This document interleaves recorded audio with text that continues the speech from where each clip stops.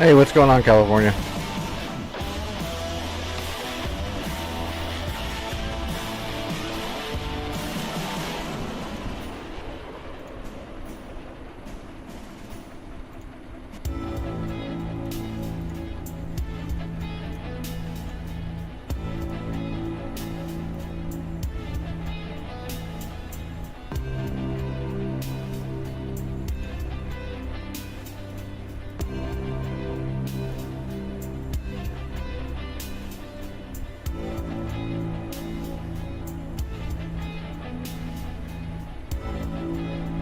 Request rearming.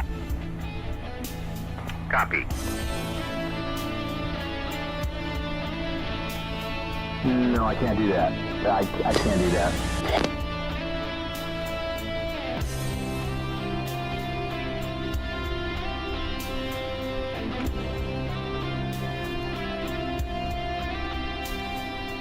Chief, turn on the ground power.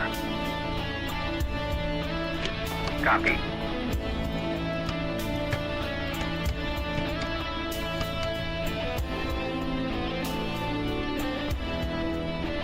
Rearming complete.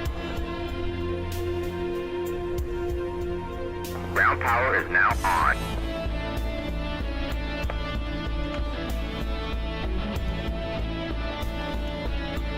Chief, connect ground air supply. Copy. Ground air supply is now connected.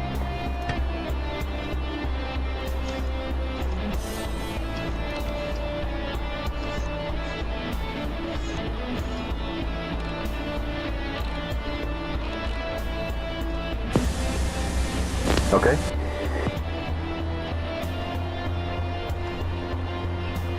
ICS comm check. Can you hear me? Roger that.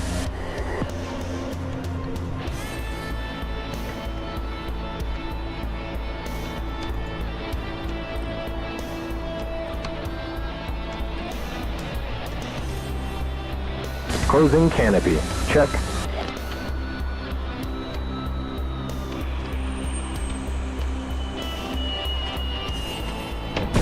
Ready to start.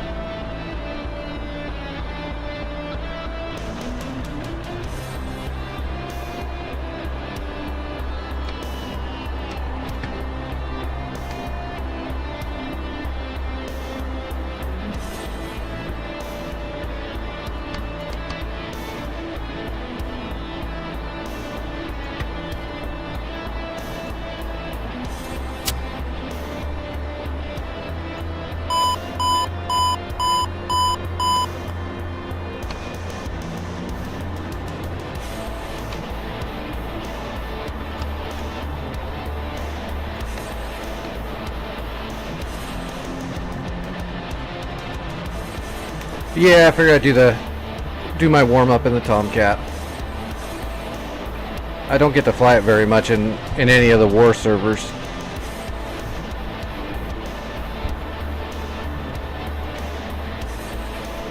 And I do love my cat.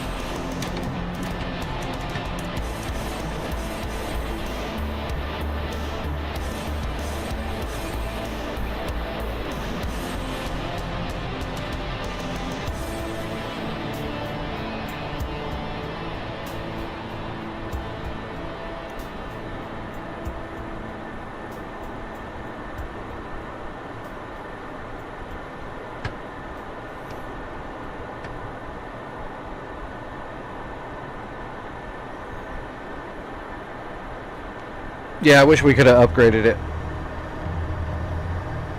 It's a shame that we had to retire it when all the technology started finally coming around to it.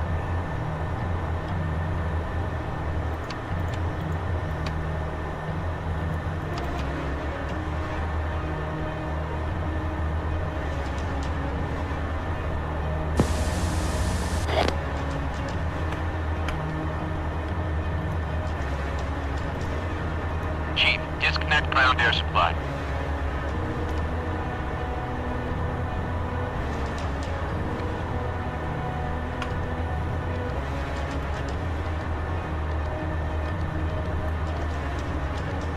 Chief, turn off the ground power.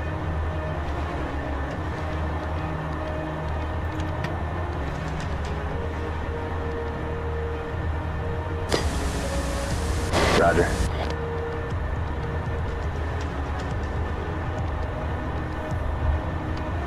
Oh, you know, you'd love it. It's not out of your skill range. It's definitely different to fly it, but every module is different to fly.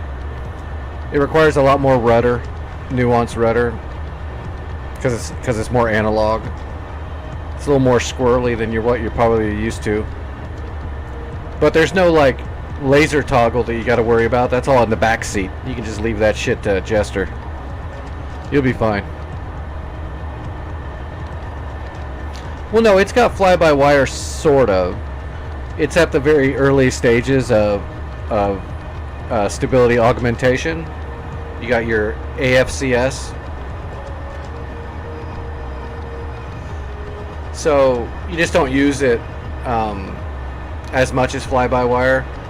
But if I'm just cruising along and I'll get myself set and then I'll just engage it. And then when I'm ready to start maneuvering again, I'll just disengage it. Kind of like a helicopter's hold.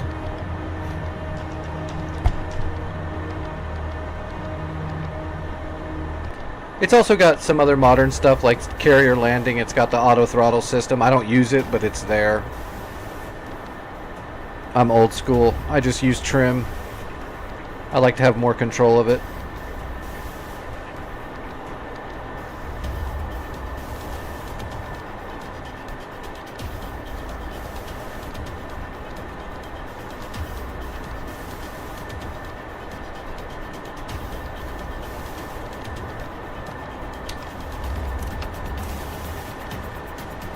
Yeah, me neither. I don't mess with that. I don't even trim my landings unless it's a carrier landing. I'll go ahead and I'll trim on speed for a carrier just to make sure I'm on the spot. But airfield landings, I'm just raw dogging it.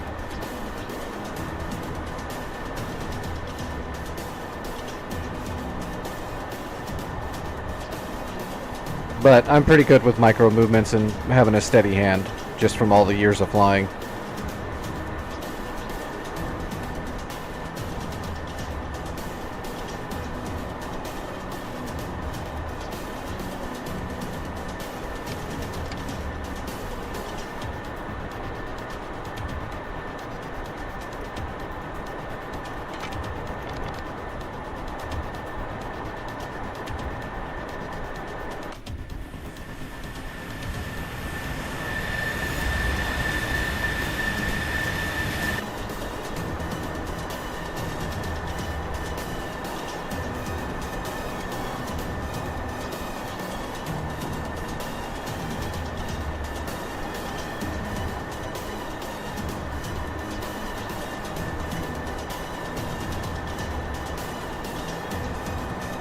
And everybody forgets to turn the laser on every now and then. I used to always forget to retoggle the laser on the Hornet. After the auto lasing, you used to have to bump it. So I'd drop one bomb perfect, and the next bomb wouldn't laze, because I would forget to toggle it. It happens.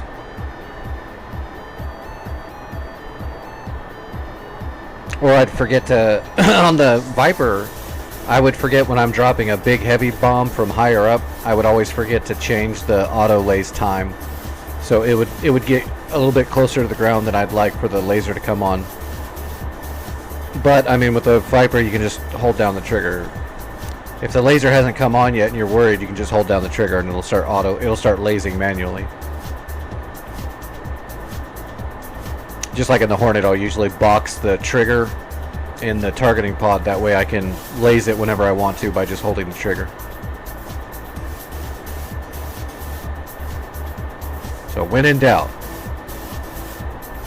And unless you're trying to get it to come down at a certain angle, I'll usually set the auto laze at a high level drop with a big bomb.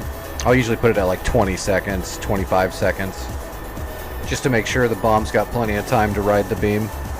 Those big bombs don't make big old huge adjustments, so if it lazes late, it's gonna probably overshoot the target a bit.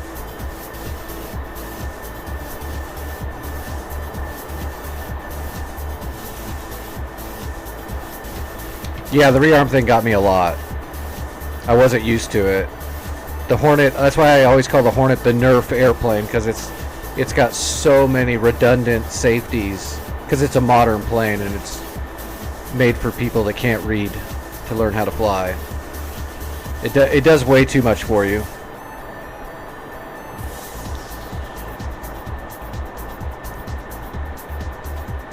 It always makes me worry that eventually modern pilots are going to get too lazy because of all the technology that does for them. They're going to forget how to fly.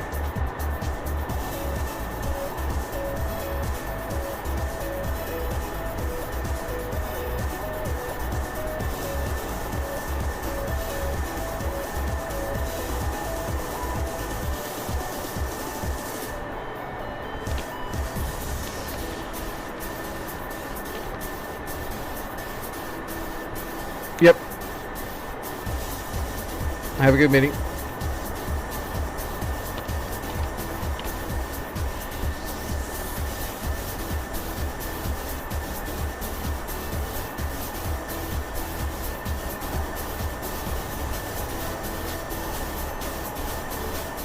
Alright, INS is almost aligned. Well, the nav system is almost aligned.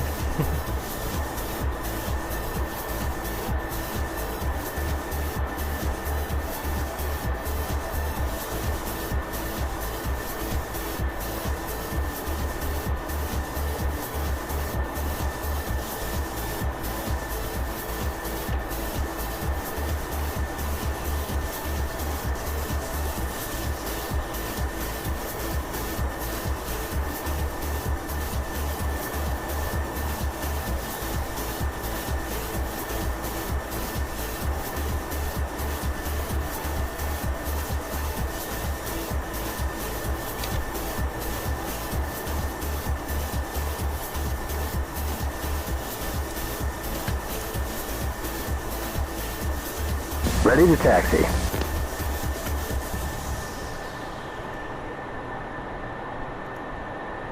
Chief, remove the wheel chocks.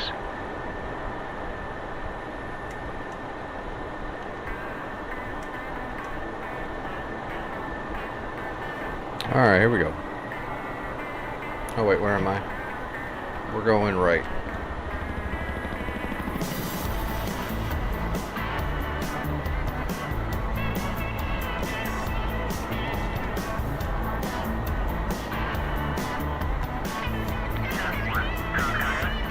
Konskaya, Chevy, 1, request takeoff.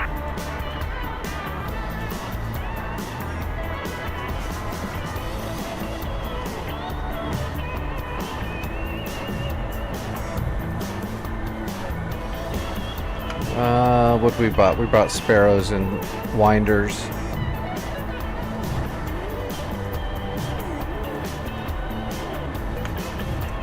Let's do a 3-ship for a warm-up.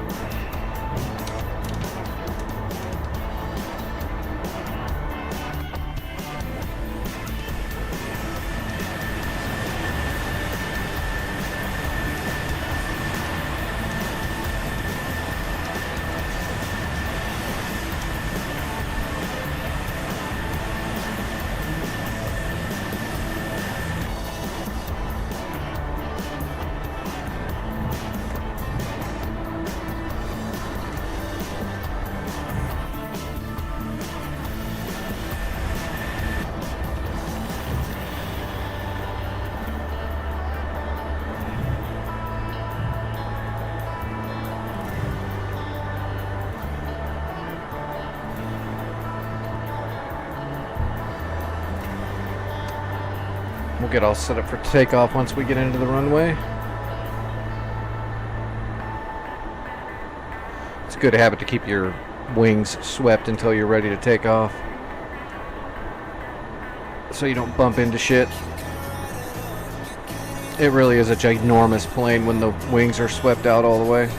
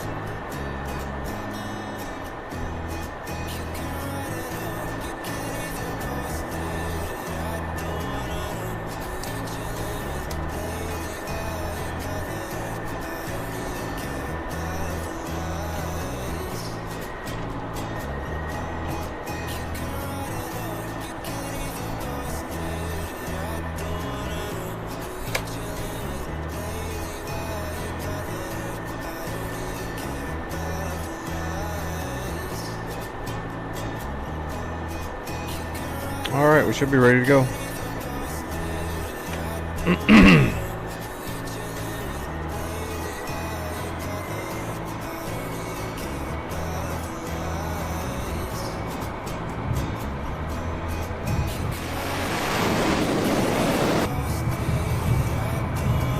Go mill power, no burner. Rotating. Gear up, flaps up. That's it, we're flying.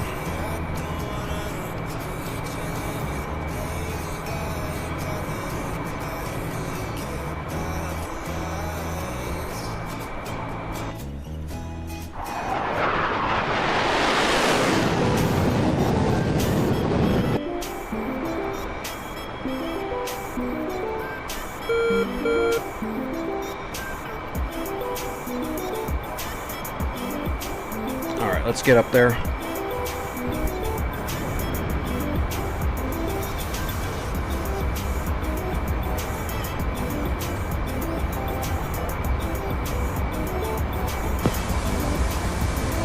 Whoa, I got dirt at 2 o'clock. You okay?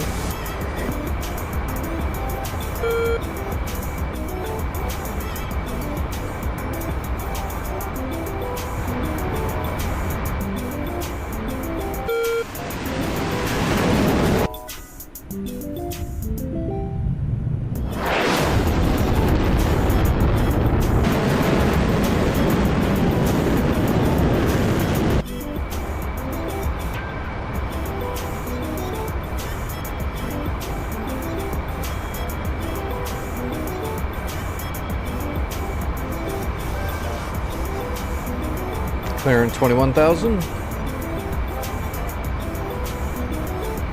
The AO should be somewhere to the east, so 090.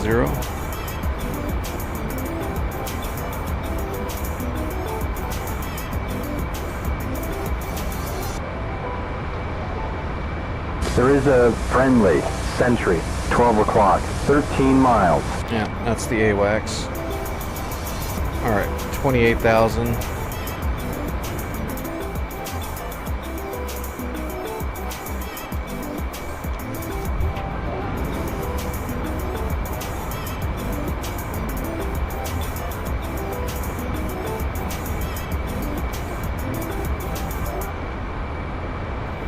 Oh, well, we can see him already on the radar.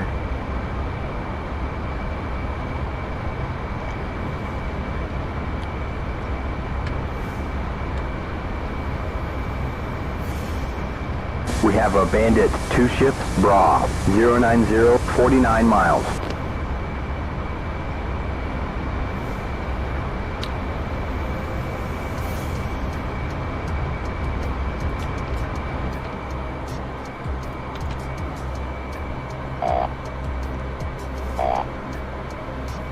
Did I not bring any gun ammo? Thought I did.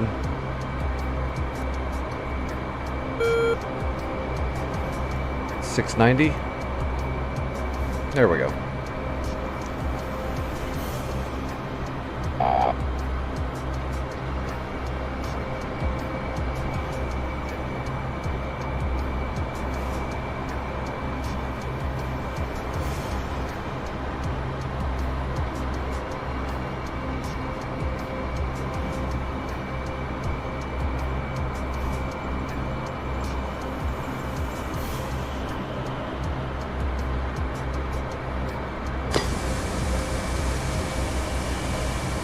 Wilco.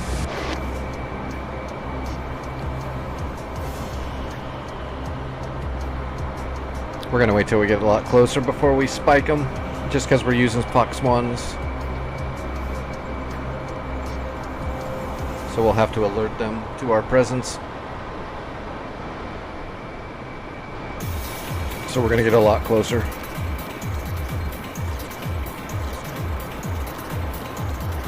$30 miles.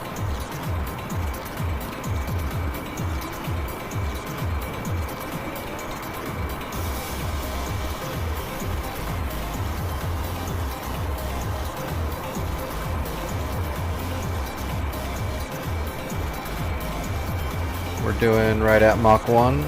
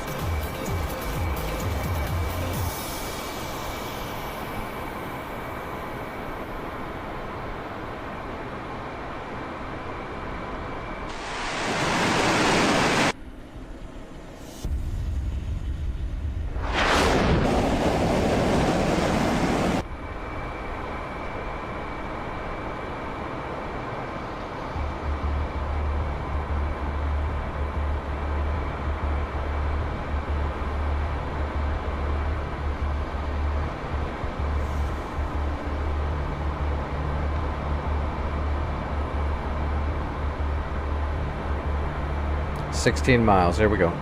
Roger. Got lock. Target 14 miles. That's a duck.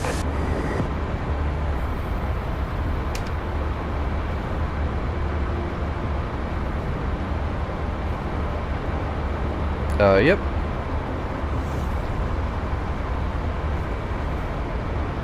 Switching to pulse lock mode.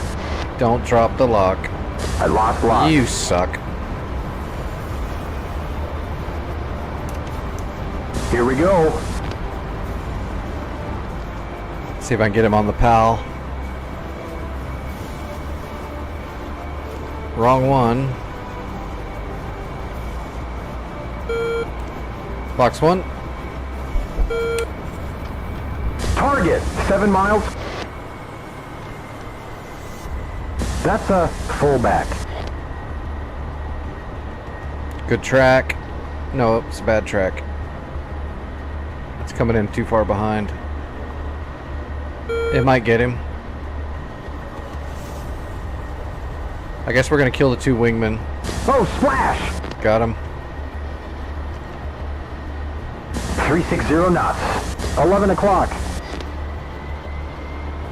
12 o'clock. Come on, give me the wingman. Right. 11 o'clock. Fox 1. 12 o'clock. 11 o'clock. We're gonna have to go for the leader in a dogfight. Oh, splash! 390. Bandit is going down.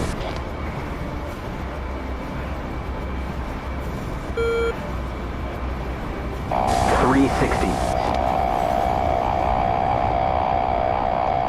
330, just above corner speed. Fox 2. He's on our 12. Closing. Missed. Went for flares. Going for another one. Fox 2.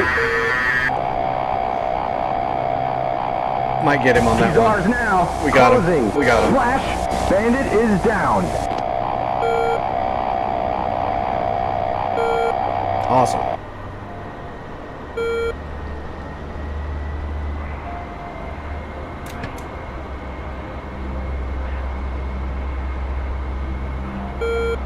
If only it was always that clean. There's 460.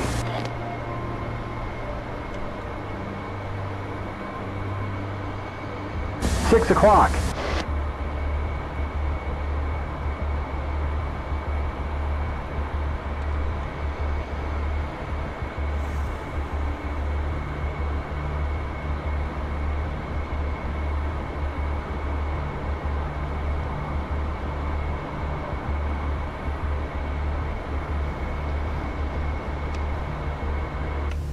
That's my missile that missed, running out of steam.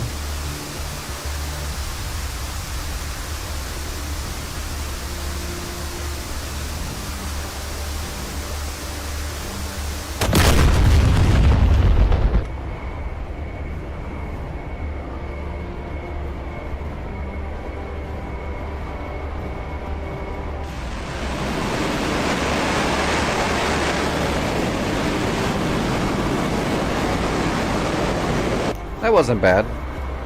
2 for 2 on the Sparrows and 1 for 2 on the heaters.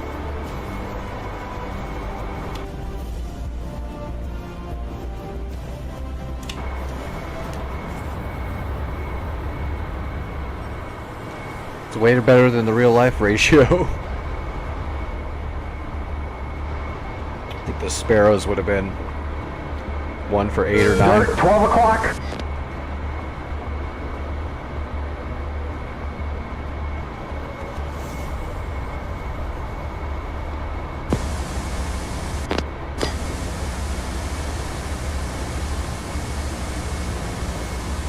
Roger that. Switching to home base.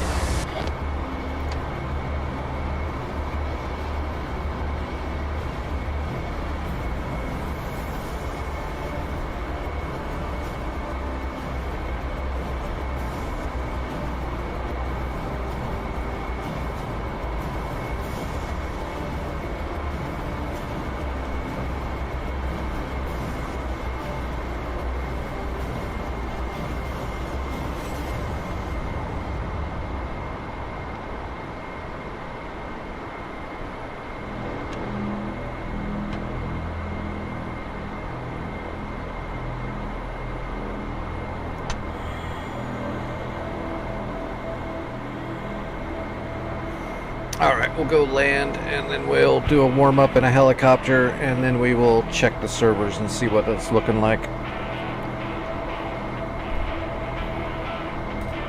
Probably going to go back to... I think it was Shadow Aces. Was the one we were working on. They had a Germany map we were on, I think.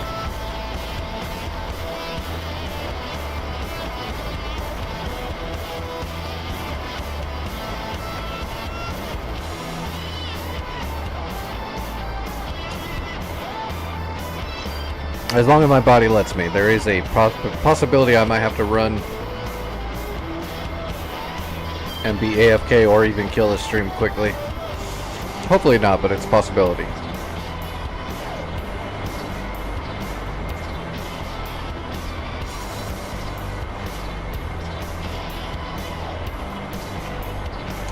Alright, there's Makeup City. So that's the airfield right there. So let's...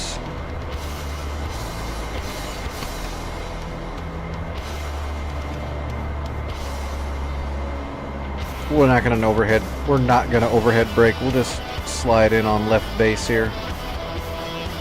We can just turn into final.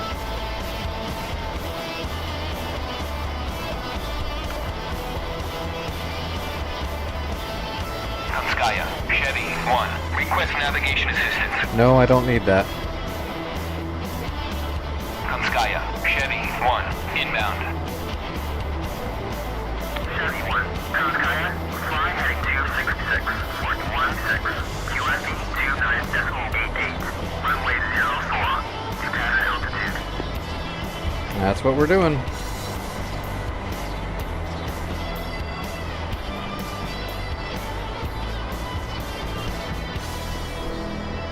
Alright, we're idle.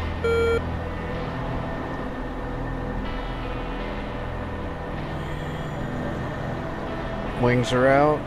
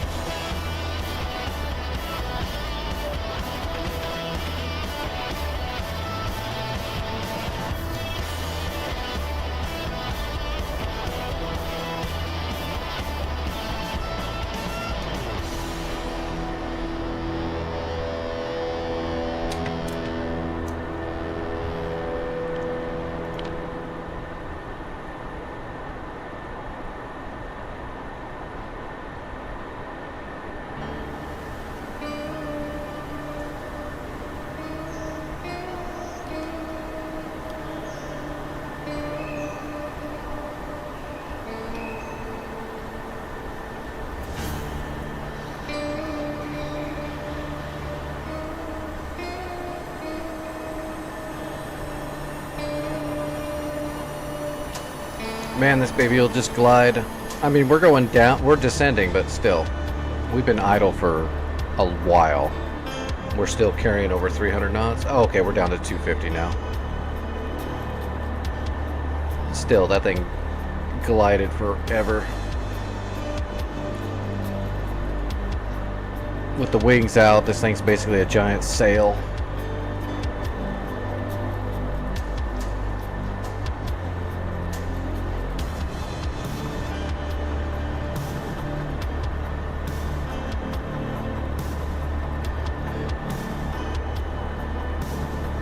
Alright, I'm going to bring the air brakes out.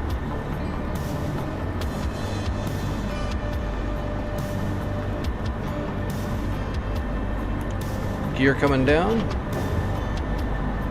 Flaps coming down.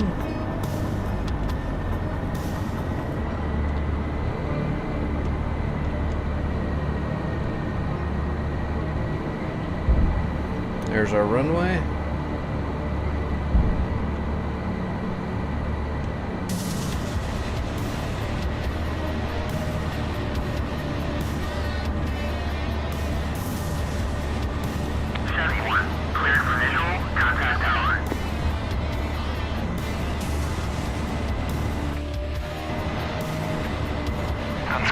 Chevy 1, request landing.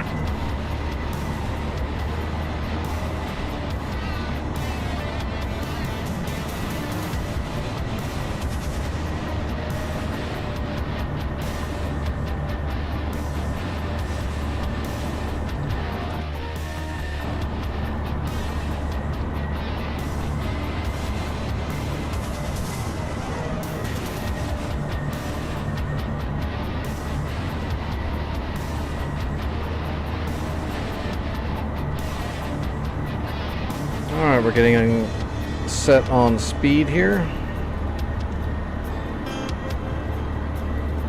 which is always a little weird until you get used to it. Alright, so we are now set on speed. We're going to run our glide slope below the runway for a little bit just to get our altitude down a little bit more because we're coming in a little steep.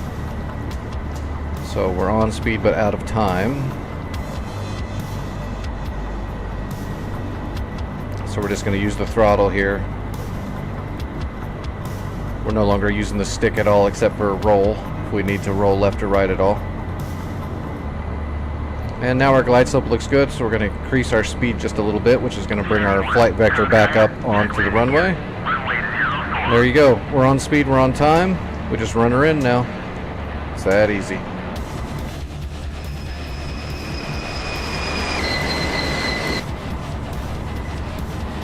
Unless you're not paying attention because you're looking at the outside of the jet.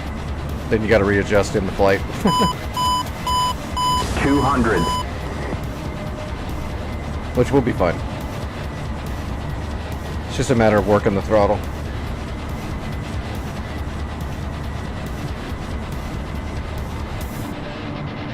going to be smooth and like glass.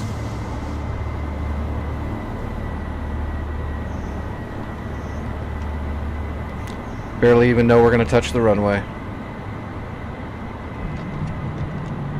Just like that. Piece of cake.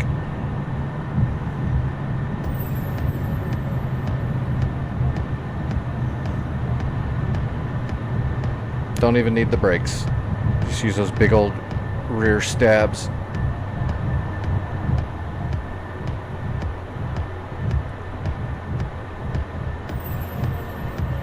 Piece of cake. All right. Bring the flaps in so we don't break them, and sweep the wings out of the way.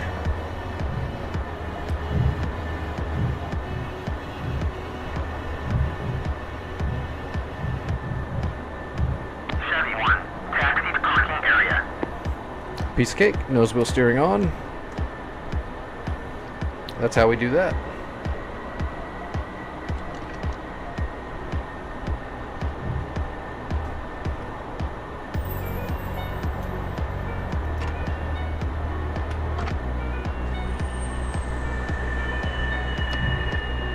Oops.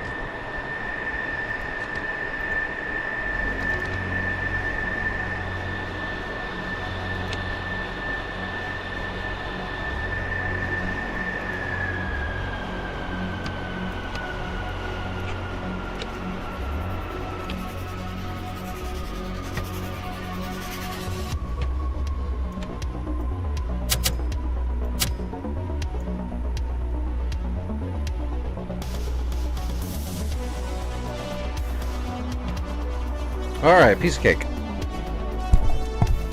Alright, let me jump into a helicopter and make sure I can remember how to fly a helicopter. Well, not really. I know how to fly a helicopter. It's just so I can give my medicine a little bit more time.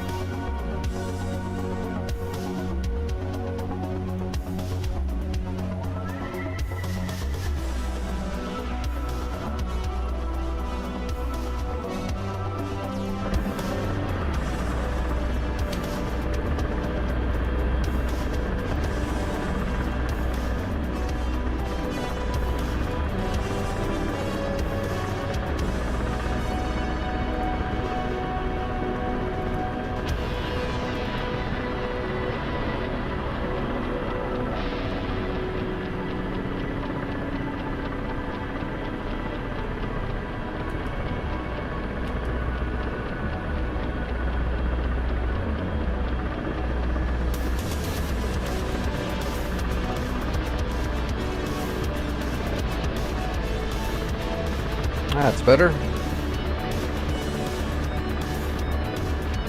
Hey, we got to lock on the power lines. Good stuff.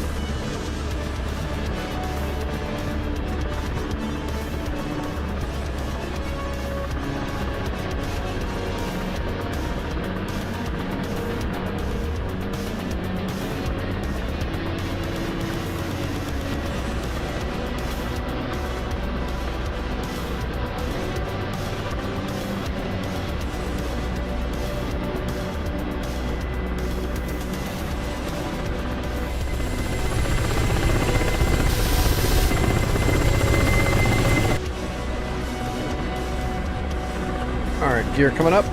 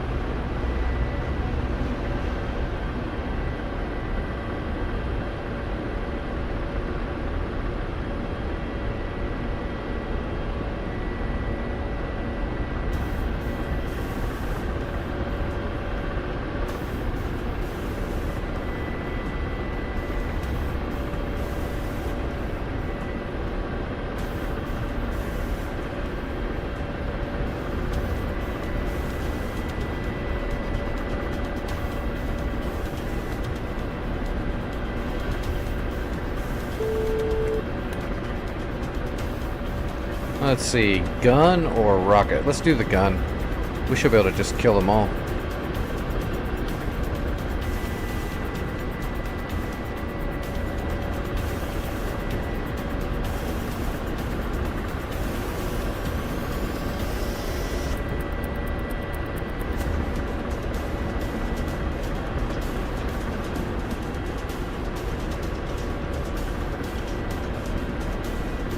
Should be able to just move the reticles right down them.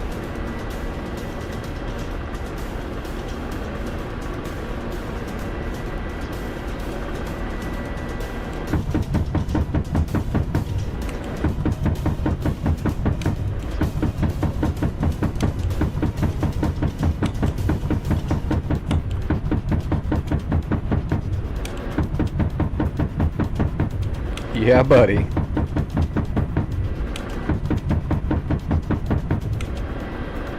Gotta love the black shark.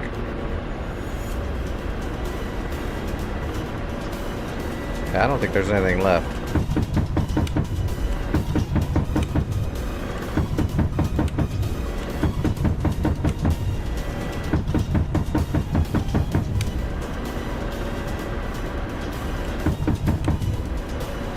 Those big old high explosive 30 mils will wreck them.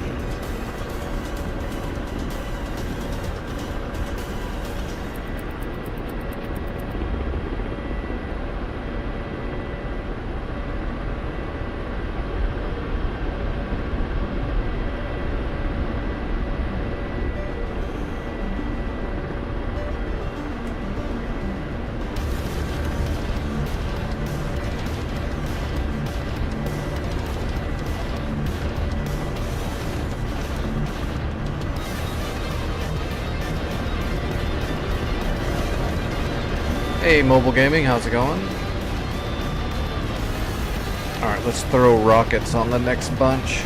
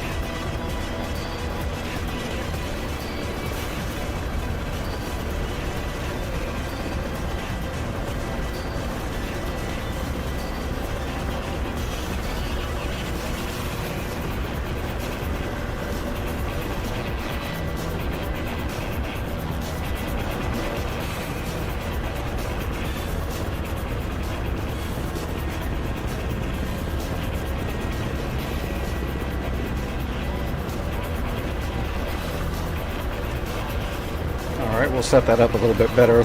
We'll set it up manually this time. We're still drifting forward.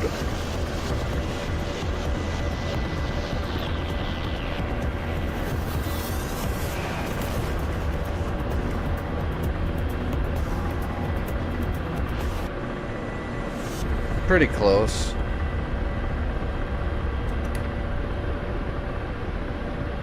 See how far away from there we are. Get the laser out.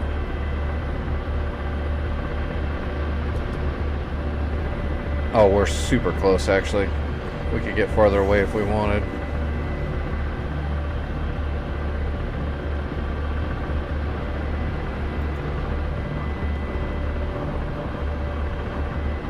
Rifle.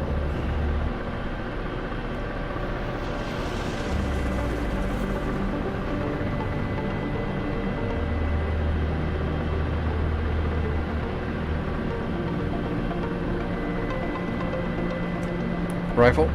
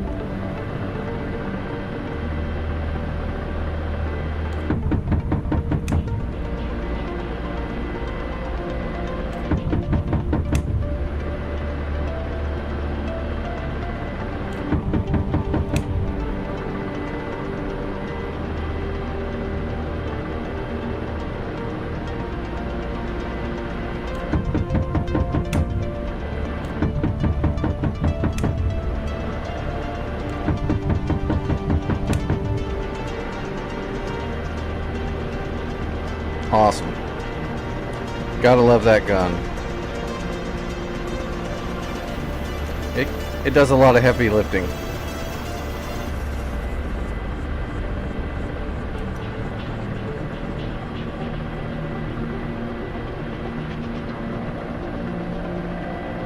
Alright, that's all she wrote.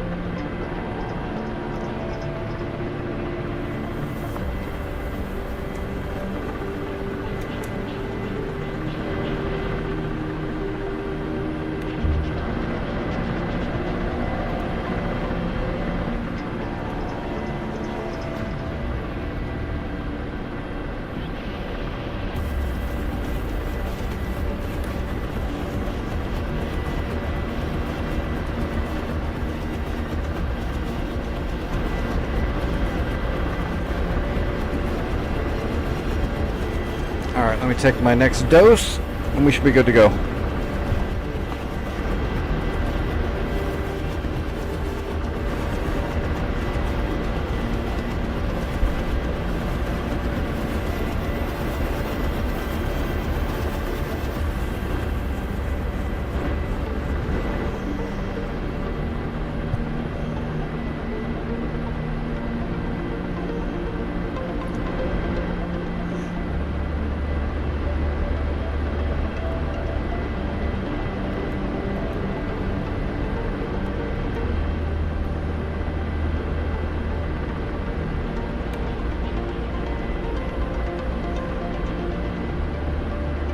Oh gosh, we're going fast.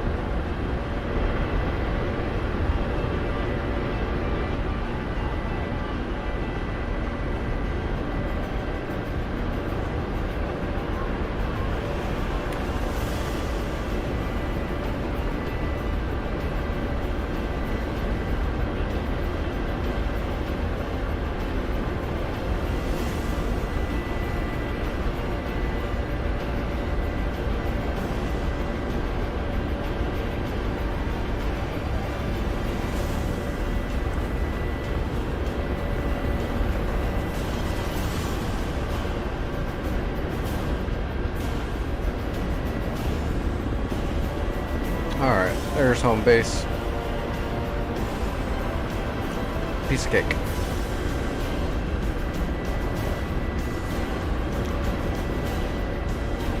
We'll start sliding and unloading all of our torque here in a moment.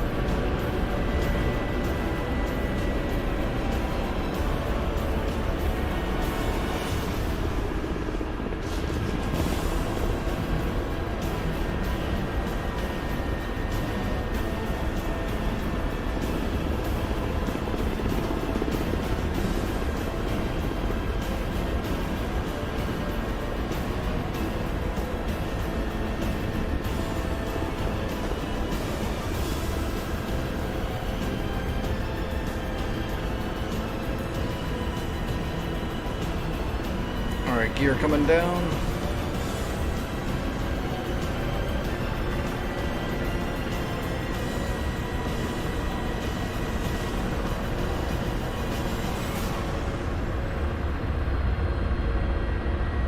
And we're watching our VVI.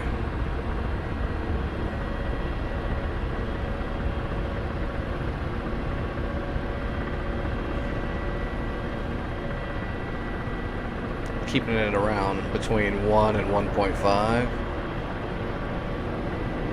Now we're going to go down to about 0.5. Piece of cake.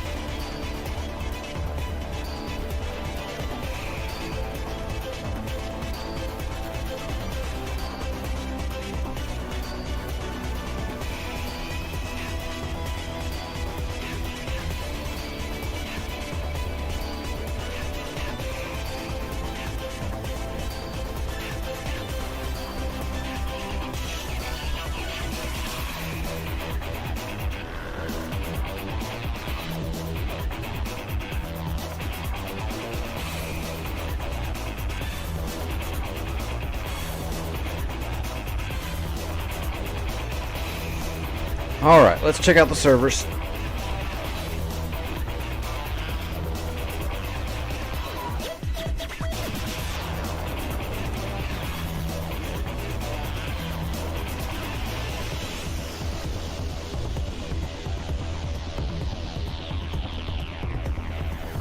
We'll see where we left off with Shadow Aces Germany. I think that's the one we were on. It was either that or it's return to pre-contact, one of the two. I think it was Shadow Aces.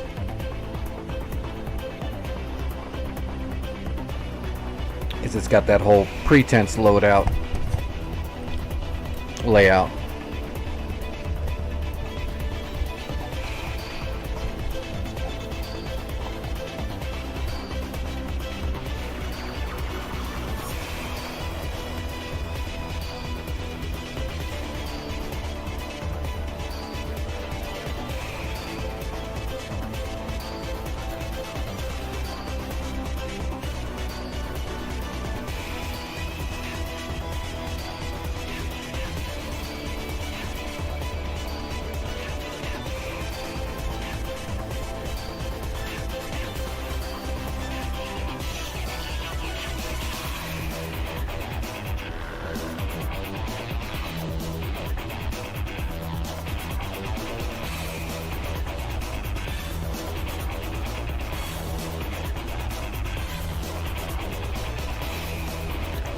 Yeah, this is the one we were on. Nobody has captured Fritz still. It's such a long flight, nobody wants to do it. How far is that? Ah, it's 35 miles. We can do that real quick. We'll capture Fritz. Then maybe we can work on capturing the factory up here, because then that'll cut that off from the north. There's no connecting supply lines already. Everything else connects through Leipzig over here. So that'll be for us to do tonight. We're going to capture Fritz, and then we're going to attack the factory over here.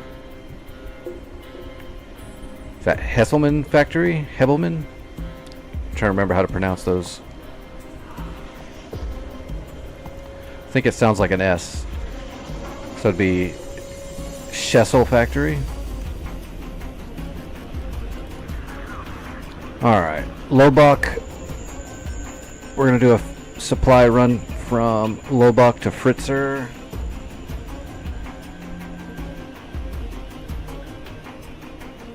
It's just going to be a supply run, so we just need air-to-air defense, so in case we get jumped. Well, shit, I don't know though. This server's hardcore. There might be all kinds of stuff out here. We fly up.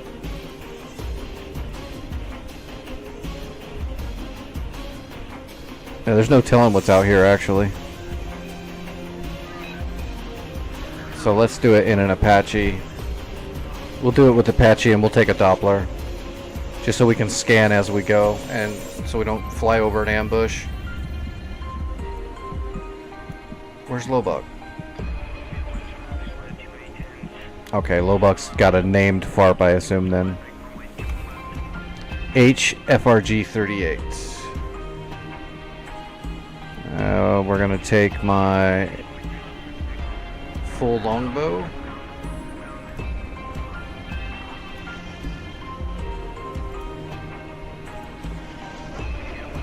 That way I can scan with the Doppler as we fly forward. We've been surprised a few times on this server.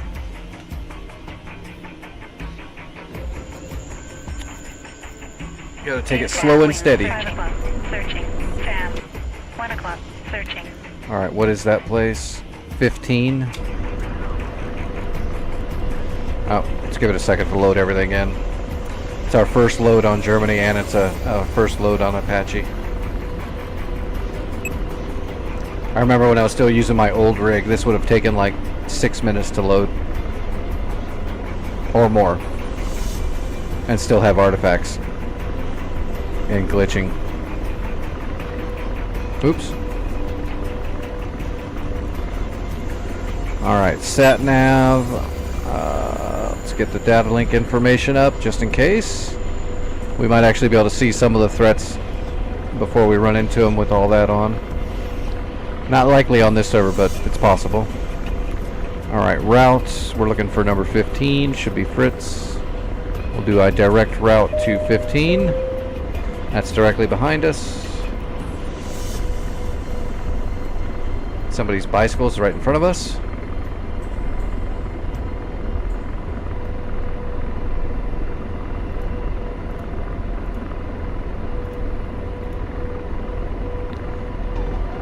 George is just going to be on the gun tonight. I'm going to shoot the Hellfires from the Doppler from the back seat. Maybe. I might let him shoot a few. Depends on the situation. Alright, logistics.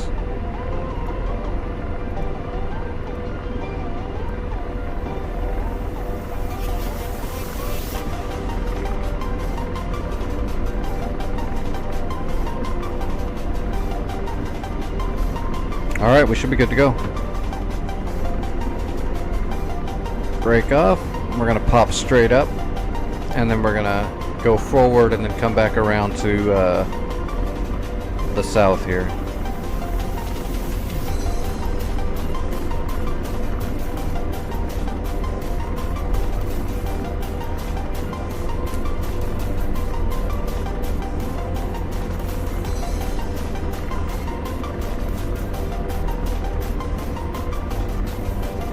Oh, windy. Radar, searching.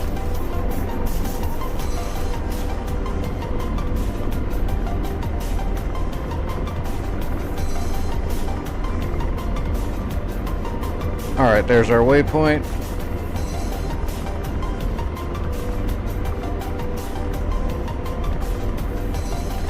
Then we'll get fenced in as soon as we get stabilized.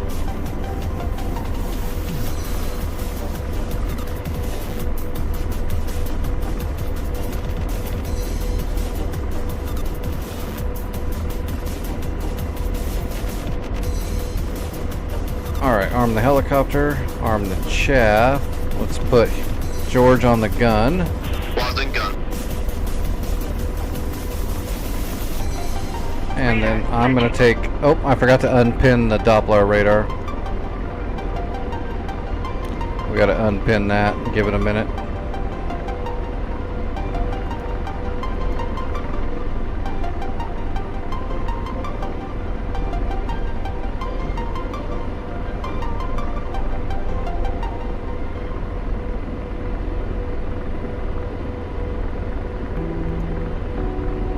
Alright, missiles.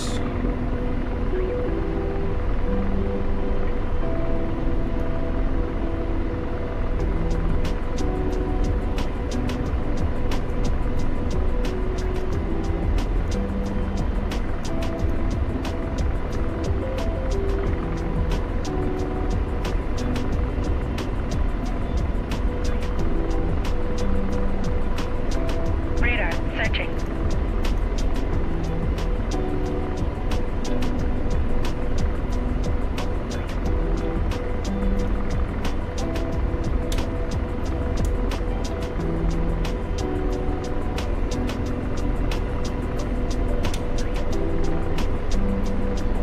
Alright, we're set up on low owl. And Doppler is working. Missiles, let's go ahead and pre-prep all of them. That way we don't got to worry about any slowdown. Let's go to R mapping. And let's get a scan for terrain.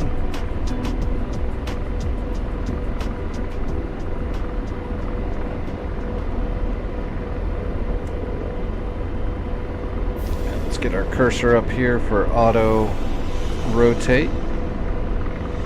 Or I should say cycle. For cycling Doppler targets, we'll get our cursor right over the spot so I can just hit it real quick. Alright, now we just got... Oh, I need to turn on my C-scope. That way we can see all of our radar information in our eye heads, on our eye heads here. Sorry, my speeches might be a little messed up tonight because of the medicine.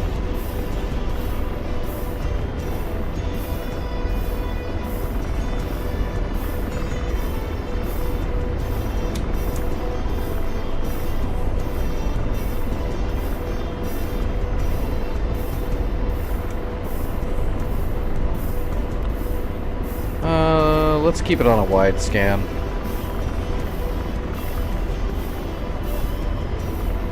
Every now and then we could go ahead and scan the sky once.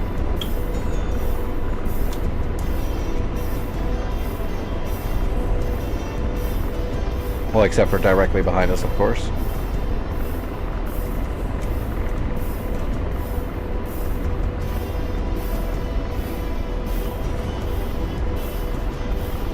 It's been a minute since I've used the Doppler.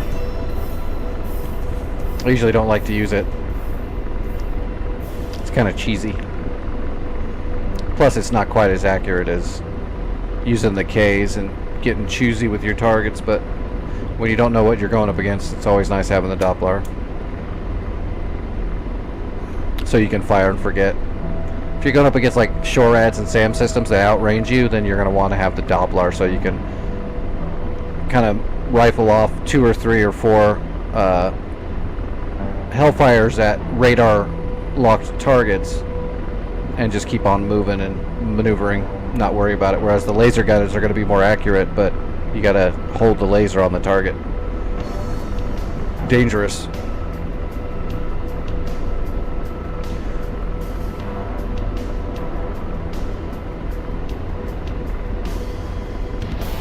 That would be the standard loadout, though, for a normal Apache. Would be anywhere between like 4 and 8K model Hellfires, and then a couple of rocket pods and some chain gun. No Doppler, no 16 racks of Hellfires. I guess it all depends on the theater, though, but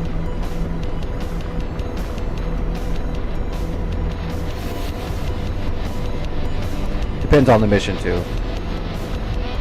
If it's a big old pre-planned mission and not just a patrol, you're gonna have a more specific loadout, and they're gonna push more resources to that FARP for that mission.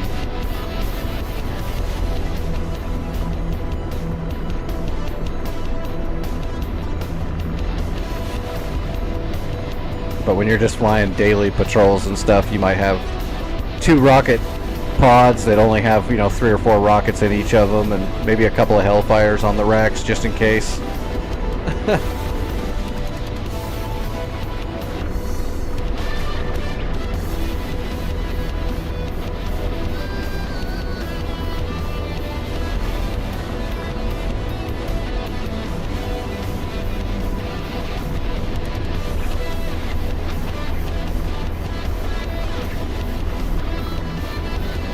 49 kilometers to Fritz.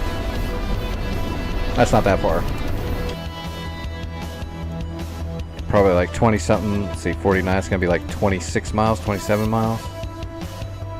Yeah, 25, 26 miles.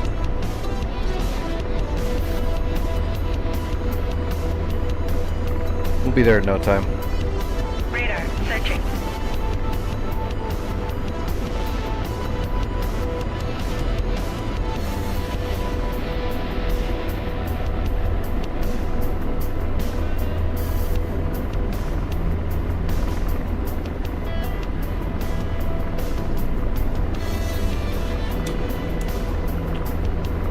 I don't have anything on the data lake.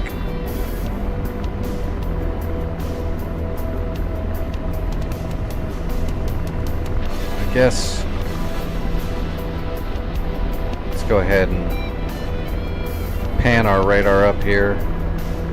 Yeah, I'm not seeing anything on the data link at all, but that doesn't mean there's not shit there, unfortunately.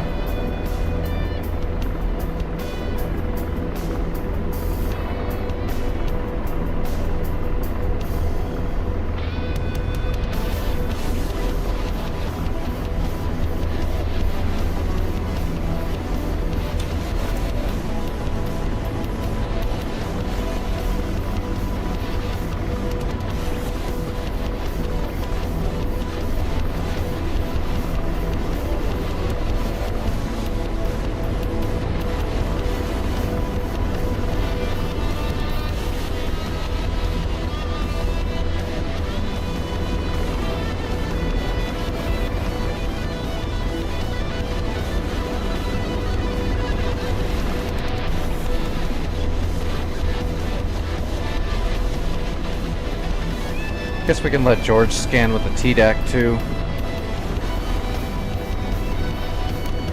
He might see something. Scanning with tabs.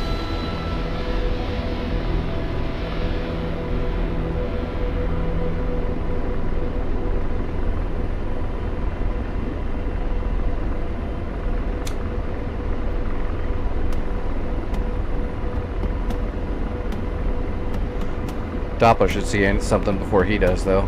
The only problem is that's going to change my scan too, because the Doppler's scanning off of the TDAC. So now we're actually scanning the Doppler off to the left. Radar searching. Oh, that's our radar. Copy. Ceasefire.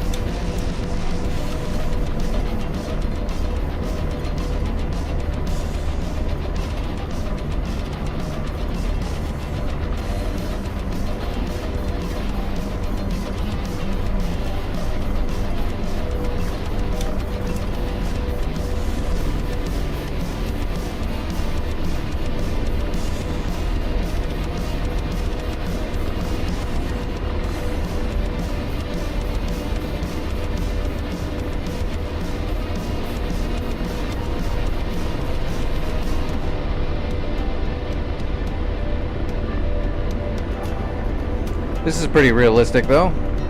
flying from point A to point B and nothing happens.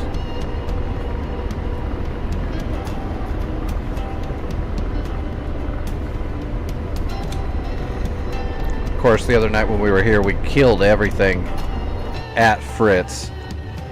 We killed all this stuff, me and Vic. So the only thing we're really worried about is stuff out here. Ambushes, shit like that out here in the open or in the tree lines that we don't know about, that we don't have any information on. When we go to attack, do I have a budget? Oh, I can't look until I land.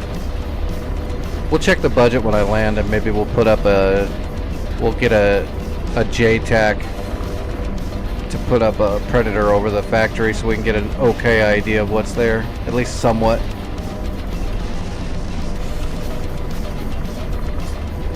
Does Fritz have an airfield? I think it does. It does, but it's short as shit. Half a mile. We can't use that.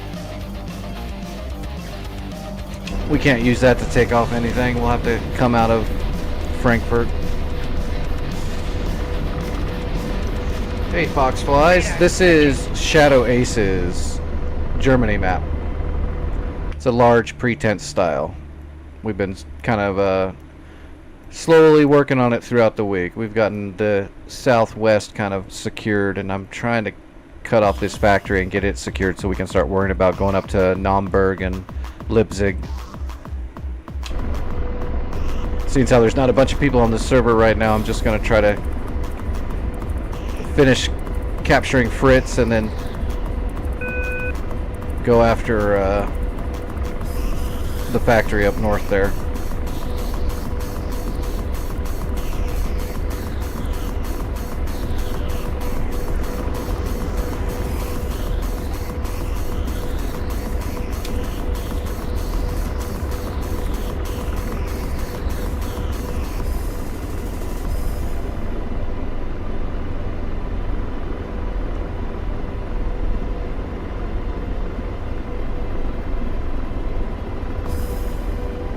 Radar searching.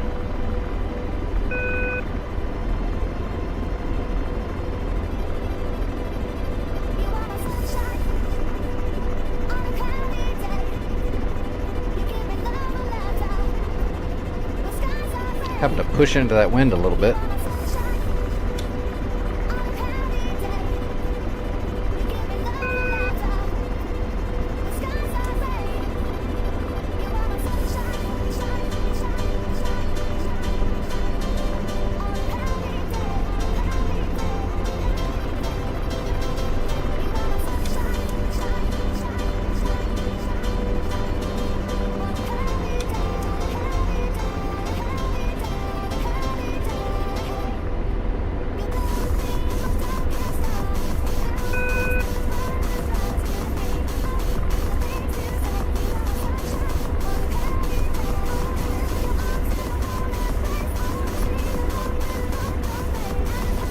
Hey Alex, the Shadow Aces server that me and Vic were working on the other day.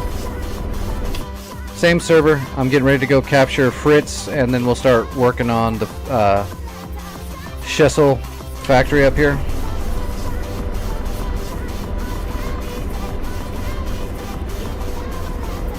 Radar searching. Or Schess. Schess or Scheiss? I can't remember. Is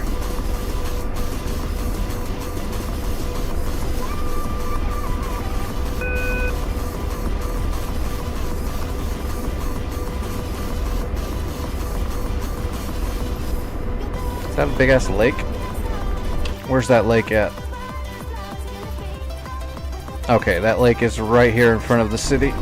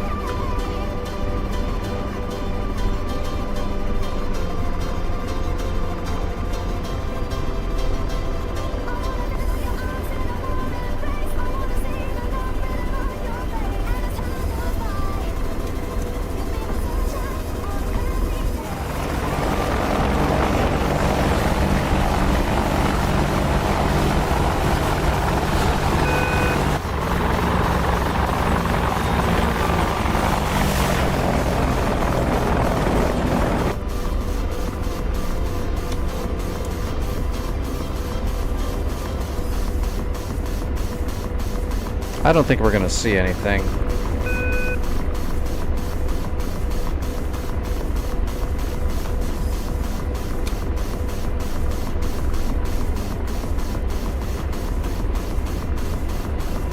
Let's go ahead and map it anyway, though.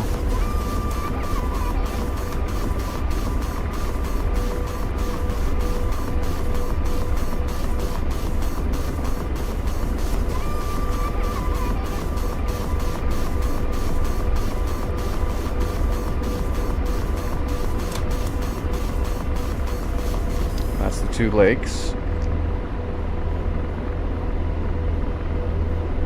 Or large ponds. Radar searching.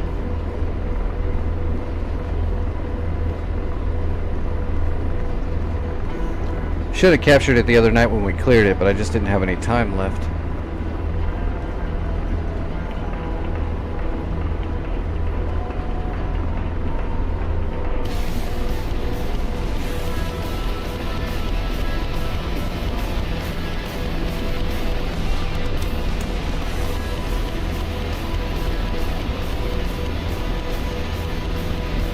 See, right north of the ponds is where the airfield is. We'll land at the airfield to capture. That airfield should be right in the middle of that waypoint, roughly.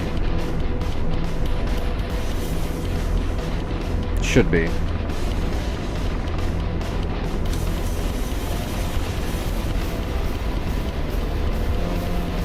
So there's the two smaller ponds to the right.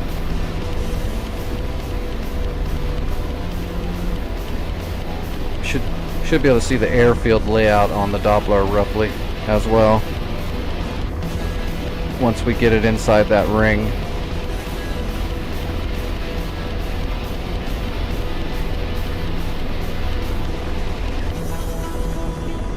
But for all we know, there might be some enemy units in there now. We don't have anything overhead scanning for it, although we do have an AWACS up in the air, don't we? Or we did. I think we have an EWRS too, but I don't know what the range is on it.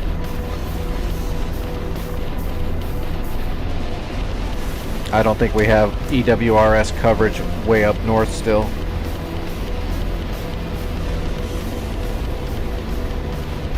You can see that main road right there on the sat nav, and you can see it right here on the Doppler.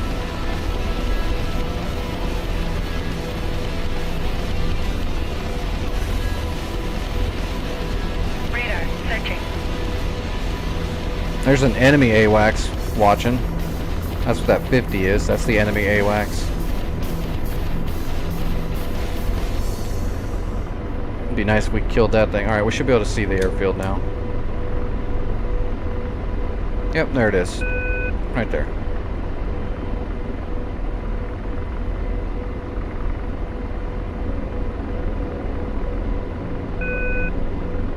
Start descending.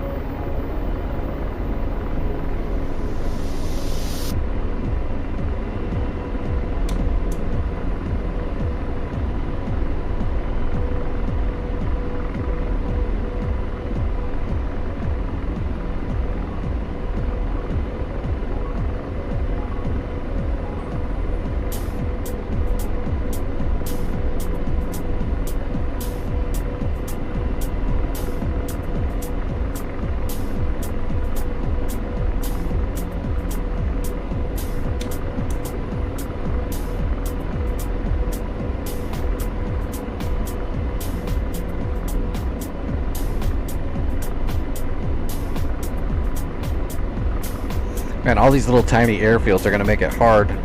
You just have to use the... Well, I shouldn't say that, though, because the map's not gigantic, so it looks big when you open up the AWACS map, but it's... The distance between the points is actually a lot smaller than a lot of the other maps, so... We can only launch big aircraft from the big, large airfields and airports. But we can still launch helicopters and set up supply lines on these smaller airfields. Just got to use helicopters a lot more than normal, which is fine. I love flying helicopters. That's what made me want to be a pilot. I really wanted to fly Cobras. Cobras and Loaches. Really, really wanted to fly them.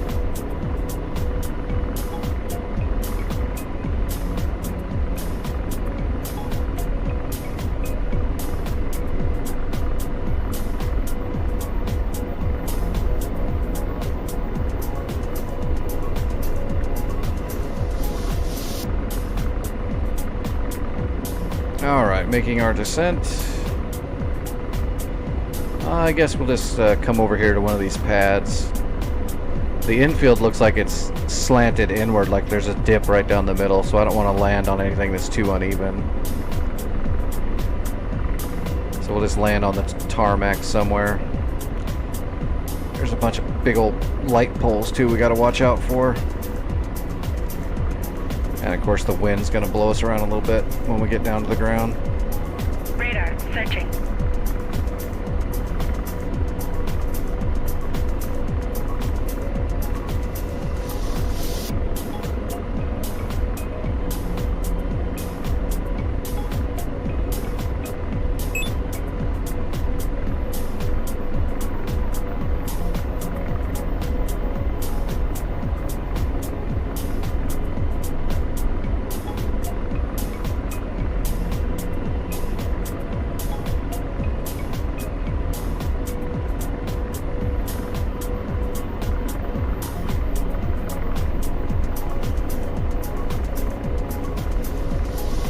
Here we go.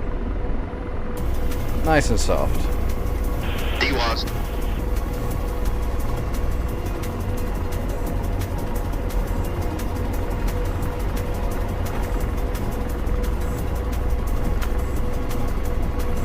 Alright, capturing.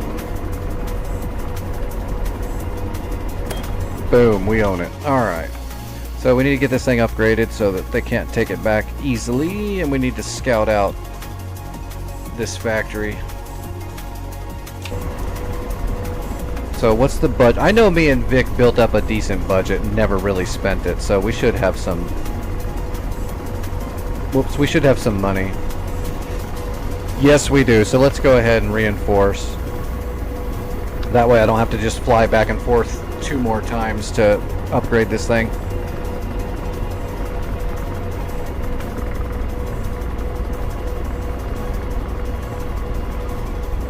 We're looking for Fritzler right there.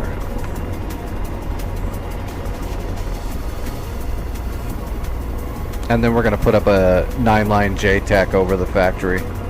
It's not going to give us everything, but it should let us know roughly what's there. Alright, Fritzler's upgraded. What did that give us? A Nassams and some armor, some Avengers, some C-Rams. That's good. Alright, so let's... Scheiss factory. Radar searching. Yeah, let's order a JTAC over the top. Support.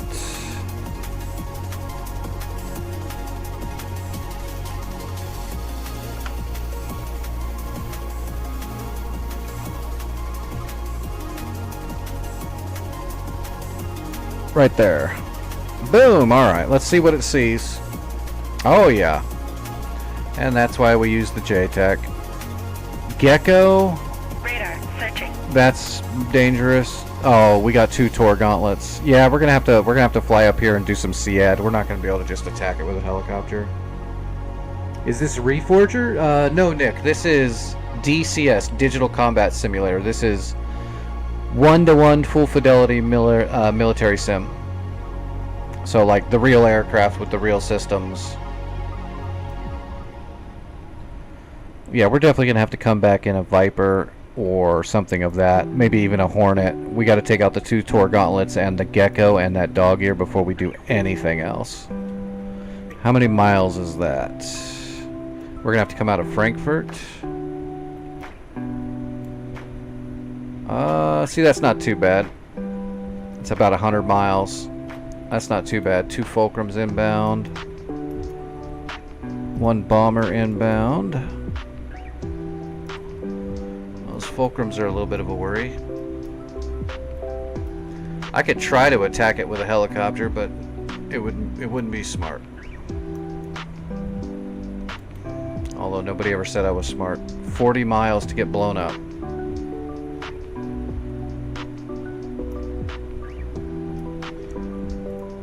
We need at least 2 solid harm shots, but 3 would be better, 4 would be the best. Yeah, I'm thinking Viper. I wonder if I can get an escort, because I'm on my own on the server, so I need an escort to help me with these fulcrums, because I'm going to be loaded down with harms. Let's see what we can do. Alright, we'll launch out of Frankfurt.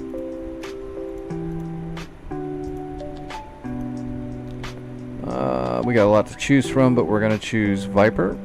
We're going to put my harm load out on it. Spawn hot so we don't have to wait for the INS. Don't want to sit here idling for 10 minutes.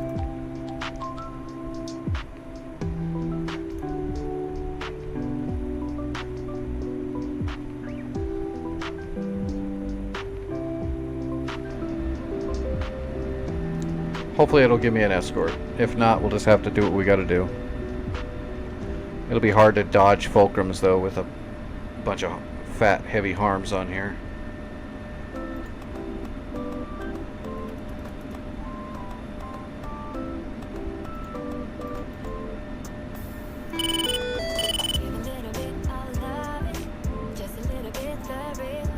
Alright, cheek station's on.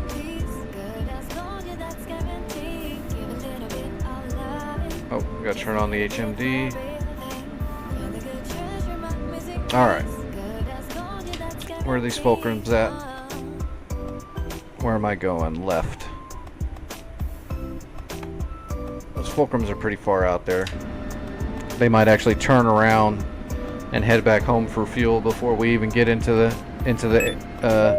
before we even hit the IP or get into the AO.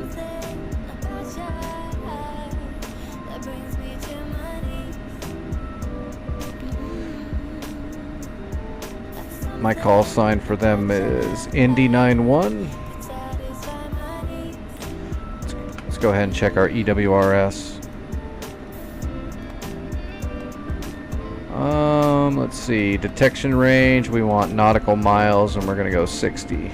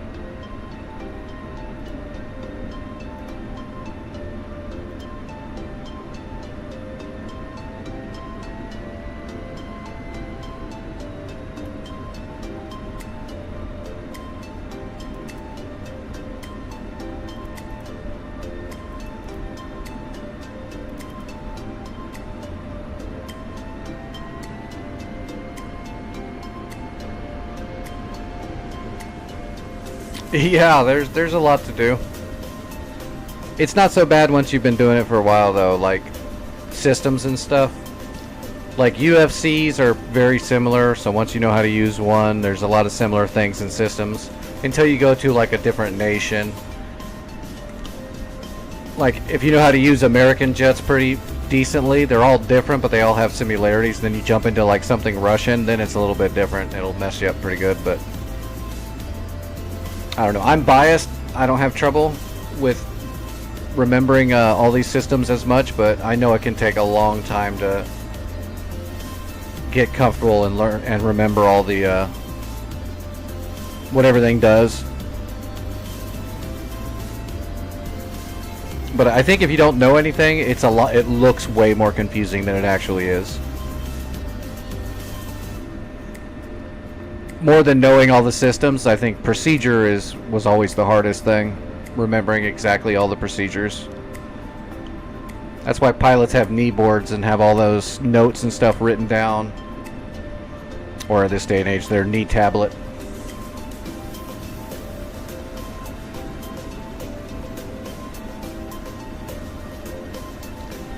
I don't know, you might get off the ground, but you can always learn. That's what DCS is so good for.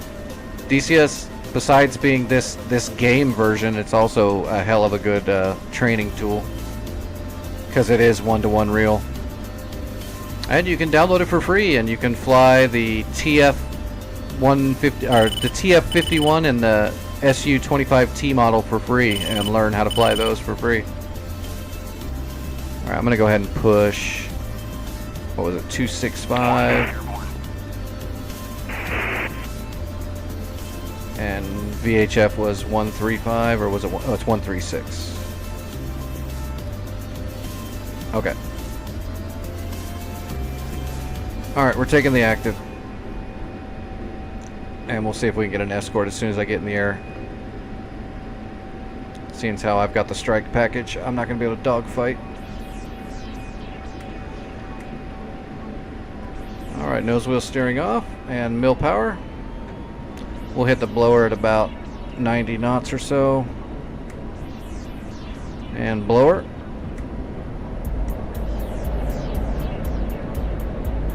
Rotating. Airborne. Gear.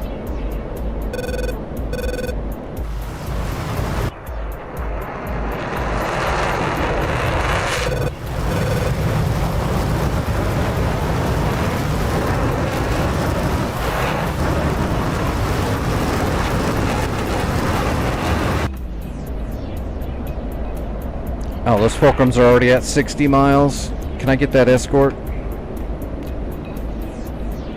No, I can't get an escort. That's a bummer.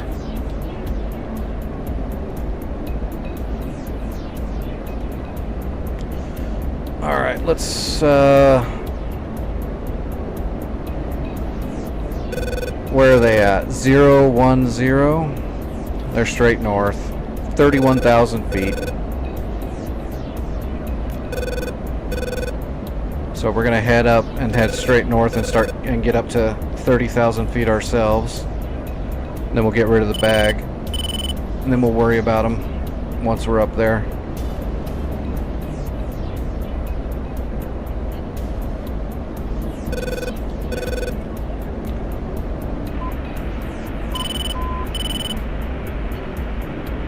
Why is my ILS on? I don't need my ILS.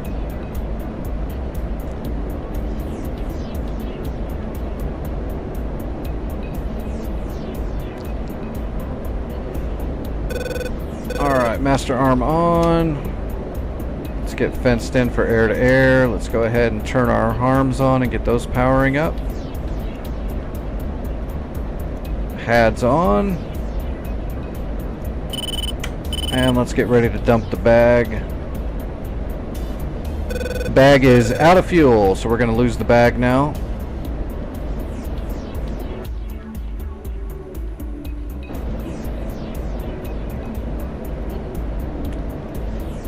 Alright, we're fenced in. We can see one of them on the data link right there. We'll see if we can get a passive track on them. It's So there he is right there. There's the fulcrums. Yeah, that's both of them. Damn. This is not looking good for me.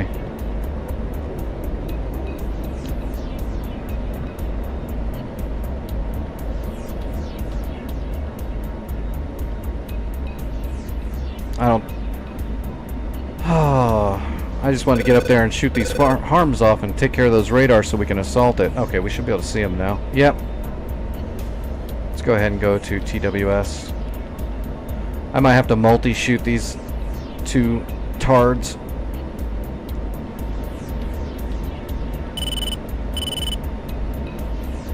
Ah, yes, War Thunder. I think War Thunder's pretty cool, but it's definitely not a simulator. It's an arcade.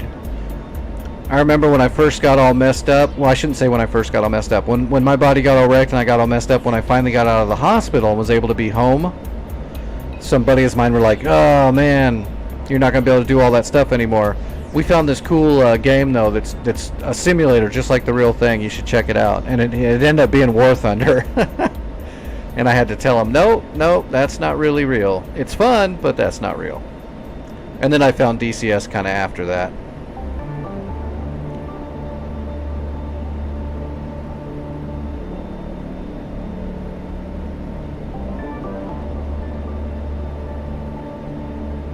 Alright, we got a double track on these guys.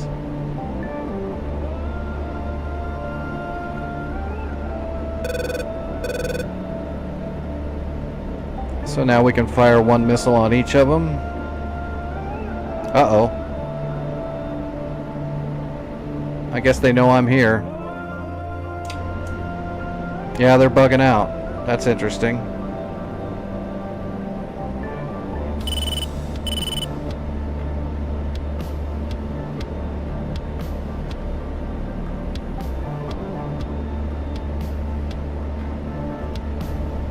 Alright, I'm gonna hit the blower and get a shot off on this first guy.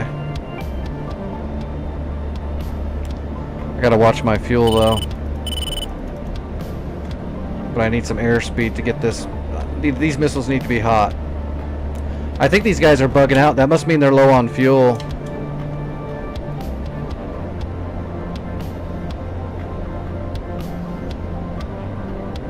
Or else they try to engage me. Or they're trying to do something tricky.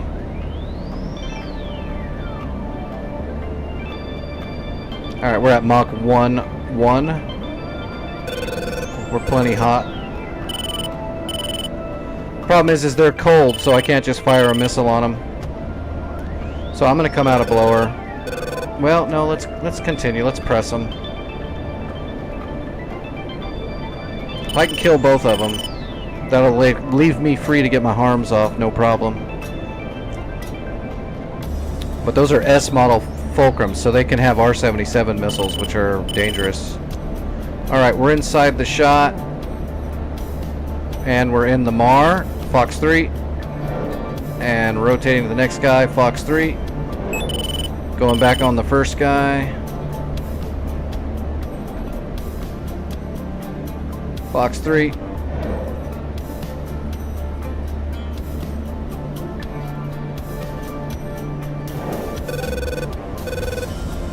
Splash, splash. We got them both. We got them both. Okay. Worth it. Alright, now we're back on business here. Alright. Let me get a heading. 5-7. Oh, wait. That's 57 miles. It's gonna be like 000.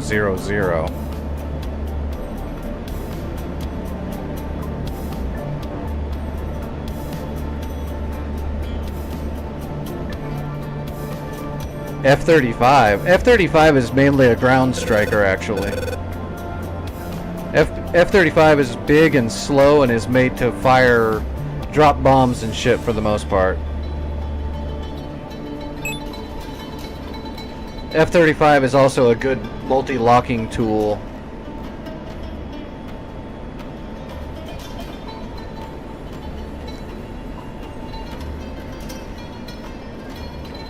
Like if you have a whole flight of F-15 EXs, You can use those like missile trucks, and the F-35 can do all the locking and data link all the targets to the other F-15s to fire all those missiles.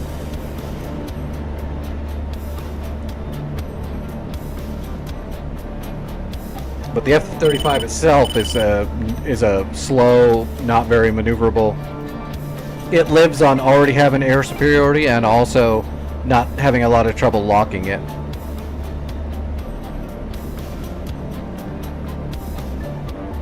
But it's not like a big dogfighter or anything. It's a strike craft.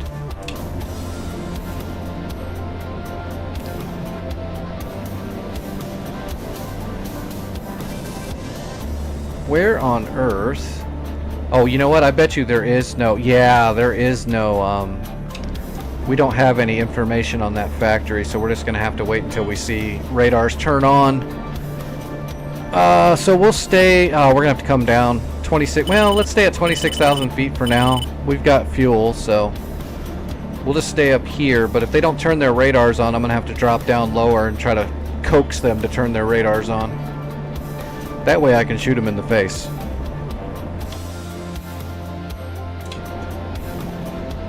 Seeing as how we already cleared the sky.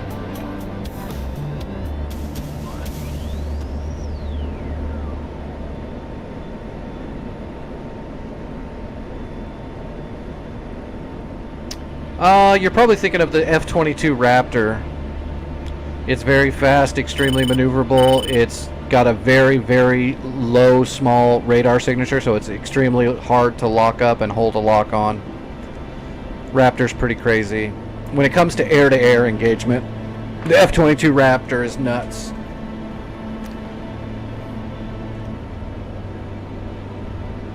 And a lot of cockpits have... Uh-oh.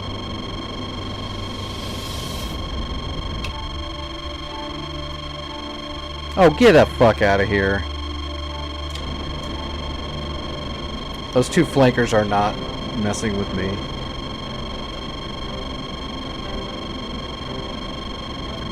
A lot of... there's a couple jets that have bubble canopies that have that gold tint to them, including the one I'm flying can have it, but right now mine's just shaded. But they also have 16s that have that. But mainly it's probably the 22 that you're thinking of.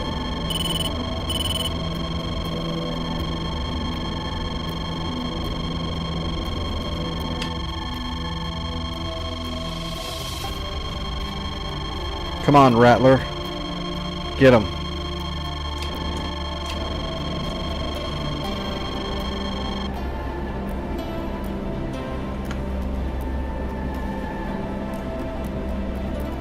Magic 1-1. Request bogey dope.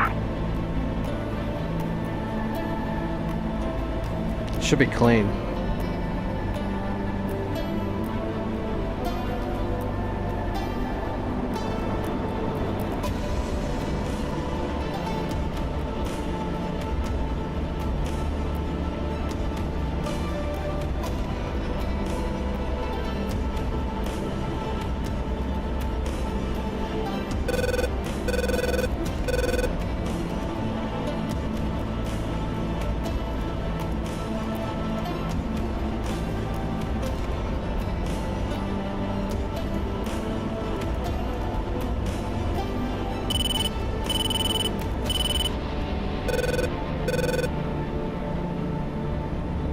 Oh, did both those flankers survive? Oh, they did. They killed our F-16. How rude. Oh, here we go. There's the two Tor gauntlets, so we're going to start triangulating off those guys now. There's the Gecko, too. We already got a PGM of 2, so we're ready to fire. We're going to get up to speed. Here we go.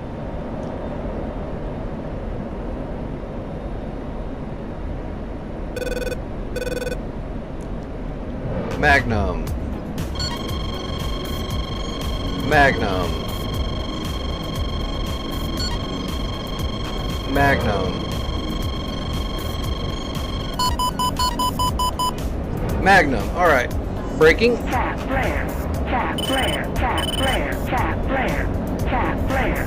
Tap flare. Caution. All 4 harms are off. We should, if we get lucky, that'll kill both Tor gauntlets, the gecko, and the dog ear radar, and then we'll be good to go. Boom! There goes the dog ear. Pull up. Tap flare. Tap flare. Tap flare. Tap flare. All right, we're RTB. Completely Winchester. Switching Cat 1. All right, did we get him? Oh, there goes the gecko. Did we get the 2 Tor gauntlets, or did they shoot them down? Ah, the Tor gauntlets shot them down. So the problem with those Tor gauntlets is they have the ability to shoot down my harms. Yeah, it looks like those didn't make it. But we got the gecko and we got the dog ear radar. That's too bad. We're going to have to try again. Problem is those gauntlets can shoot down a helicopter pretty successfully, so... 1, engaging bandit at pool 232 for 110 at 20. Although... what I could do now, because we did take care of the gecko and the dog ear radar, I can probably grab a hog and we can take a strike package up there and try to waylay to all of it.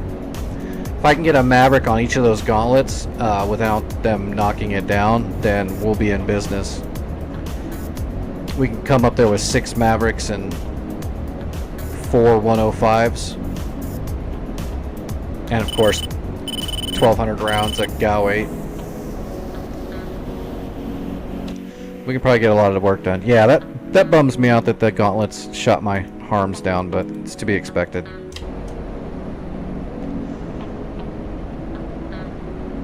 They tend to do that.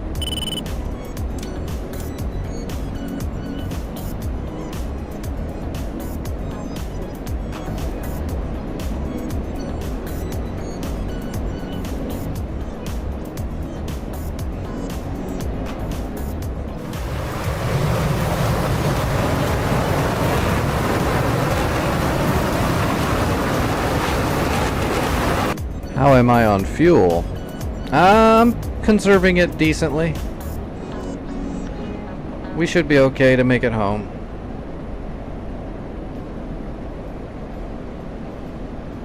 Although actually I can probably ease off the throttle now. Let's go ahead and gain some altitude.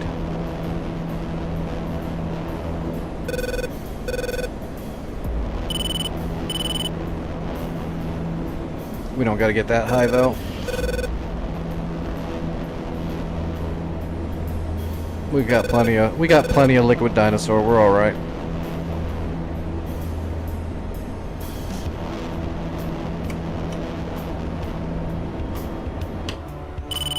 All right, how many miles is that? Yeah, 60 miles. We're fine. Ooh, somebody attacked our stuff at Lobach. Ouch. Oh, you know what? It was probably that H6J bomber probably hit it. Possibly those flankers as well. I wasn't watching.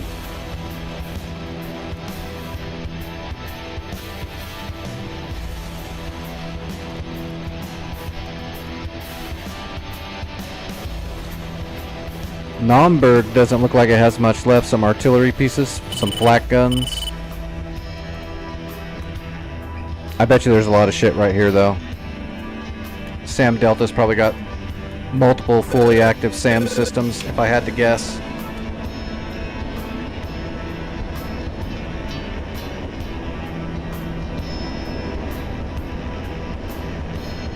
Tap flare.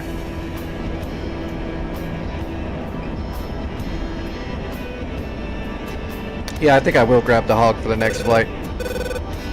I do love my hog.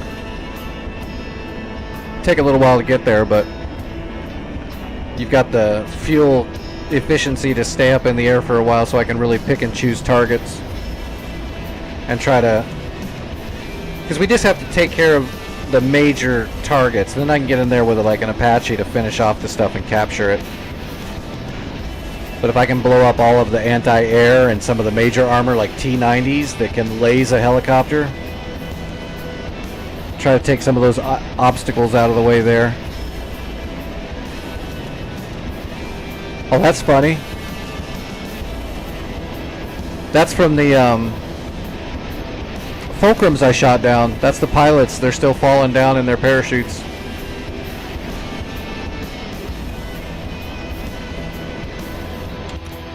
Poor guys. Alright, we're almost the top of Lobach.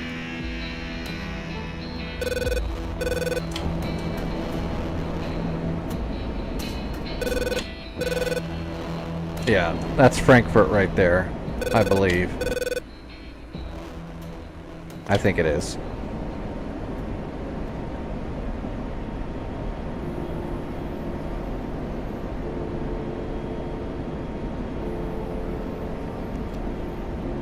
Now we can really slow down the fuel consumption. Viper doesn't carry a whole lot of gas, but I mean, look at that. We're barely pulling any fuel now, and we're still just cooking. 3 pawns. Oh, that's those ones right there.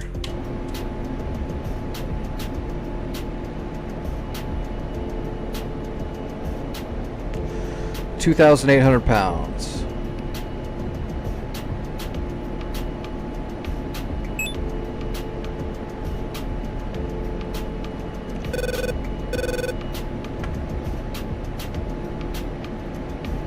Other, oh, what's my, doesn't it keep stats on?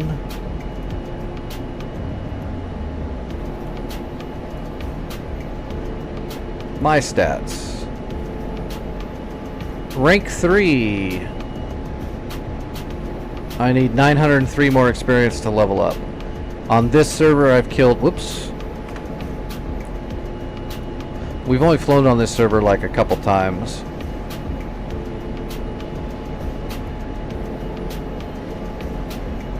"44 ground units, 10 SAMs, 6 deaths, captured 4 zones, upgraded 2 zones, killed 2 air targets," which I just killed a second ago, because I'm usually doing ground support.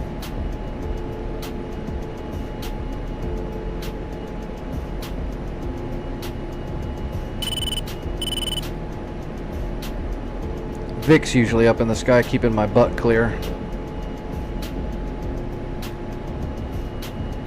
so I can drop all the bombs. That looks like Frankfurt over there.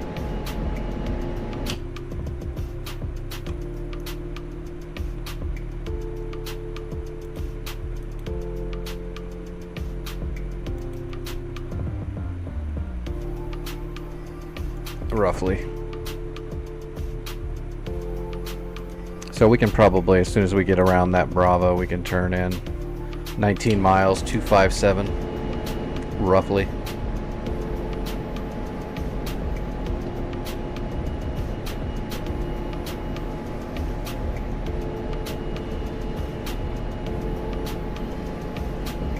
But you can feel that targeting pod drag when everything else is clean.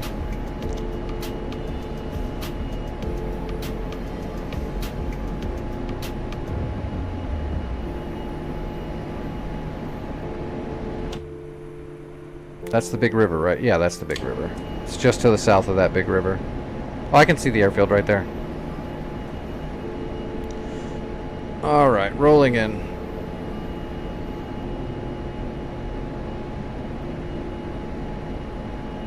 We'll go ahead and call it in.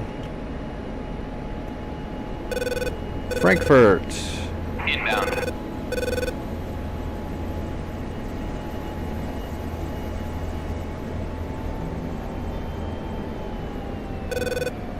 And we're idle.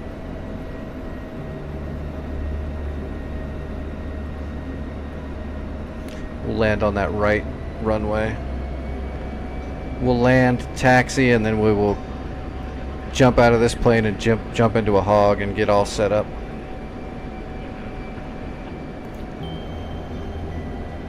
Alright, turn on the landing lights.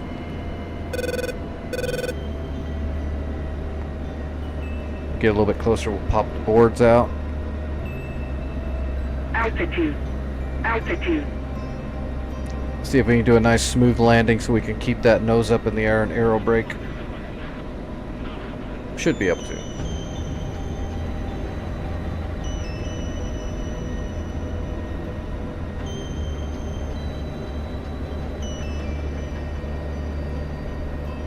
Alright, pop the cheeks off.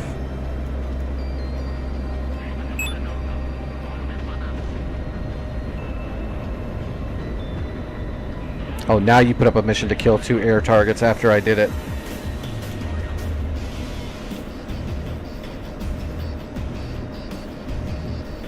Alright, we're on hella long final.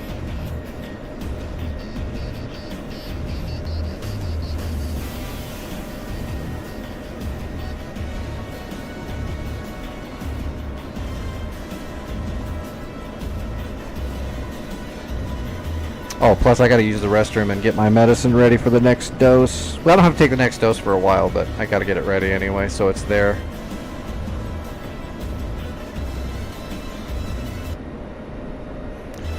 If I don't have it all ready, I'll friggin' forget.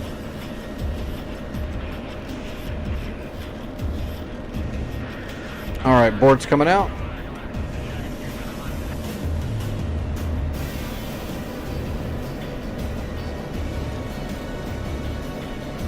Gear coming down. And we're gonna start getting set up on speed. We've got good altitude already, so we can just set up on speed now. Warning, warning, warning.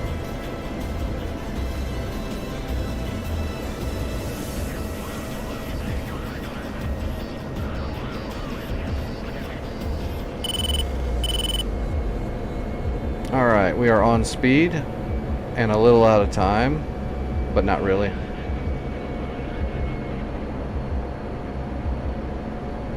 Alright, I'm not trimmed, I'm just going to hold it with my arm. But we are on speed and on time.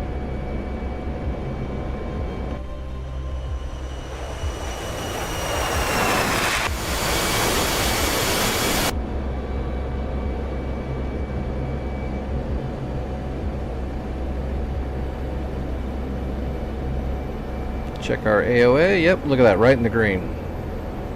Right where we want to be. Although now I feel like I am a little bit high. I'm going to work it down lower. Oh, but there is a lot of trees right there, so yeah, we'll come in at normal. We'll just stay on the glide slope. I'll just flatten it out at the end. I just want the rear wheels to touch down real nice and light, so I can keep the nose up. Because the Viper doesn't have what you would call brakes. It's got two things that look like brakes, but they're not really brakes.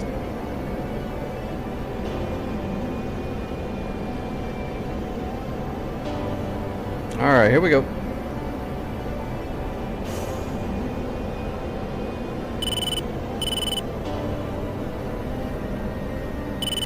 And nose up. Nose up. That's what I'm talking about. Aero brake. Ride that wheelie. Oh, it's coming down. 108 knots. That's not bad.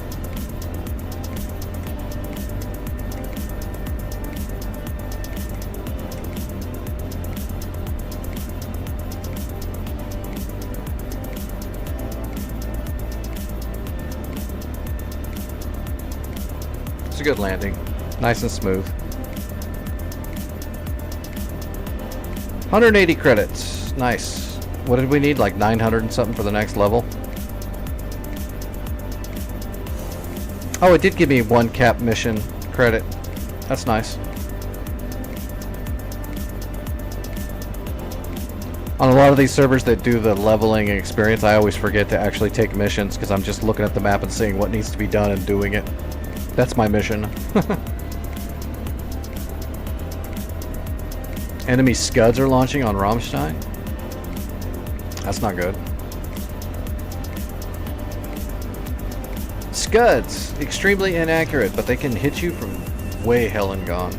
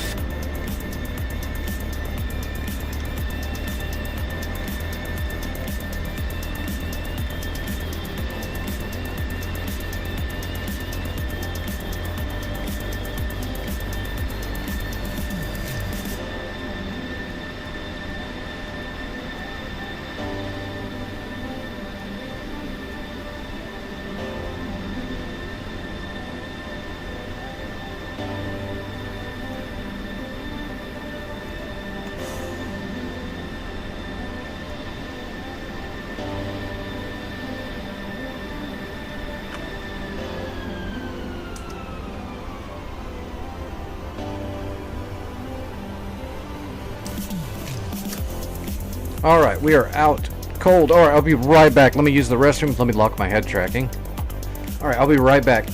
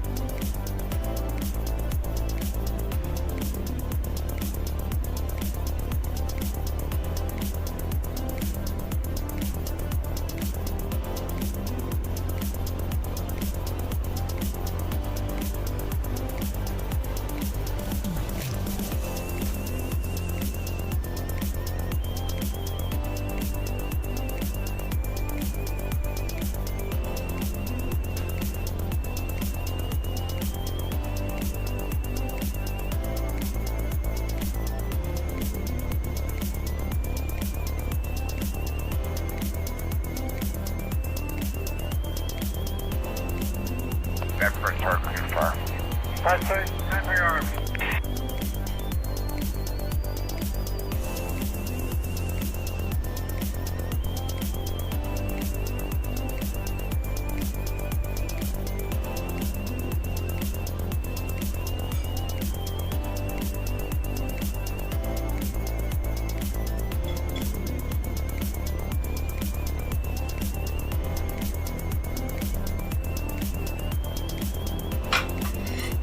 Alright.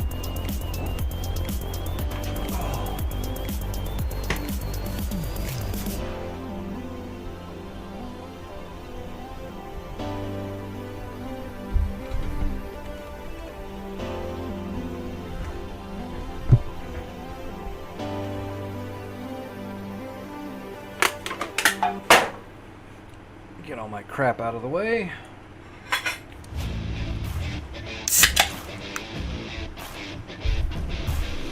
Alright, let's grab a hog.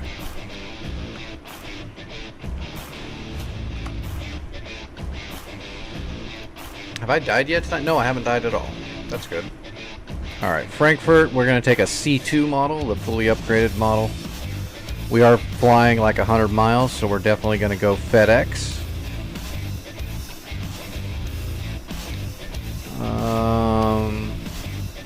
We're going to go ahead and take a pod so I can try to jam those Tor Gauntlet launchers. Are those Ds? Yep, Maverick Ds, 105s. We're only going to take 2 105s though, because we want to take all of our fuel, because it's a long flight.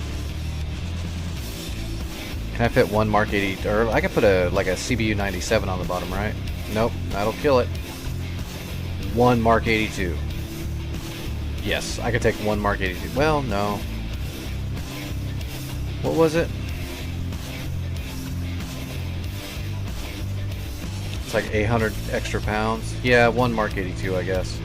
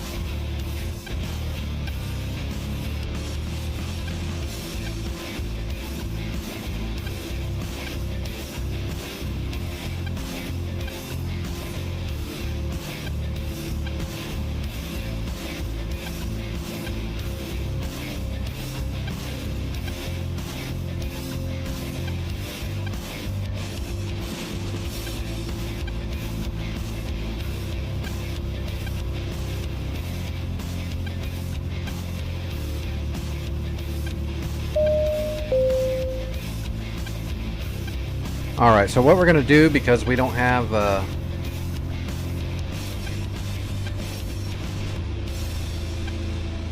265.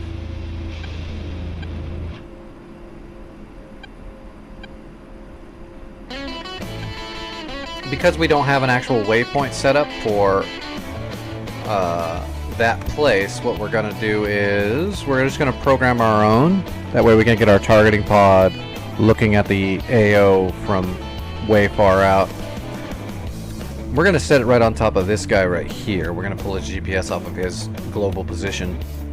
We just know the other one is to the east of there. And now let's program to our CDU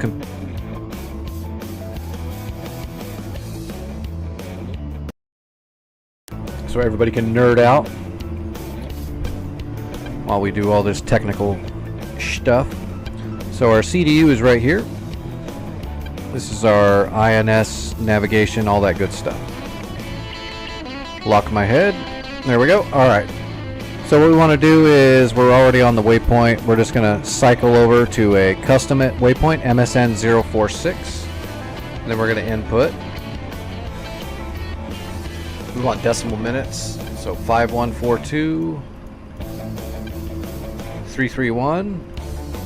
And that goes to north.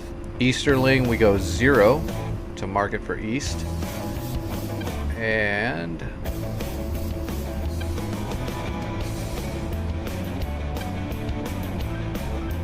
0846-439 east. Alright, so that should be all we need to do there. We're not going to make more waypoints than those two, or that one. Then we'll just check, soy the HUD, and we will scroll up to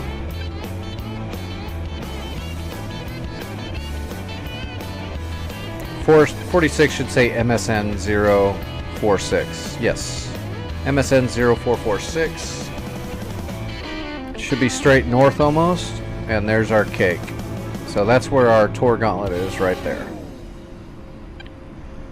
Alright, here we go. We want half flaps. Targeting pod and laser are warming up, which is fine. We're not going to need them for a while. We got a few miles to go.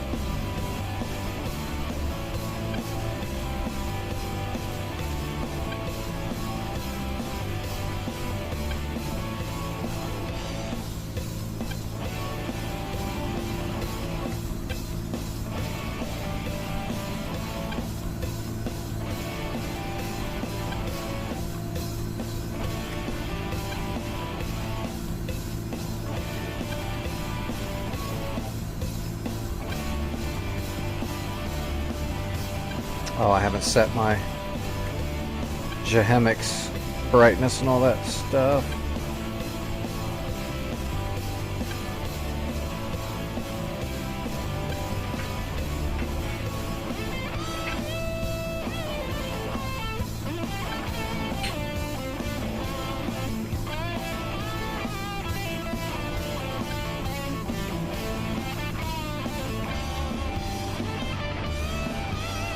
Leave our jammer on air until we get closer. I think a tour gauntlet runs off of, should be SAM 2 program. Yeah, I'm pretty sure.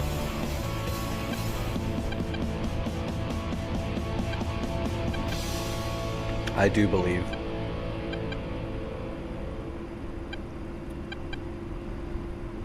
Jammer doesn't necessarily protect us, but it'll help. Make it a little bit harder for them to see us and get a solid lock on us.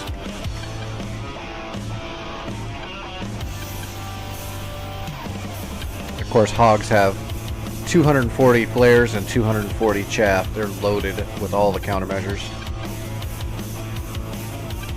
We're on E program. Yep. That's the one I like to use. So if I hit my oh shit button, it'll launch out very quickly a bunch of chaff and flare all at once, or if I hit my chaff button, it'll spit out a sequence of chaff, or if I hit my flare button, it'll put out a decent sequence of flares. That's my program I use for most everything.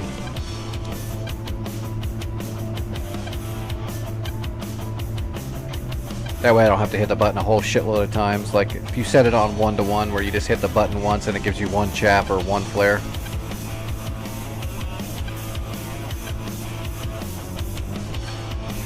Screw that.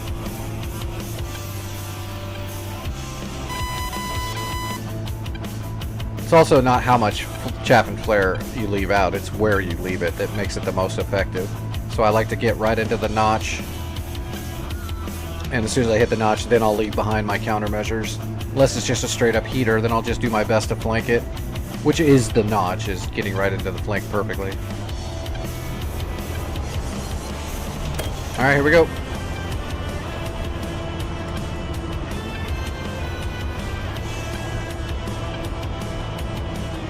We will rotate at 150.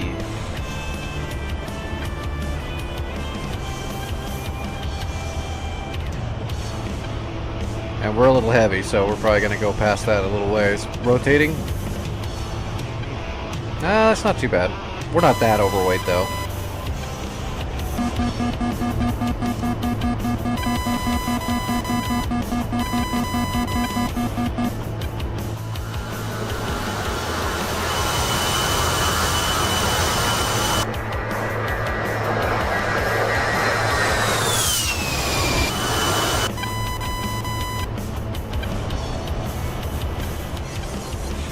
Alright, we'll start heading over there. Start climbing up gradually. We want to have some altitude, but we don't have to get real high.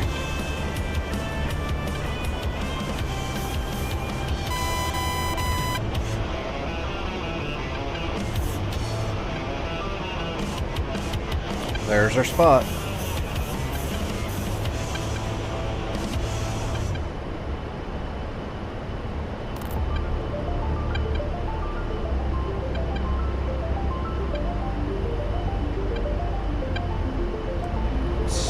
Get our trim all set. That's actually not bad. We'll go to path. There we go. 5 degrees up. But that sky looks really hazy. Hopefully that's not going to be too big of a problem, but it might be a little bit of a problem. The sky still looks pretty clear. Oh, can I grab an escort? Doesn't look like it. Oh, yep, there we go. We got an escort. That way we got some air cover. Perfect. I don't usually use that, but because there's nobody flying with me tonight, the server's bare right in the middle of the week, we'll use the escort just to try to... So I don't get all the way up there and then get shot down right away because some fulcrum comes out of nowhere.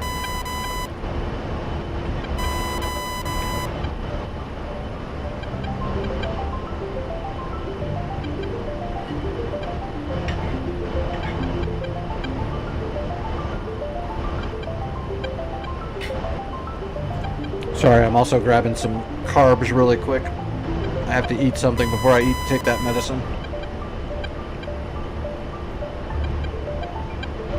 If I don't eat something before I take that medicine, the stream is definitely ending when I take it. Because it's going to make me sick. 94 miles.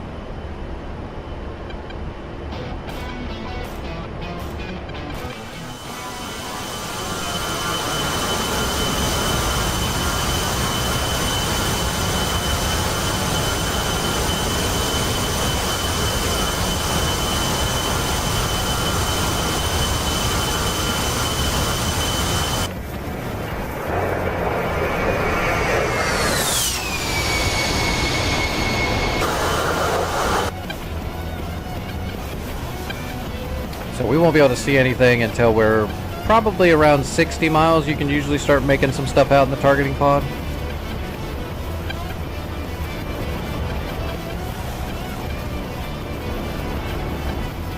Fully upgraded hog is amazing.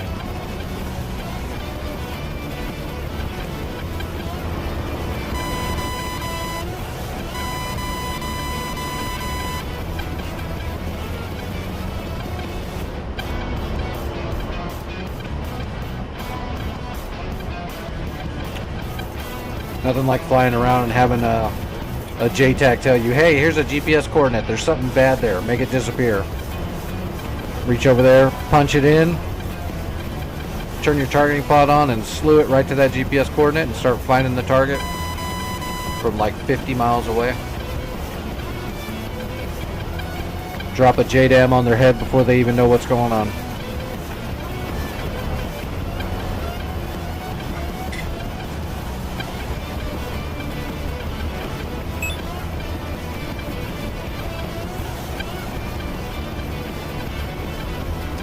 Iggy, INS, and GPS changed the game for everybody. America's just really good at making systems that utilize it the best. Alright, we're going to level off. We're already up to 10,000 feet. That's plenty. Alright, we're latched. Shoot, we could smoke a cigarette. Chill out. Whip your DCS out of your pocket or your Steam Deck and play some games. Always made a joke that there should be a little slider right here and a hog, because you're not going fast anyway, that you can just pop open so you can smoke a cigarette in the cabin.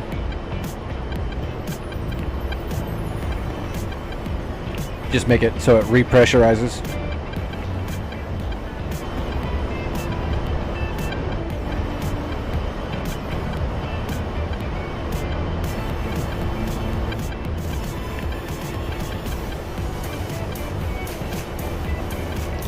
We'll start warming the Mavericks up when we're about 40 miles out.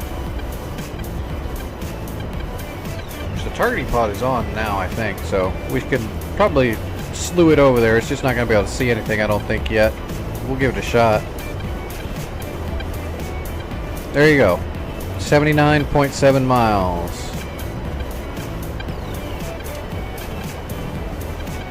Yeah, it's too far to really make anything out.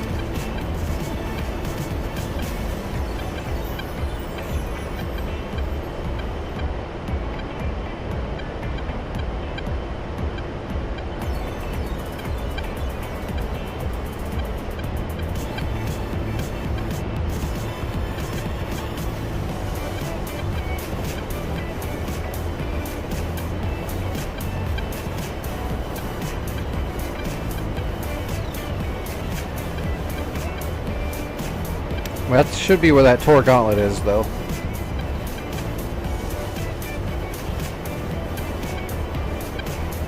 Oops.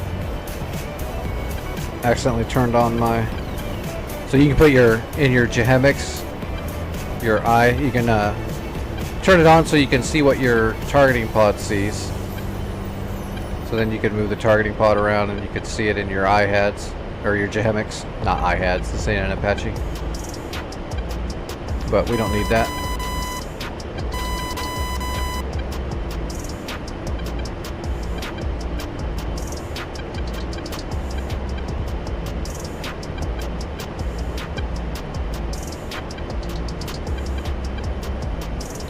$72 miles. We're making good time.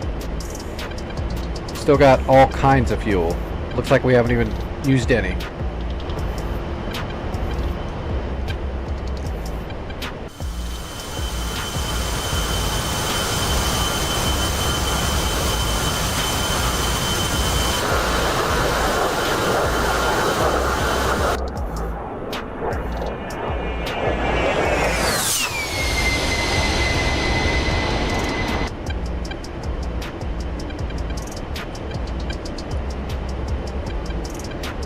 The 6 Mavericks is going to be our key. Mark 82, just so we can drop it on something. The 2 105s will help for all the stuff that's really close together. But the way it looks is going to be Maverick, Maverick. And then we'll try to hit these. Like there's Terminator right here, Terminator right here, T-90s. We want to kill the T-90s and the Terminator. There is a SON 9 radar for the flak guns. Wouldn't be a bad idea to hit those, but see, this is where the 105s will come into play. I'll drop a 105 on this SON 9, which should take out the radar and probably most of the flak guns, and then a 105 there too. That's just going to leave these technicals more technicals. The Scorpion, and was this a Scimitar? Oh, that's a Striker. But the 2 Terminators need to go, and the 2 T-90s need to go. So that's 4 targets, and then the 2 Tor Gauntlets. So we'll fire at the 2 Tor Gauntlets first, and if we get both of them, then we'll use the other 4 that way. If the Tor Gauntlets shoot down our Maverick, we'll just have to keep going after the Tor Gauntlets till we get them. They are the prime target.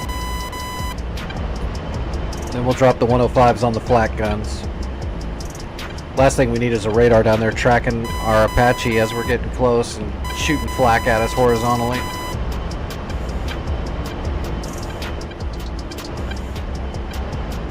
That could definitely shit in our Cheerios pretty quick. What do we got? Friendly Eagles, enemy AWACS. I really want to jump into like a Tomcat and just take 2 bags and some Phoenixes and just get up at 30,000 or 35,000 feet and just book it and try to shoot down their AWACS just to blind them for a bit. 25 miles. Curl.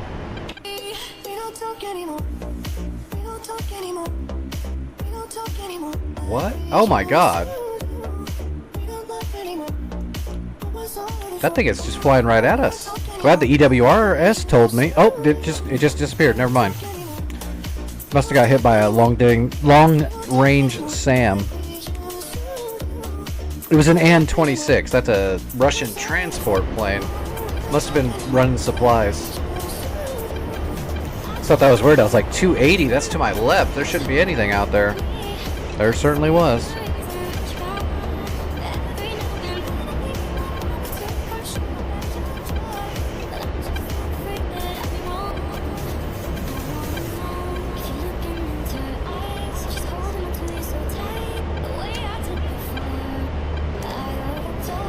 Yeah, still too far away.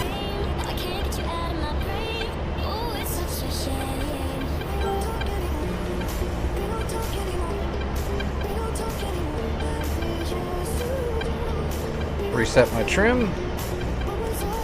Warning, autopilot.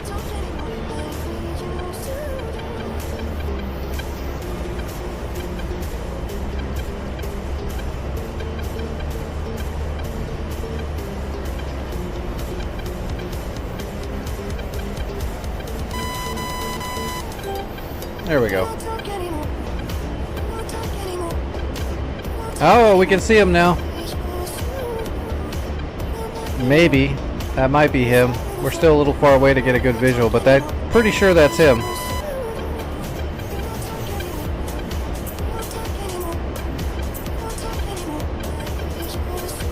We're gonna... Alright. Resetting the speed right on his head.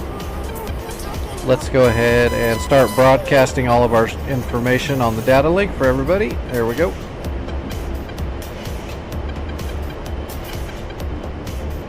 And let's go ahead and get the Mavericks to start warming up. They take about 3 minutes. Master arm on.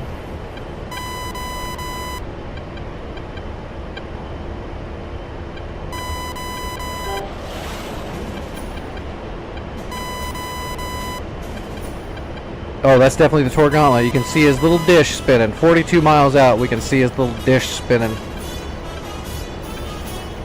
And we see him. So both of the Tor Gauntlet's radars are active. We're going to go ahead and switch to SAM 2. Oh, that An-62 is still in the air. Oh, these Eagles are going to smoke them. Eagles are going to smoke them.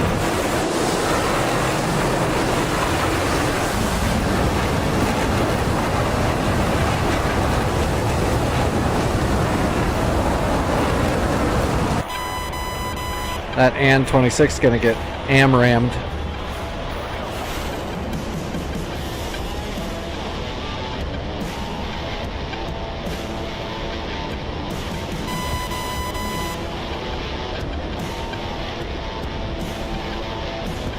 There's the other one.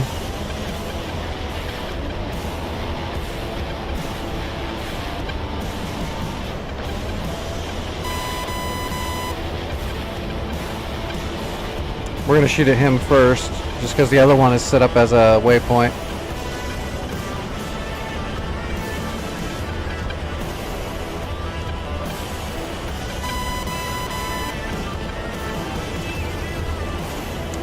"34 miles.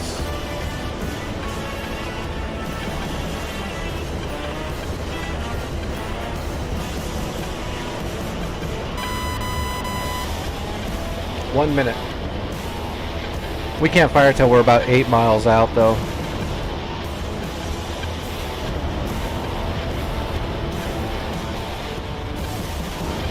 We're just getting all ready.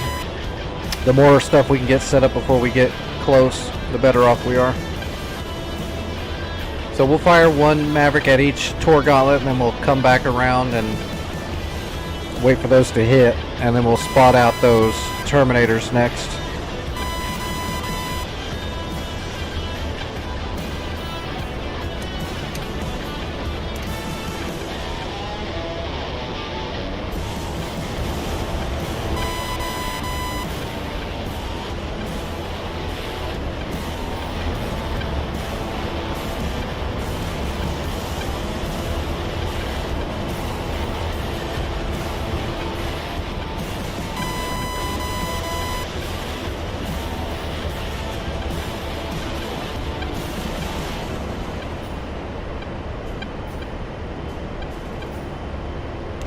The FC that you just saw there, that's one of the SON 9 radars for those flat guns. The FC stands for fire can. That's that radar that's giving targeting information to those 4 flat guns around it. Should be 2 of them there.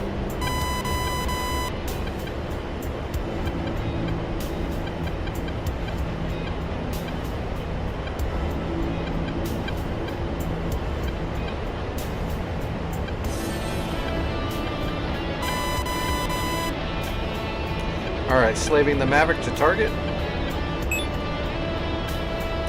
Looks like the spot. Yep. Now we're all set. Just gotta get close enough for the Maverick to get contrast lock, and then we let her go.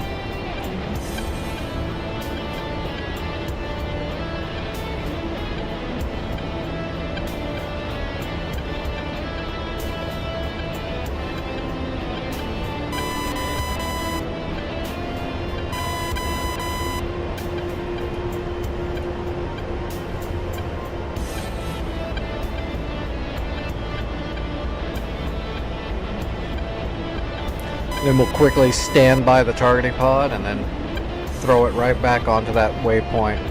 Get the next shot off pretty quick.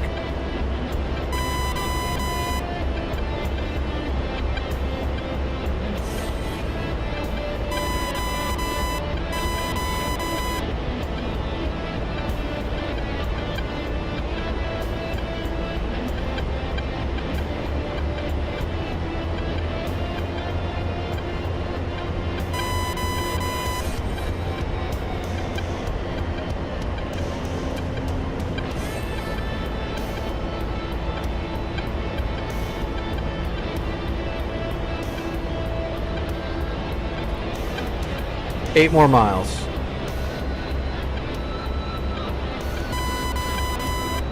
Let's go ahead and get into the keyhole a little bit better, or at least into the middle.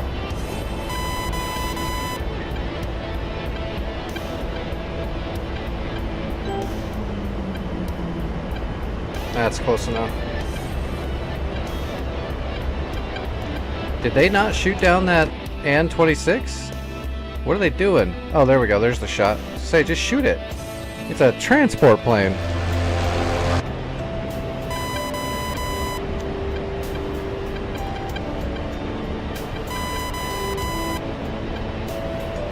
Four miles.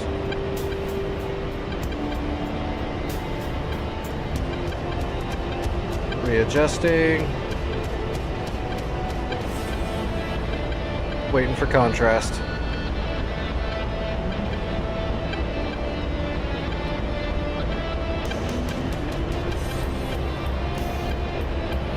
Miles. I'm being spiked by the Tor gauntlets. Chapping and flaring. Got contrast? We're pulling off right now, though.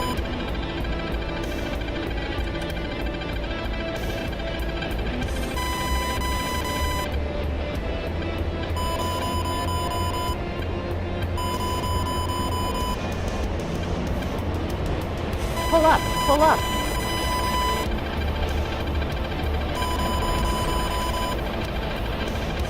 Whoa! Pull up, pull up. Did you guys see that Sam just blow right by us? I think that thing missed us by like a foot. That's gonna make a... 1 airport. That's gonna make a highlight. West, engaging Sam. That was nuts. 170 for 260. Alright, did we get it? In from the west, engaging armor at We didn't get it. 170. Crap, it shot it down. It shot it down. Gotta do it again.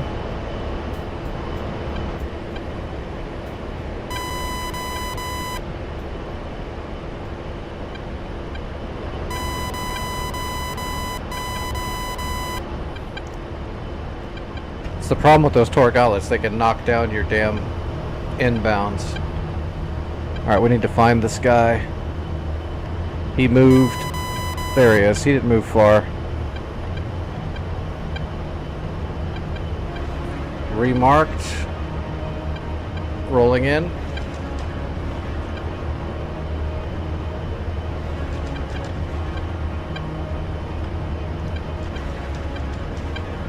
And slaving.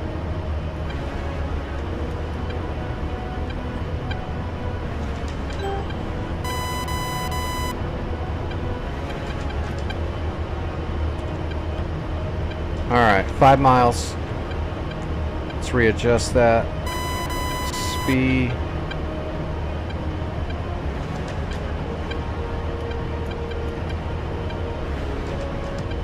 Alright. Try again. Actually, let's take it off the other pylon this time so we don't get too far out of balance.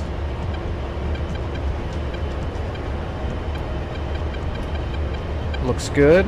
10 miles, we should get the bracket. There we go. Alright, we're trying to get contrast.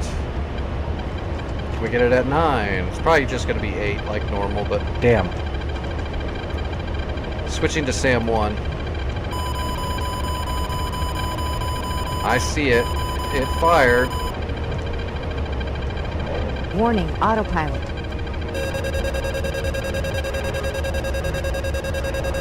Pull up, pull up.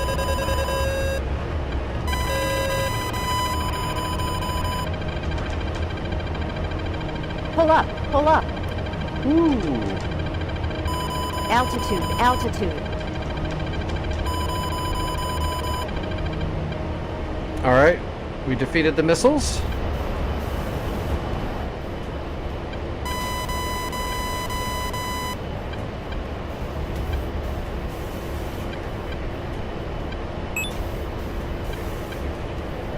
Did we get him? Still didn't get him. Man. This guy's being a royal pain in the ass. I don't. He must. Is he out yet?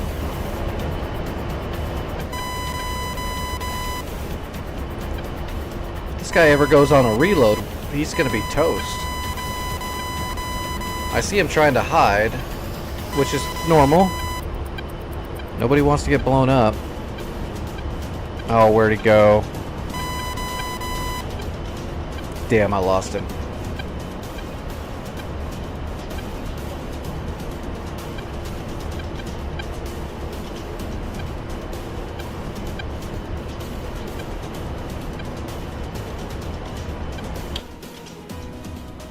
Ah, he's behind the tree line.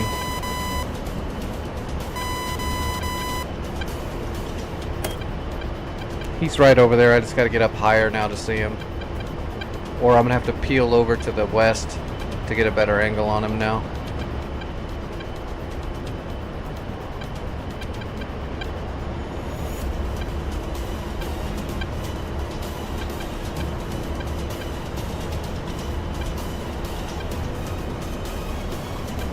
I actually don't see him anymore, even on the backside of the tree line.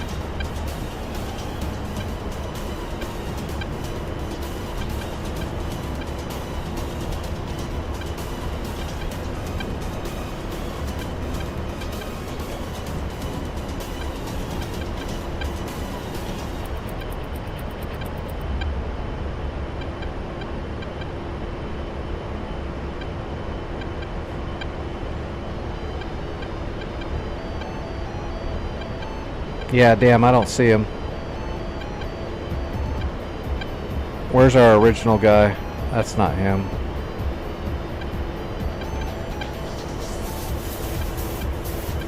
There's our original guy. Let's see if we can get a shot on him, I guess.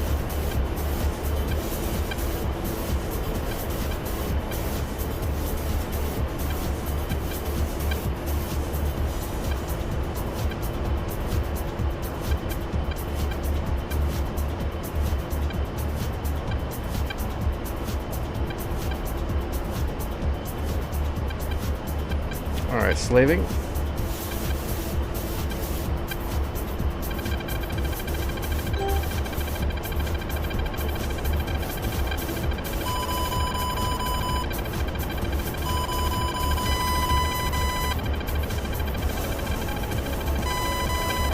Warning, autopilot.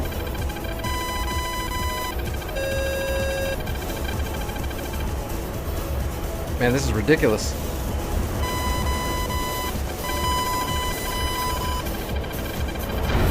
Damn. Well, we're not dead, but we ain't going very much farther. Let me watch this damn Maverick. What is stopping us? Oh, yeah, they're just shooting my Mavericks down that easily. One shot. They must be tuned up. Oh, yeah, both engines are out. Well, we just got one engine fire. Now we got no engine fires. But they're both engines are toast. Yeah, we're gonna have to ditch it.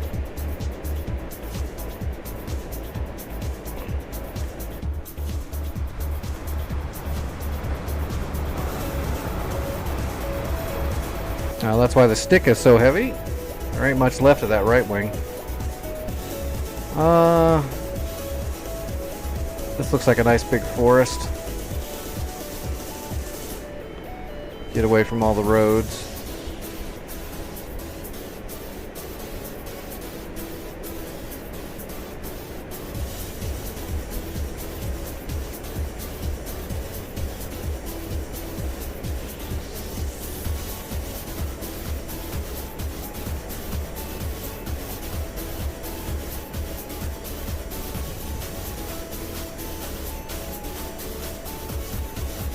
Is there a big enough field for me to belly land it? Probably not a good idea. I have no thrust at all, so it's gonna, well, nah, I'd hit one of those. Look how, that's not level at all. There's all kinds of rolling hills right there and shit, so we're just gonna ditch it over here in the fields. I'm gonna attempt to slow it down and then point it away from civilian. Trying to kind of stall out the airspeed more.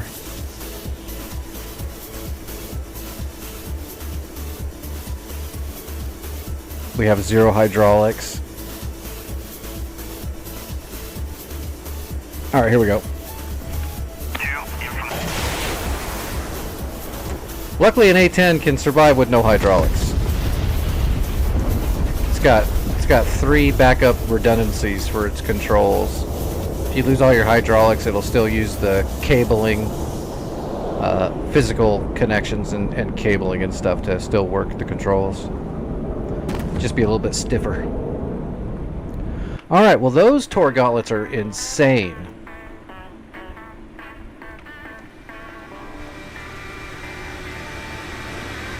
Those babies don't miss.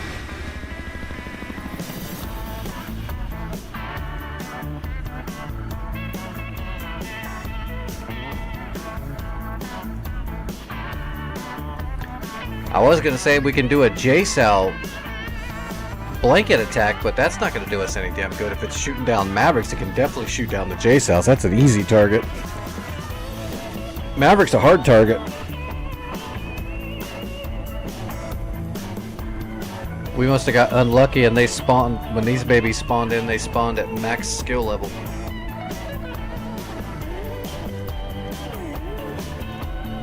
That Maverick didn't even get close.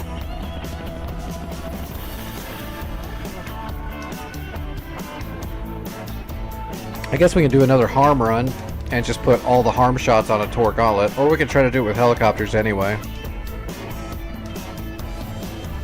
Actually, is there a... Oh, I can't.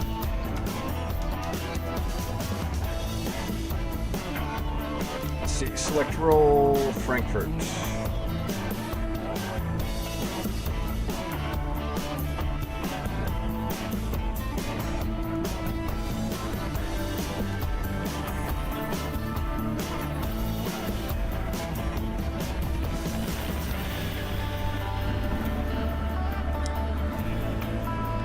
I don't think I have enough experience on this server to call in a SEAD run.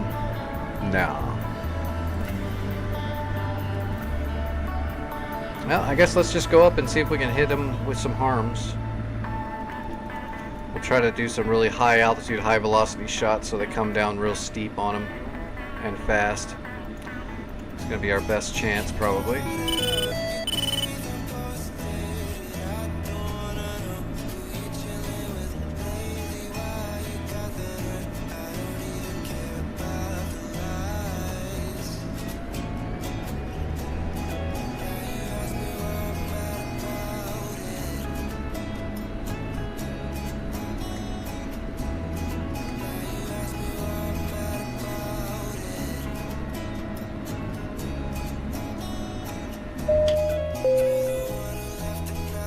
Oh, we can just come off. We can just take off right up here.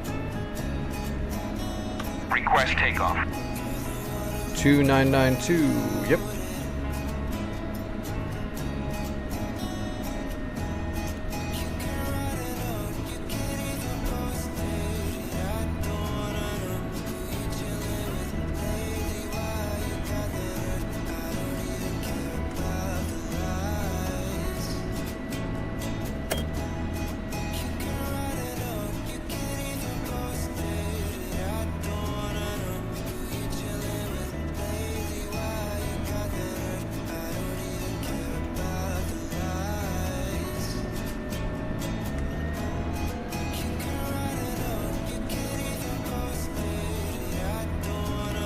Alright, we got a bag. Same thing as last time, we'll use the bag to get up the altitude. Then we'll dump it and head for the AO. Head for the IP.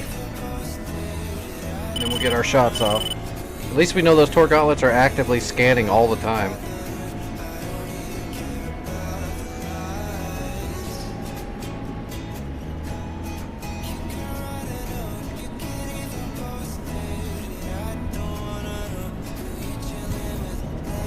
And blower.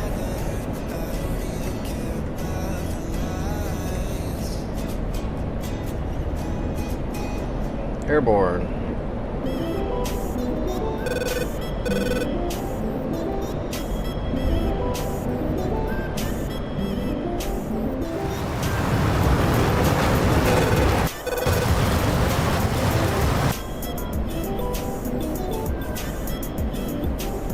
Alright, we're heading straight north and going up to 30,000.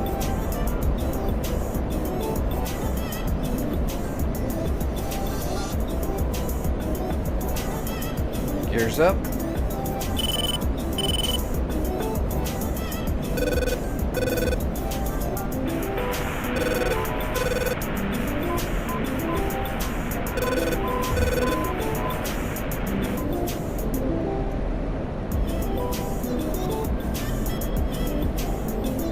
Turn down all the volume on the Tacan and the ILS. Don't need to hear that crap. Alright, let's get up to altitude while we still got a little bit of fuel in the bag.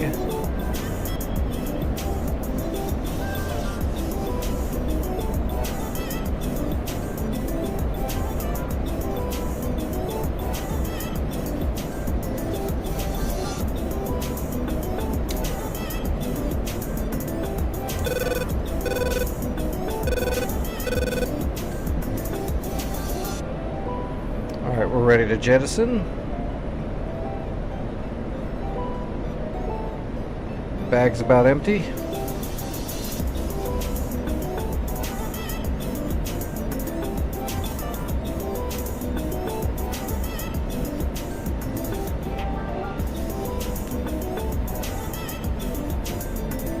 $31,000 feet. We are way up here. And latched. Off blower. Goodbye bag. That's it. We're up in the cons.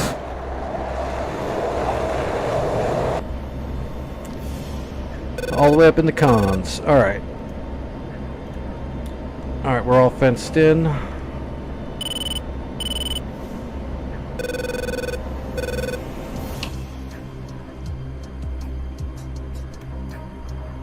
Now we're even lined up. Look at that. We still got those 2 Hornets up in the air. They're not really going to do anything, but at least they're there. In case something does spawn. And head for us. Those are those 2 Eagles, I think? Yeah, 2 Eagles that are running cap.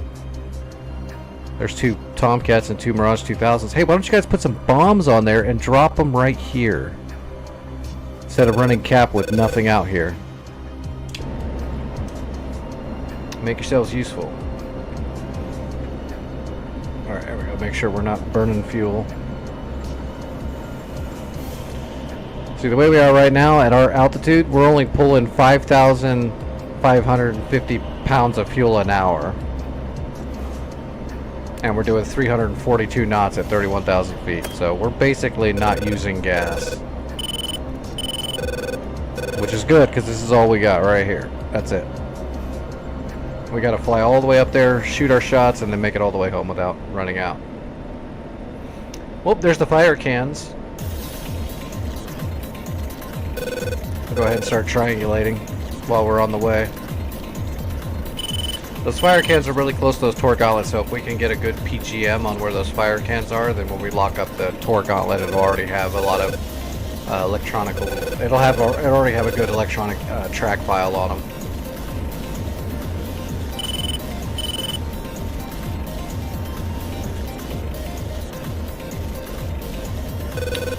Oop!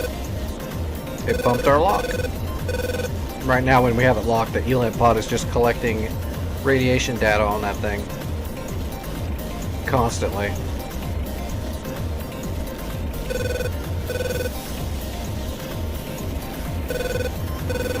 Oh, alright, I gotta take my medicine right now. Let's cross your fingers that it doesn't make me feel like I'm gonna yak. Well, it's gonna make me feel like I yak, but hopefully not too bad.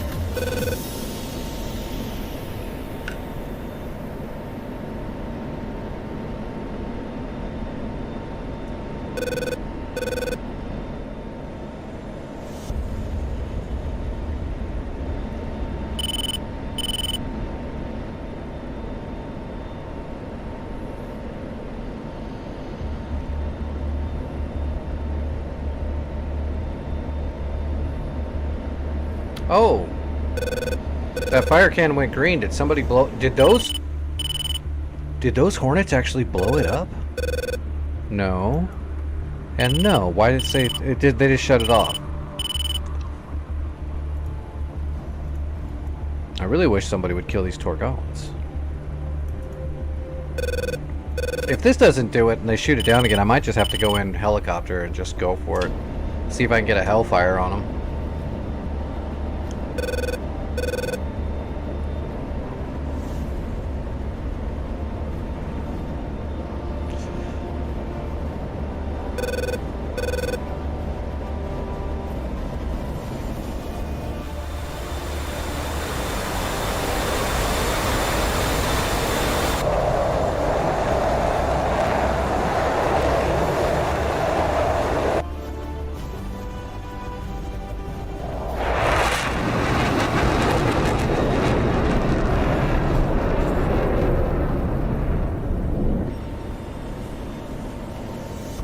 Ah, now we got the Tor gauntlets. So let's start making a track file on them.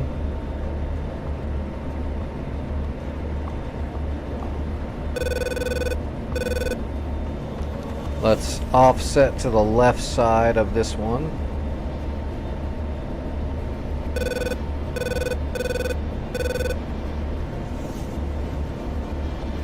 Oops.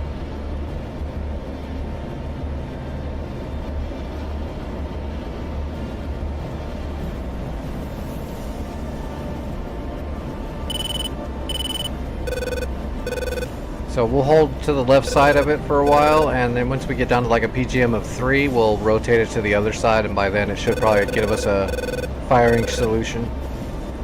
It'll go down to about a PGM of 2.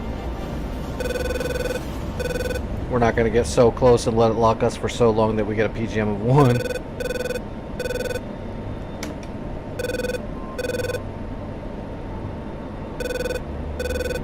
There's PGM of 3 already. That's good. We got a good file on it already. So let's go ahead and head back the other direction. Plus, like I said, all the other radars that the ELANT pod is not locked on, but it's collecting data on because they're all running. We're getting information on all those too. So once we triangulate one, we basically triangulate the others because they're so close together. We're already in position to fire, by the way. As soon as I have a PGM of 2 on this first Tor Gauntlet, I'm giving him 2 shots. I'm going to space him just a little bit. Except I'll get up to speed first. We're doing Mach 0.92. We want Mach 1 minimum. Okay, PGM of 2. Here we go. Hitting the blower. Making our attack run. These missiles are going to be coming down from the heavens because they're going to shoot up to about 50,000 feet. Doing Mach like 3 or 4. They're going to come down just nuts. Which is what we need. Mach 1, we got it. And good solution. Magnum 1.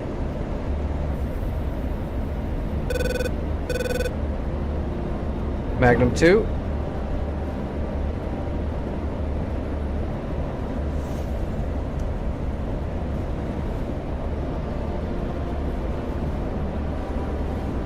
Magnum 1.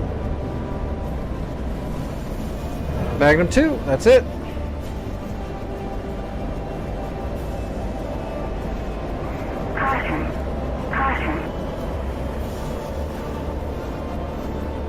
Switching Cat 1. We're on our way home. We'll head back at about 175 roughly.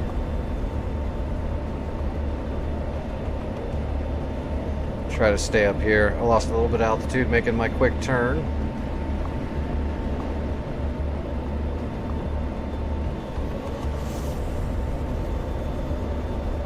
But we can use even less fuel.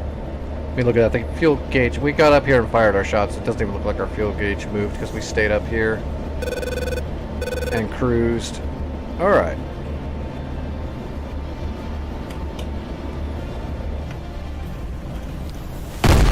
Son of a bitch. Did they shoot down all of them? Motherfucker, you're kidding me. You are absolutely kidding me. It killed all of them.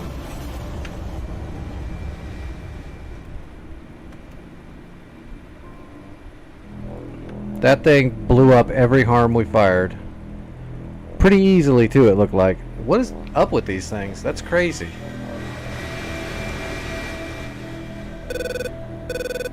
Dealing with the fucking Iron Dome.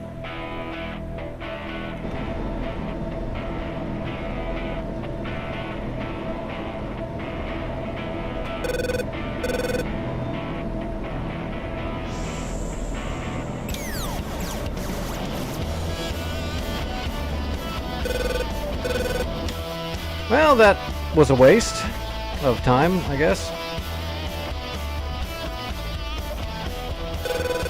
And nothing seems to hit these things. I mean, I know they have a chance to knock down your harms, but they shouldn't have a 100% chance, or I'm just getting real unlucky, but they've blown up, what, 4 Mavericks and 4 harms now? Oh no, 6 harms, because I fired 1 at each earlier before I knew they were going to be this crazy.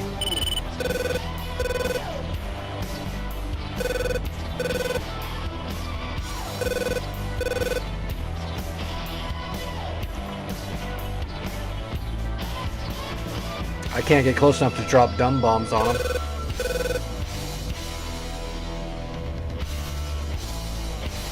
$20,000-foot JDAM drops, maybe, I guess. I'm trying to remember. Do I have my knee board for... Yes, I do. Okay. We're looking for a SA-15 Gauntlet Tor.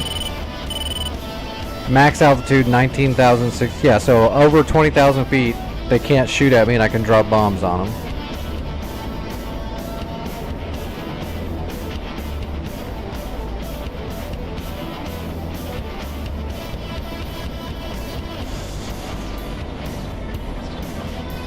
I think that's going to be the best bet, is try to drop a bomb on them.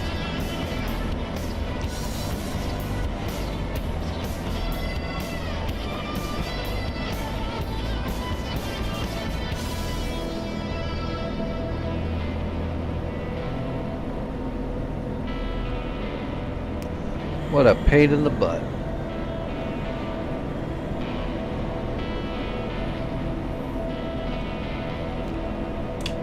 If we only knew it was going to take this, it was going to take like over half the stream just trying to assault one spot. All we've done so far is kill the dog ear radar and the gecko. And these two Tor gauntlets have just defended the point completely. We could have probably taken Naumburg already and been working on Leipzig by now. Ooh, fullback coming in. Mirage! I don't own a Mirage yet. I need to get one of those.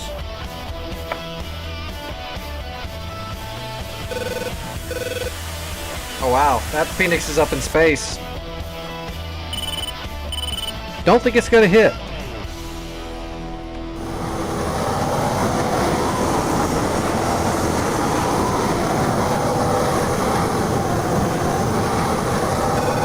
Uh-oh. This Mirage is freaking out.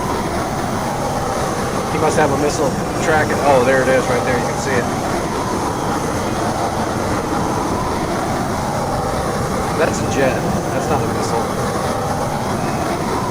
It's gonna shoot a missile in a minute, though.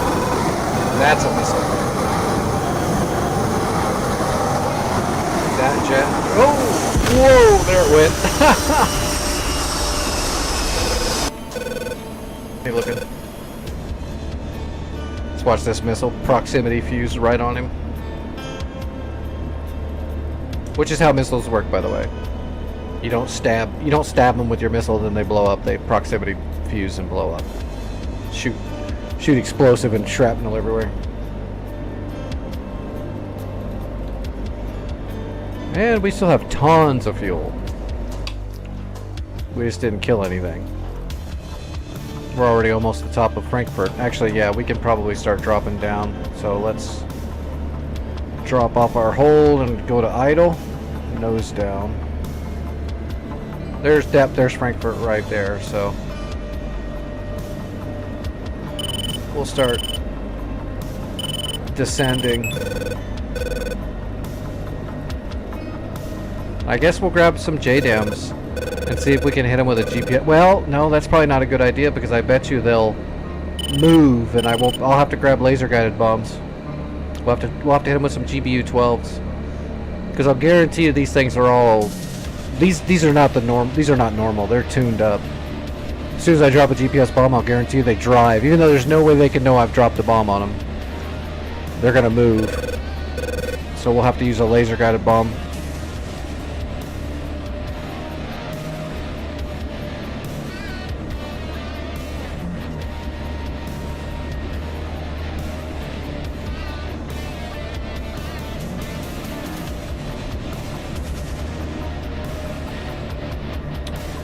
When we land, we'll pull a GPS coordinate off of those gauntlets. We'll pull 2 and make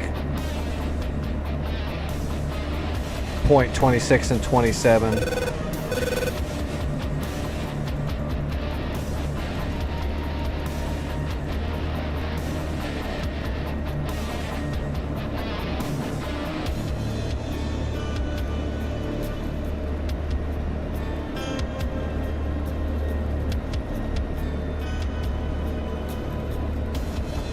So let's see. 26 should be 0, right? No, that one's set. 27 set too. I will do it off marks.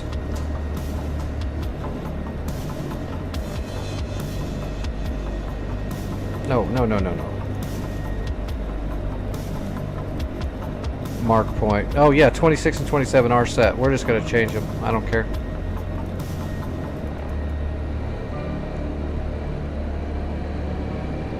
See, I could have sworn point 26 and 27 are marks.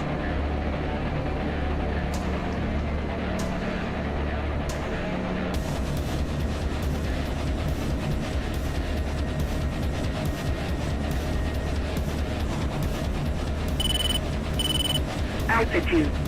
Altitude.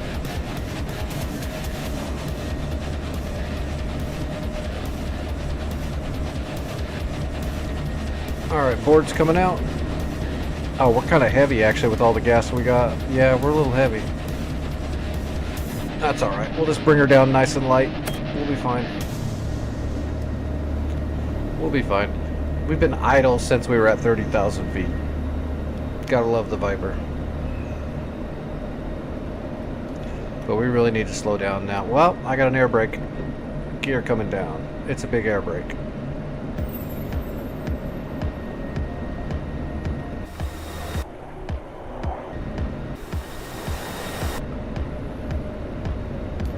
Alright. Let's get lined up and get on... Well, we don't have to worry about getting on speed quite yet. We're a little high for all that. Goal!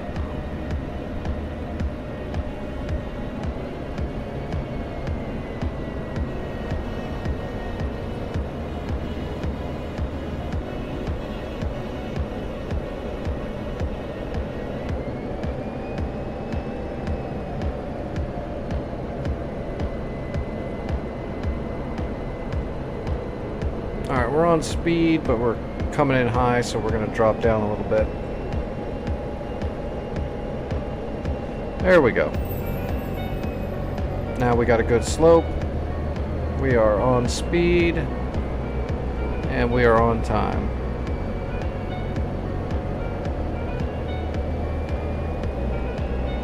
Ooh boy, you can tell we're fat though. We are fat. We're gonna have to wobble it just a little bit. We're coming in a little hotter than normal because we're so fat.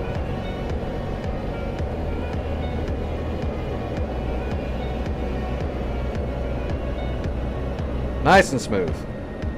Oh, you gonna give me an aero brake? Yeah, you are. That's a good Viper. That's all I'm gonna get though, because we weigh 1,000 fucking extra pounds. Actually, we weigh like 3,000 extra pounds. Still though, good landing. Doesn't matter. We can land her heavy. Just gotta be a little careful. Yeah, that's just a lot of gas. We conserved too much fuel. We could have hit the blower and flew home way fast. Do Mach 2 all the way home.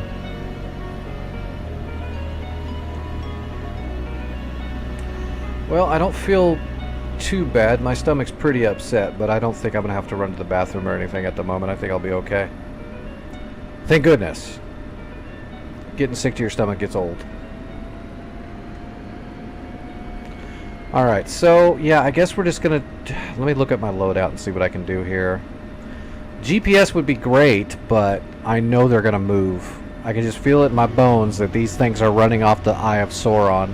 I fired a Maverick at them, and as soon as I fired the Maverick, they started moving. So they knew I fired the Maverick, so they're working off the Eye of Sauron. They're cheating. Basically. So I'm gonna have to use a laser. So let's turn on the parking brake. Let's bring the boards in.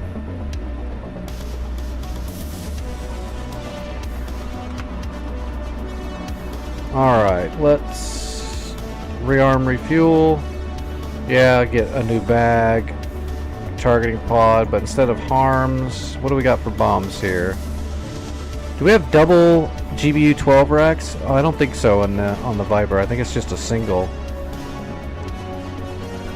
Yeah, it's just a single. You can't do a Terra. Now on the inside, can you? Or the lasers you can't use. Nope, there we go. We can do double GBU-12s there. So let's put the doubles on the mids. So that'll give us 4 laser guided bombs. And then on the inner, we can do like GPS 105. Oh, we can't put 105s on the inside, can we? They'd have to go on the same pylon as the GBU-12s.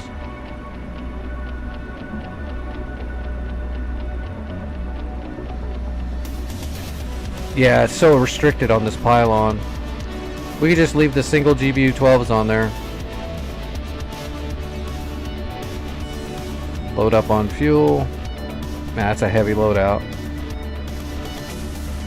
That's okay, we're gonna do it.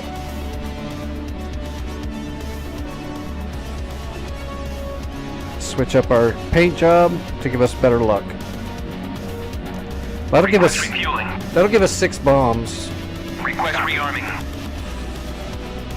Copy. Hello, Jay.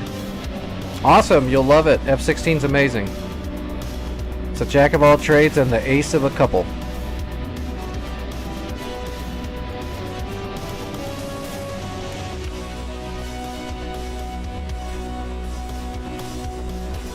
Alright, let's go ahead and pull.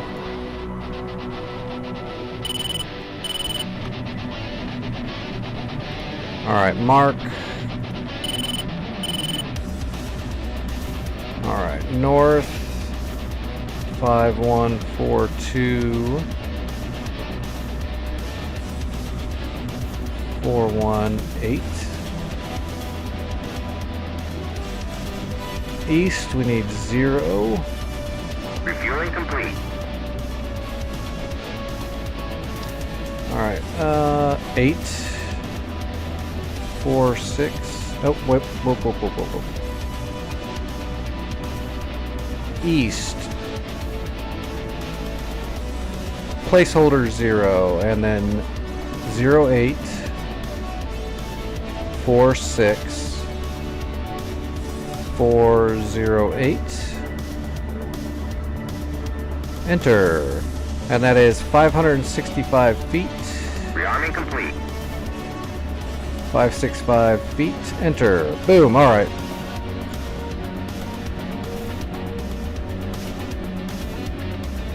Now let's go up here to 27. Oh, we need to switch over to Cat 3. What, GPS coordinates and stuff? Nah. You'll get the hang of it. You just need to learn that stuff. It's a little bit different on each plane, but you'll get the hang of it. Learning how to use coordinates and maps and all that stuff is really, really, really important. Alright, 27. We're going to get a GPS on both of these Tor gauntlets so we know exactly where they are, because they're going to move. Alright, north 5142 541. Enter. Dauber down. East 008 48602. Enter, and that's 691 feet. Enter. Boom! Alright, we're all set. So now we can go to steer point 26 and 27, and that'll be those 2 tanks, and we can get our targeting pod right there. Snap a bracket on them, turn the laser on, blow them the hell up. Alright, we got our bag, we got internal, and we got a bag.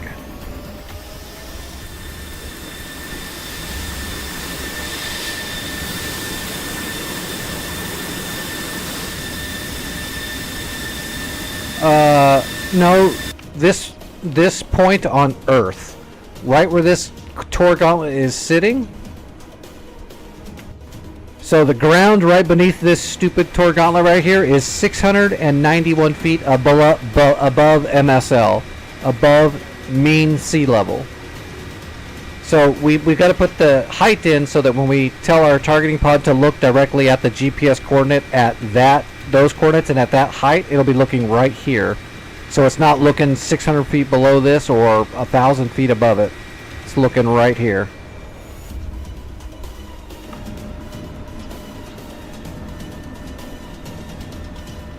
Alright, parking brake off. Let's make sure lights are off. Navigation set. We're all good there. Cheek stations are on. Alright. Here we go. So Mavericks, they shot down my Mavericks. They shot down my Harms, so now we'll try guided bombs. If they shoot down my laser guided bombs, then I'm just going to call shenanigans, and whoever programmed this map is cheating. Because so far they've had 100% defense rate. They've shot down everything I've thrown at it.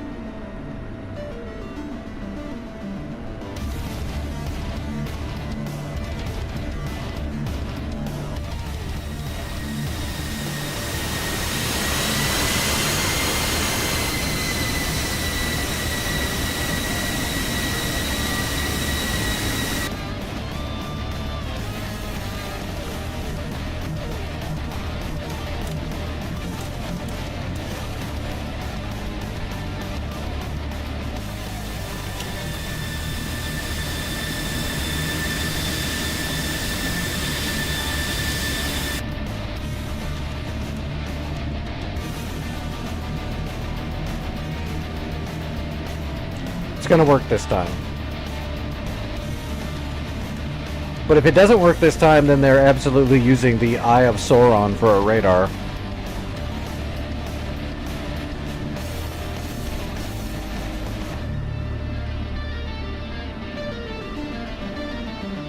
It happens sometimes on these dynamic war servers.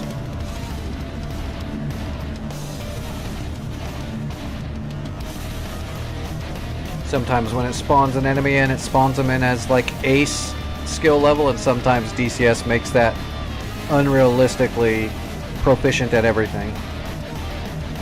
Because after firing all those Mavericks and Harms at those Tor Gauntlets, a few of them should have hit. Tor Gauntlets are pretty good, but they're not that good. They're not amazing. Yeah, this is online. This is the Shadow Aces Germany map dynamic war server. So we've been working on it off and on for a couple days now. So right now we're trying to bomb out the Tor Gauntlets protecting this factory. Earlier I captured Fritzler. Went in there with a helicopter and captured Fritzler. But then I got stuck behind this wall of these Tor Gauntlets, literally shooting down everything I shot at them with their SAMs. So Tor Gauntlets do have a capability of intercepting incoming missiles, but it's not 100%. But for some reason these ones are just 100%. I salvoed 4 Harms at them and it shot down all 4 without even a problem, which is nuts.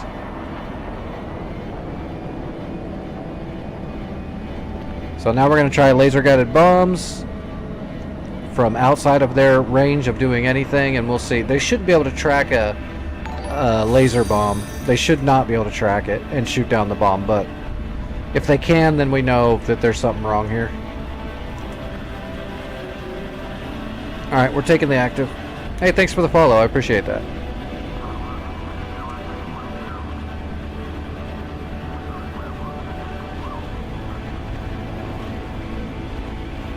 Alright, mill power.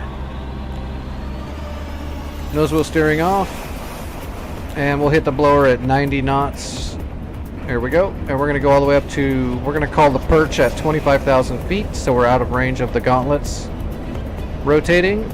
God, we're heavy. Gear. So yeah, we'll come in at 25,000 feet as the perch. We're going to drop our laser guided bombs from 25,000 feet. That way they can't shoot back at us at all. The only thing that might screw me up is if a bunch of enemy aircraft get into the AO before I get there and drop a bomb.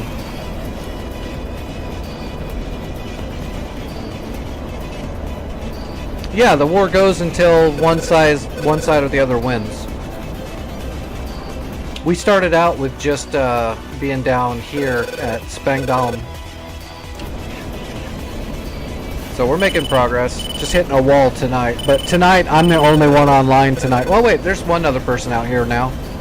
For a while, I was the only person online tonight on this server, so it was pretty tough going.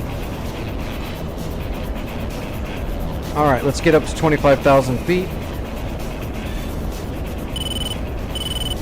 Let's go ahead and get everything warmed up and arming.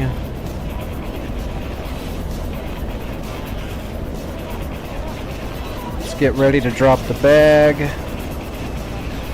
And the bag has got a little bit of fuel left in it.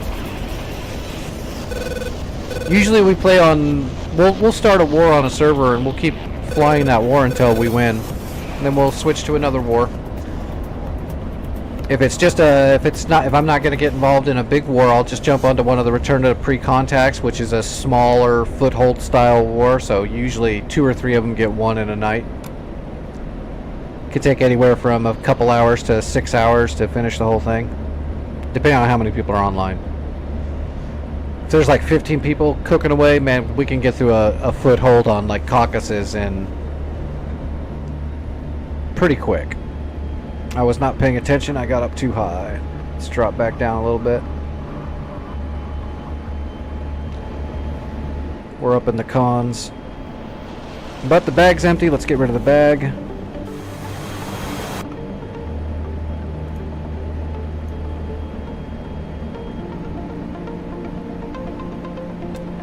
Alright, air to ground. So we want our inventory page, GBU 12s. We're going to drop singles, that's fine.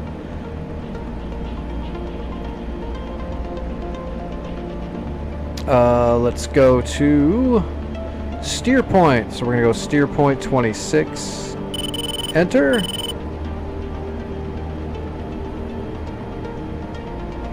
Well, that doesn't look right.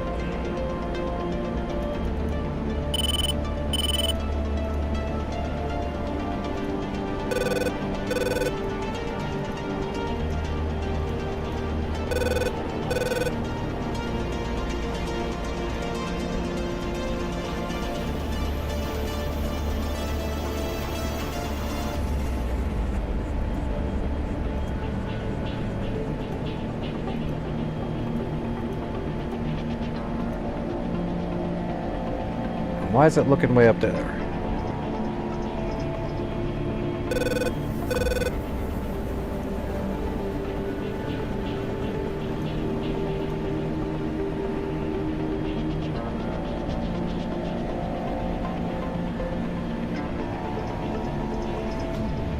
I have a feeling my steer point did not go in properly.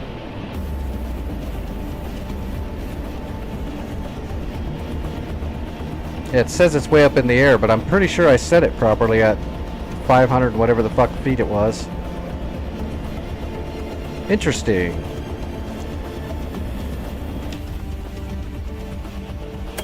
Yeah, something went wrong with my...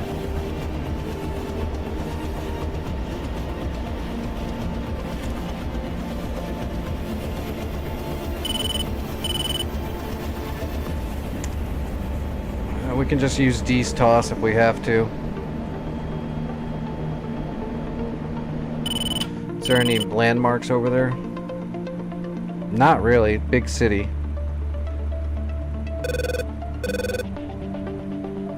Wonder why my...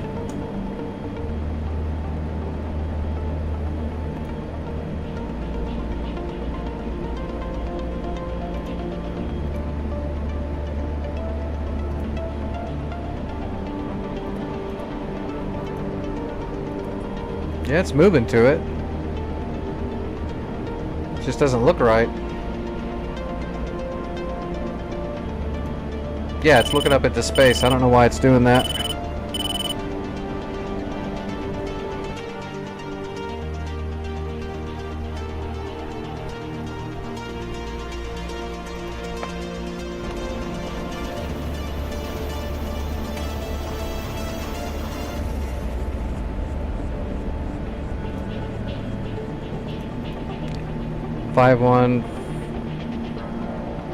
Let's just put it in again. 5142430, enter. East 00846 415, enter. Feet 566 in feet, enter.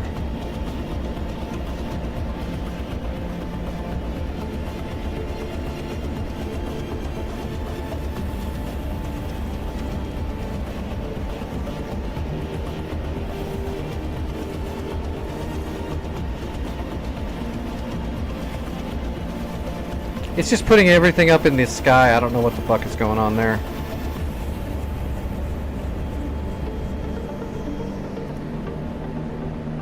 Screw it, let's go to steer points. Alright, let's go to steer point 1, enter. Okay, that one's working. So let's change this one then.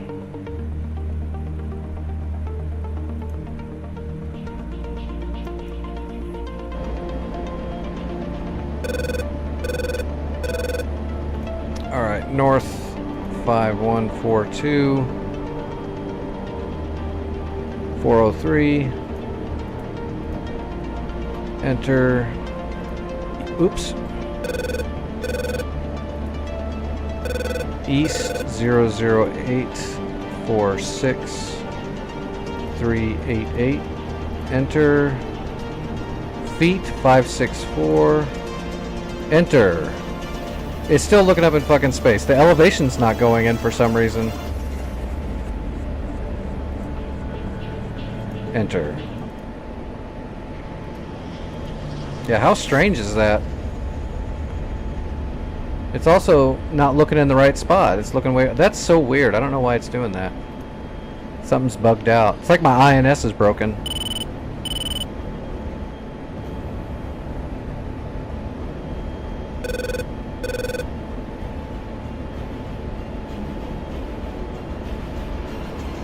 So yeah, let's go to DTOS. And then we'll just have to set the marker on the ground with our helmet. We'll just have to manually fly over the point and set it by looking down and setting it. What a pain in the ass. It's like it doesn't want me to defeat this point tonight. It's just being weird.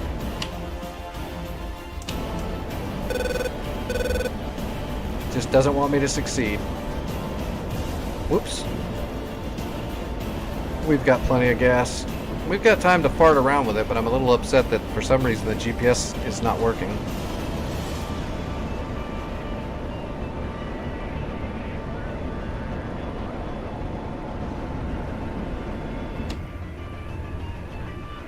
Oh man, everything is going to look so similar. It's going to be so hard. We're just going to have to fly right over the top of it and look down to really know where it's at.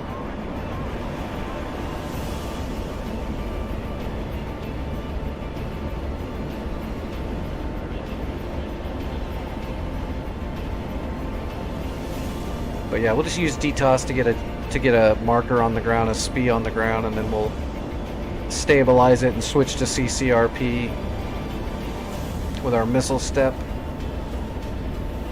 and then we'll do a bomb run on it once we come back around and get a point track on the Tor Gauntlet so he can't just drive away with his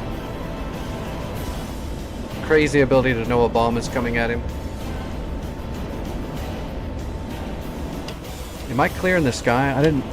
Is my EWRS still set? Detecting range, nautical miles, 80 miles, please. Let me know if anything gets within 80 miles of me, please. That looks like a big city. How many miles is that? 20 miles. That might actually be the city we're looking at. But I don't know. There's a lot of city around here. Yeah, look at that. There's just city everywhere. Is there like a...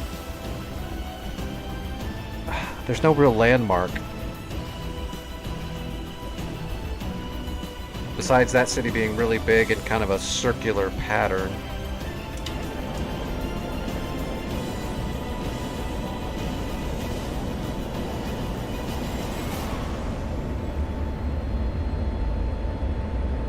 Alright, we're at 25,000 feet.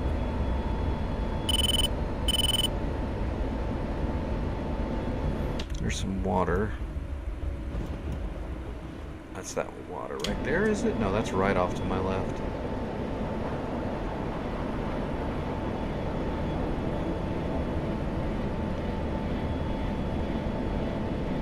And this is why GPS is a good thing, so you're not flying around just fucking looking around trying to find shit with your Mark 1 eyeballs.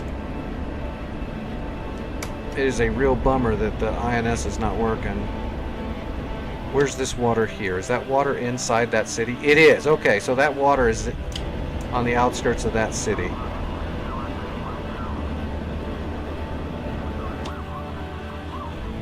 Yes. Let me get a good look at those two roads. Yes.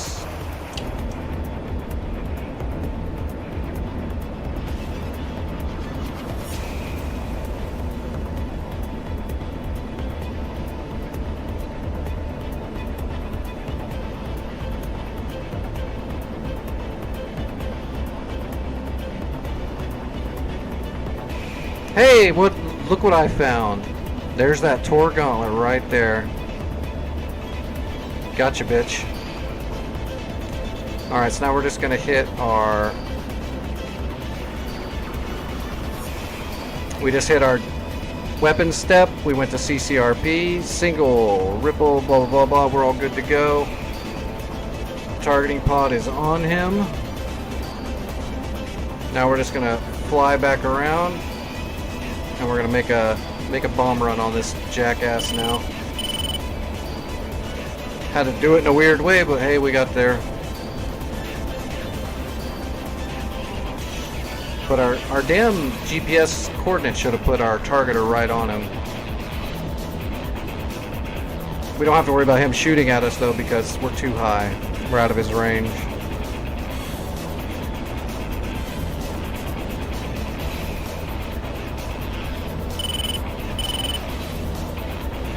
We just need to, when we come back around, we'll get a point track on him.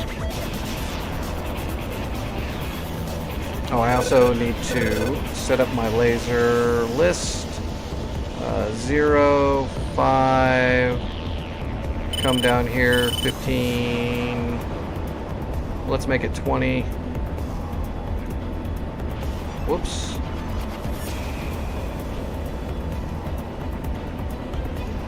$20 seconds, nope. 20, enter. There we go. Alright. Whoops. Alright, laser set. Target is set. Yeah, buddy, I'm talking about you.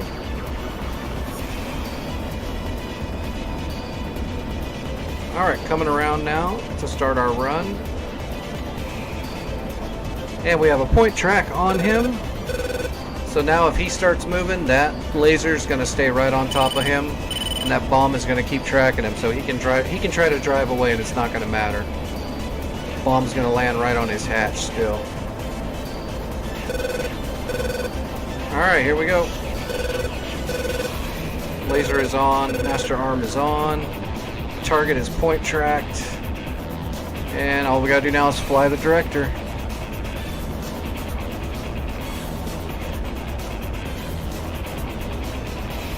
We're not going to use the blower. We want a good, steady speed so that the computer calculates properly. And we're latched. Whoops. Still drifting. Please, Tor Gauntlet, just die. Let me get on with my life.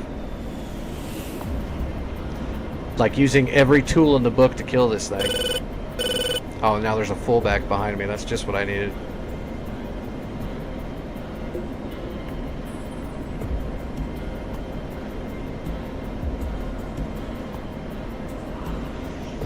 Alright, here we go.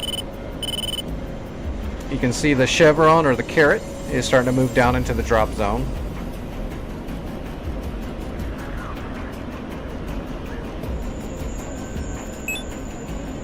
Now you can see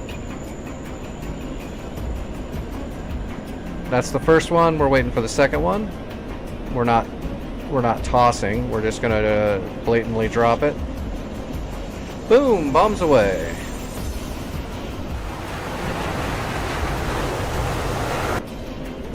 Catch this.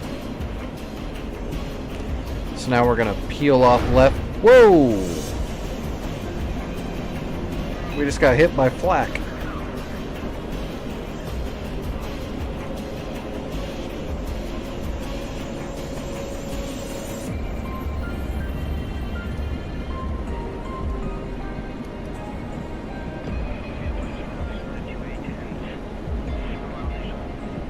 Laser is lasing.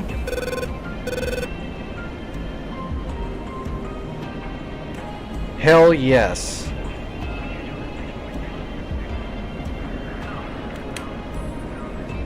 That is what I'm talking about. And we're going to inertial track.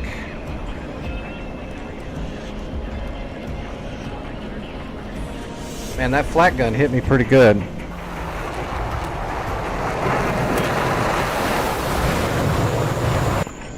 Controls feel okay. I wonder what the... But that flak can shoot all the way up. There's nothing I can do about that. Alright, we need to find the other flak gun. It's over here somewhere in this... I believe it's on this circle tree line right here, if I remember correctly, is where that other flak gun was, right? Right there, roughly.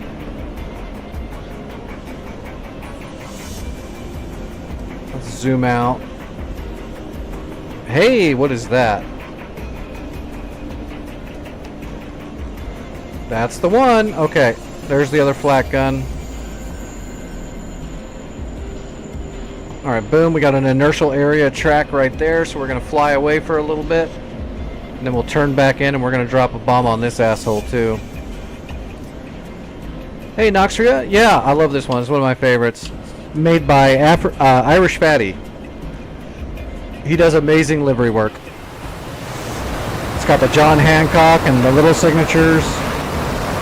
Really good all around. On the other side, it's got We the People. And it also says We the People in a lot of small script on there too. The IFF radar antennas are all chromed out. It's just really good. There's a lot more detail on it too, but I can't really show you without the light hitting just right. You can see it there a little bit. It's good stuff. It's one of my favorites. He also makes a Patriot skin like that for the Hornet. The best one is by far on the Huey though. Irish Fatty's Patriot skin on the Huey is insanely good. It's amazing. It's got the POW flag on there all chromed out. It's got the Iwo Jima flag standing on it as well, and then the John Hancock and We the People with the black camo.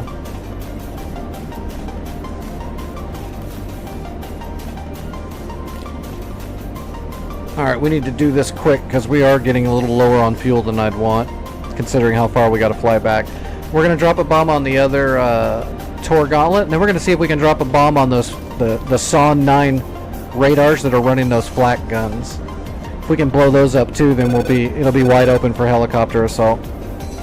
I'd like to drop bombs on the Terminators and the T-90s too, but I don't think I have enough time to sit over the target for that long. We'll see.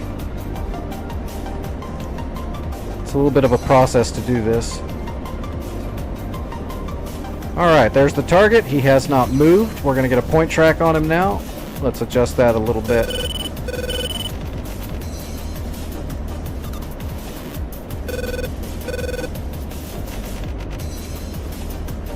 Now we got a point track on him, right up his butt. Whoa, and we're too low. Get up. Climb! Alright, we're all set for the drop.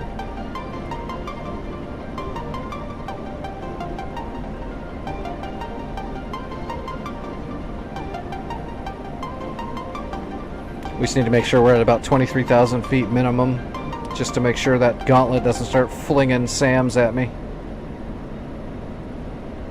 Alright, 15 miles, we've got our chevron. 10 miles, it'll start moving. Alright, we can level off now. Man, my controls are a little rough. That flak gun must have hit my hydraulics maybe a little bit. Oh, well, not my hydraulics, my electronics. My servos. It's still working, but it's a little rough. It's a little sluggish.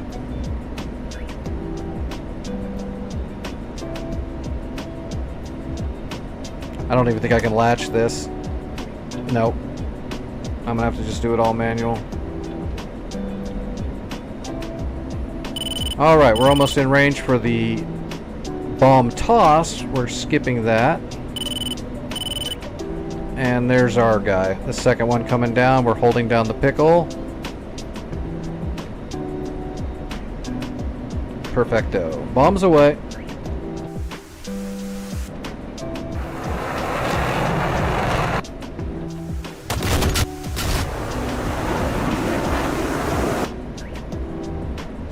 Whoops.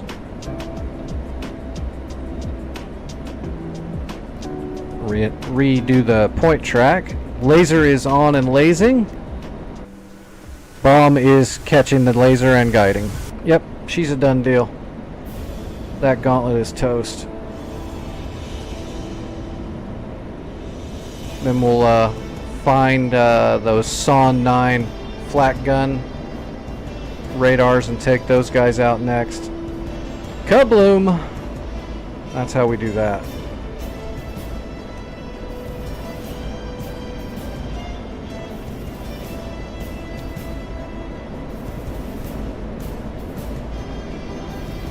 Alright, there's those trees. Those SON 9s are out here somewhere in front of the city.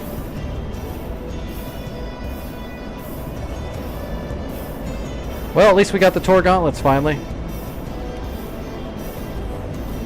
Which makes sense, because they can't track that bomb to shoot it with their Tor gauntlet. They shouldn't have been able to shoot down all those Harms and Mavericks. They should have been able to maybe shoot down one or two at best, but not all of them. That was some crazy shit.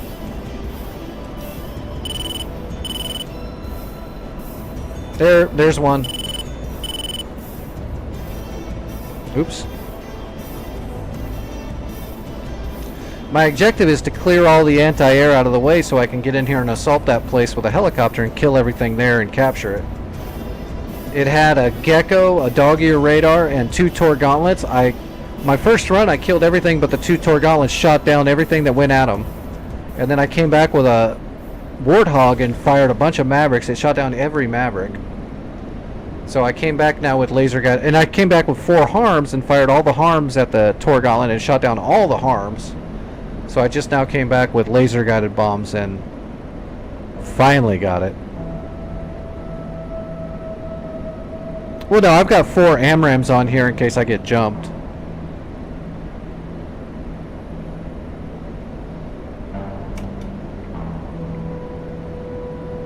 Oh, somebody already hit that thing. Yeah, somebody already hit that SON 9, so we're looking for the other SON 9. We're looking for this SON 9. That one's dead. We're looking for this one.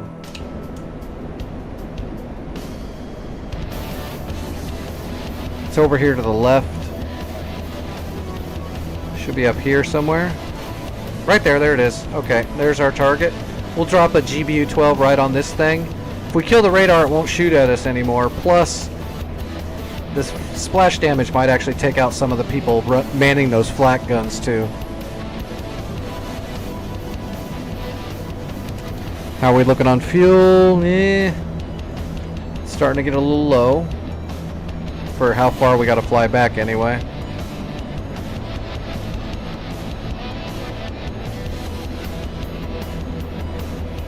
We can go home right now if we wanted to, just because we already took out the 2 Tor gauntlets. That was the main thing. But I'd like to. We're overhead and we got some bombs left. I want to use them if I can. But when we get down to about 3,000 pounds of fuel, we need to come back home.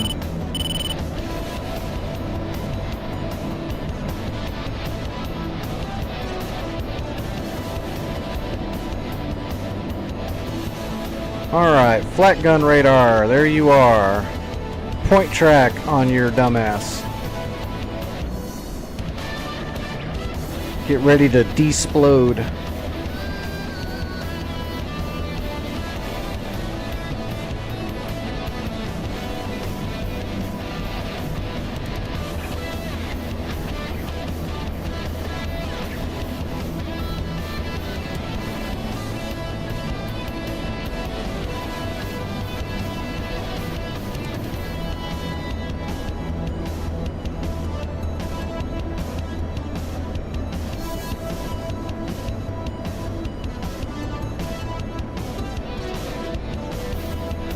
Alright, we're ignoring this one.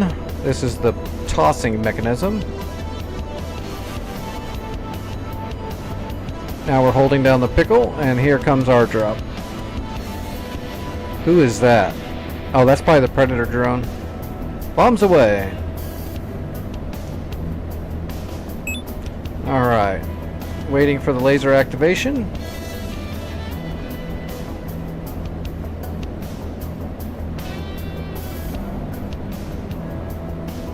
Laser is on. Kiss that radar goodbye. That'll silence those flat guns. Well, I mean, if they shoot now after this thing's gone, they won't be accurate at all.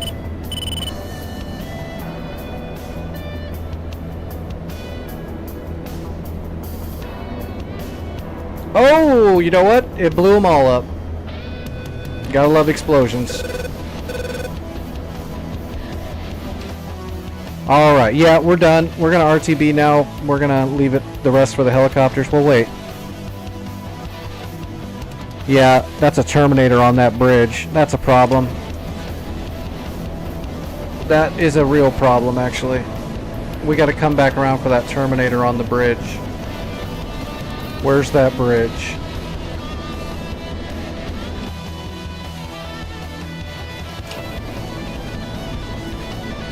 Whoa.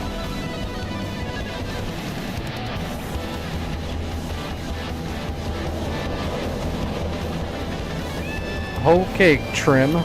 What do you got going on there?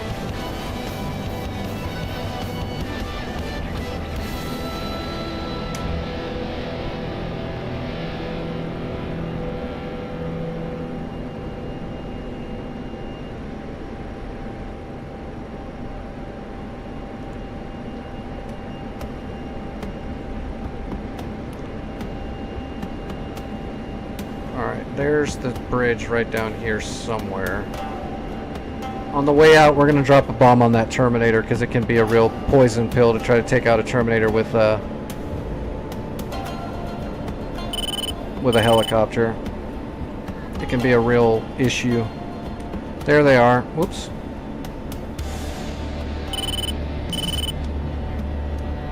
There's the Terminator. Gotcha.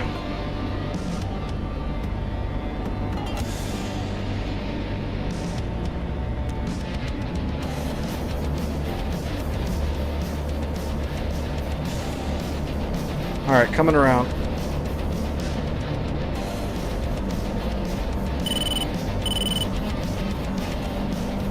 This should take out the Terminator, probably that support vehicle, and probably the bridge. If the bridge is destructible. And point track, got him.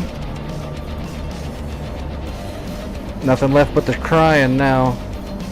He's done. And we are heading roughly south, so we're heading home. We'll drop this bomb and keep on going. Yeah, we're down to 3,000 something pounds of fuel, so yeah, we're gonna drop this and then we're just gonna head home. We don't have to use every munition we got.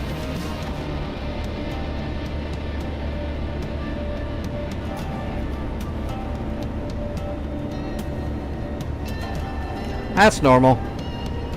You kind of want to be back home with just a few drops left, because like taking off with a heavy aircraft is fine. Landing a heavy aircraft is detrimental to everybody's health, including the aircrafts. So That's why if you have so many thousand pounds of fuel still left and you're on your way home, before you get home in the correct zone, you'll aerosol a bunch of your fuel. Like more fuel has been dumped than burnt. Because you can't land near as heavy as you can take off. You'll bust the gear and have an all-around bad day.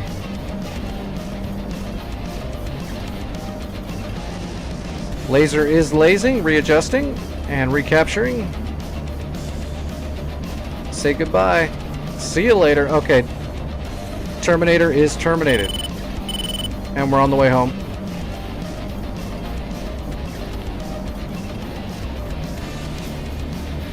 What do we got left here? 1 GBU. Is that just 2 GBUs left? Ah, perfect. So, that's fine. We'll just bring those 2 home. They can get used again another day. Like I said, we don't have to bring every munition. We don't have to drop every munition we got. Alright, we're RTB. We've got 3,400 pounds of fuel. We're at 23,000 feet. We're going to head up higher.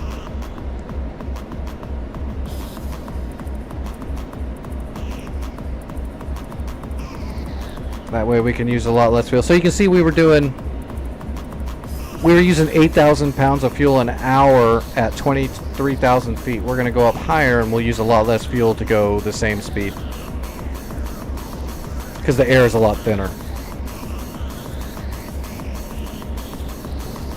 So that's how we're going to conserve our fuel.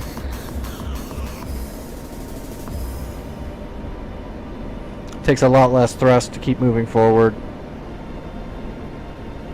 Well, yeah, for sure. The landing gear can only take so much, especially in an this is an Air Force jet, so it can take even less. Navy jets have much heavier, robust gear, which is also why they're a little bit slower and fatter, because they're made to be slammed down on the deck of an aircraft carrier if they have to. So they can take a lot more damage to the gear. A Viper cannot do that. Viper has very, very brittle gear. It's a light stunt fighter. And the wheelbase is really close together, so it's really squirrely too. You're basically landing a missile.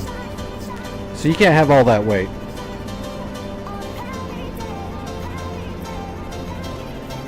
But by the time we get home, we'll be down to like 1,200 pounds of fuel. We've got some bombs left, but it's just 2. We'll be fine. Alright, so now we're at 31,000 feet. You can see now, at full mil power at 30,000 feet, we're only using 5,000 pounds an hour. So we'll be fine. The only time it can be dangerous is if you don't have the fuel to get up the altitude, and you're kind of stuck between a rock and a hard place. You have to do a calculation to see how high you can get before you get too low on fuel to cruise. So we used about 500 pounds of fuel to get up here, but now we're not going to use barely any to get home. And then when we land, we are probably going to take a helicopter out of Lobach. Or no, we'll take it out of Fritzlar. Oh, Lone Hawk. I don't know if you're going to be able to get off that runway on that little thing. What was that? Half a mile? That's going to be a tough one. Yeah, half a mile runway. I don't know if you can take off. Better be light.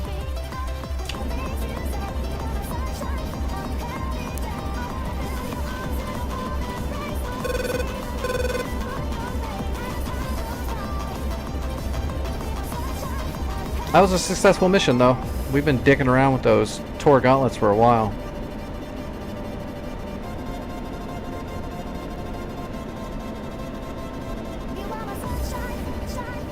Yeah, there's only never been one Navy Viper. There was one F-16N model, which was made for the Navy. But it was not carrier ready either. It was actually stripped down to almost nothing because it was used as a Red 4 opponent for training. It was a weapons tactics. It was Top Gun. It was a Top Gun enemy combatant for training. So they took an F-15 and stripped all the systems out of it, so it was basically just a giant engine. It was the fastest, most maneuverable Viper ever made. Good training. If you can shoot, if you can get a gun track on that, you're doing pretty good.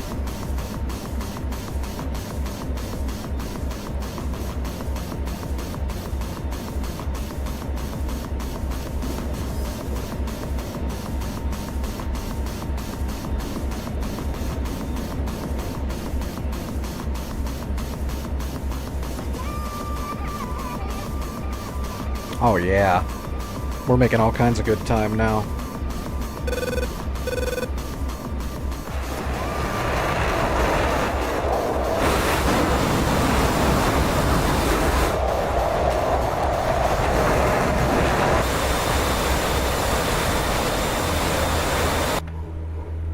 Fat flare. Fat flare. Fat flare.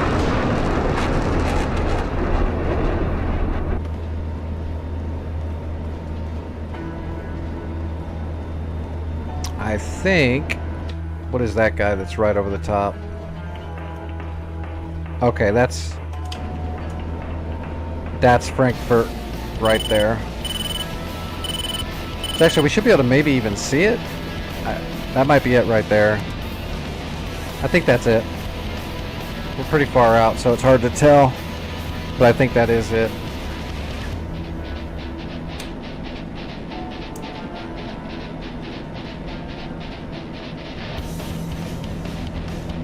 We'll get closer and then we'll just throw the engine into idle and just glide all the way down.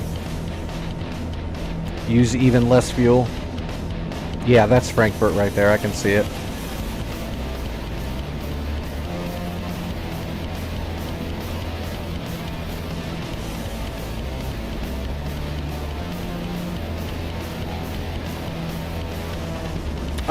Yeah, in real life you would get all that data would be on your cartridge, all pre-briefed with waypoints and radio frequencies and all that stuff, and then you would load it up after your briefing into the DTS.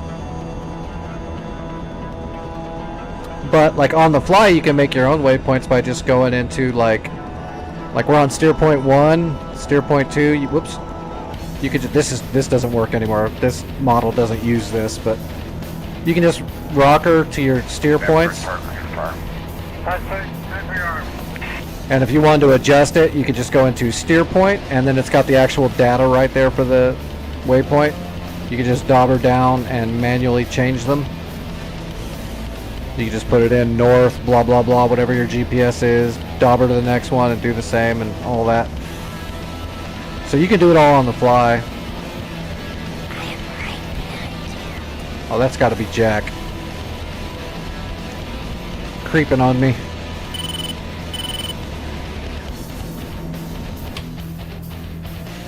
Yeah, that's got to be Frankfurt. Alright. Here we go. We're going to throw her in idle and just let the nose start coming down. Hey Jack, I can't help it. You're not the only stalker. When you're this good looking as a disabled pilot, people just throw themselves at you no matter what. So you're in good company, Jack. Don't worry about it. You keep stalking. You just keep stalking.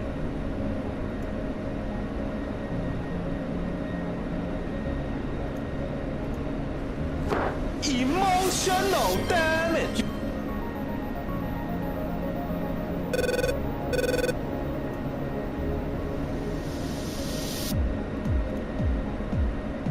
He keeps kicking me in the dick. Why? Why does he keep kicking me in the dick?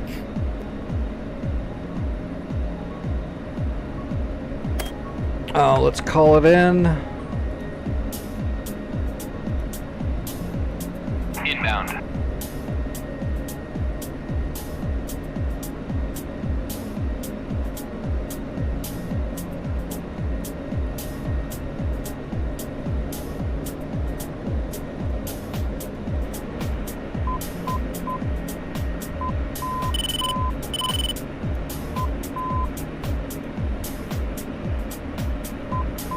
Oh, I've got that. I changed the waypoint. I forgot. I've got the ILS program, but I don't have the waypoint anymore, so it doesn't matter. We'll just visually land. There's no clouds in the sky.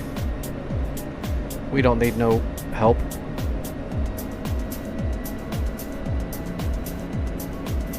It doesn't matter. I don't need all that stuff. But the only time you ever need that stuff is if it's like you have no visibility. That's the only reason you'd ever need all that.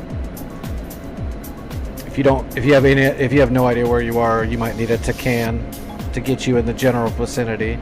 If you can't see anything, then you'll need the ILS to get you within a few hundred, yards of the runway.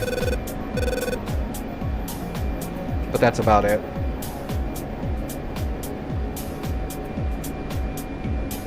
Plus, I'm a wily old pilot. I'll be all right.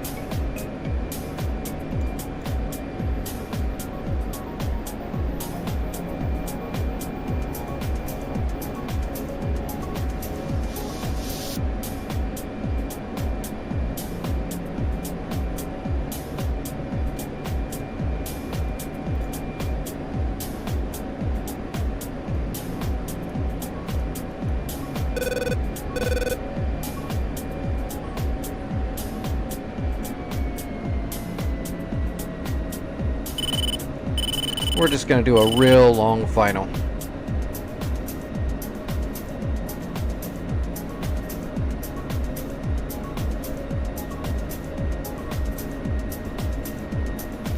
We've been idle for, I don't know, a while. Hell, we could kill the engine and go in on hydrazine. I heard the engineers love that.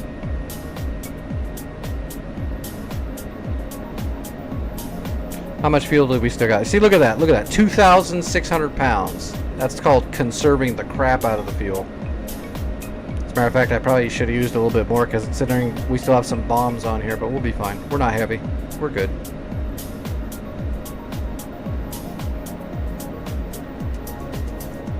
We'll be fine. We're not that heavy. Altitude. Altitude. Alright, board's coming out.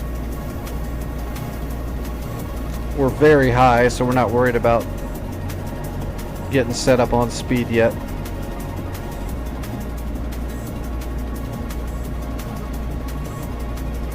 Alright, boards are out. Gear coming down.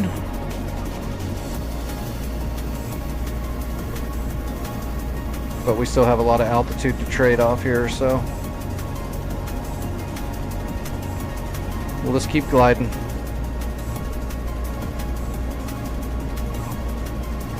That forest gets right up to the edge of the runway, doesn't it? Yeah, pretty close.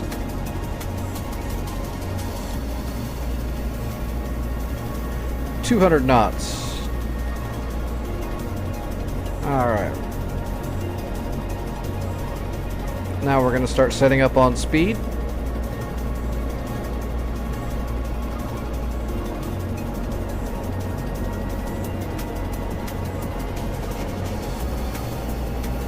Alright, we are on speed. And we're fairly low. We're a little below glide slope, but that's fine. I'd rather be a little bit lower in this case than way too high. So, on speed, and we are on time. That's it. Just gotta control the throttle now and fly her right in there. Piece of cake.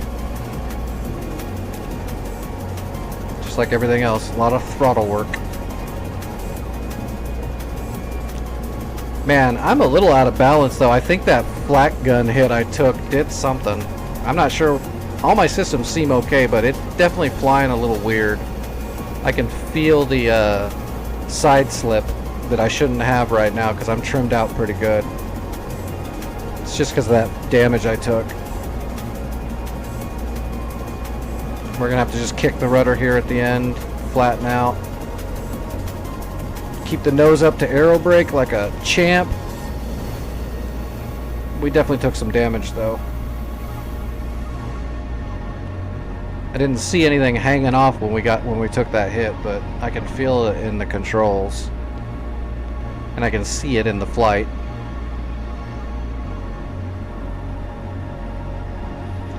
Still though, successful mission, piece of cake.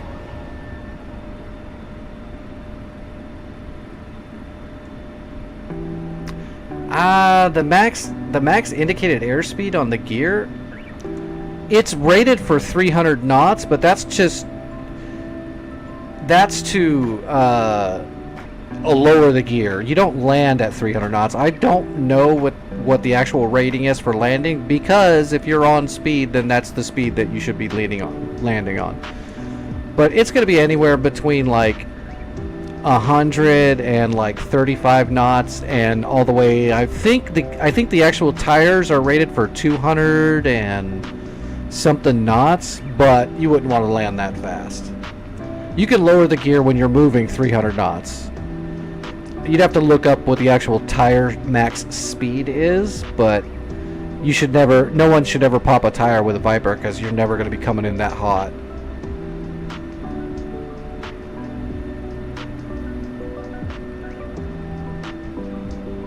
Yeah, well, everything in the Viper is electronic. Like, literally everything. It's the first fully electric digital jet.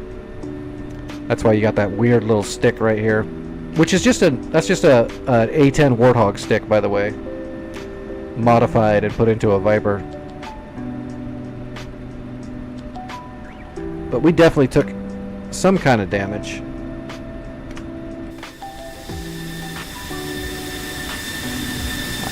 I don't really see anything right offhand.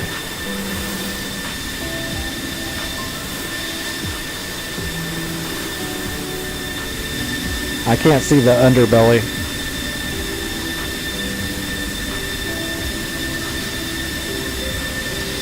But doesn't matter. It got us home.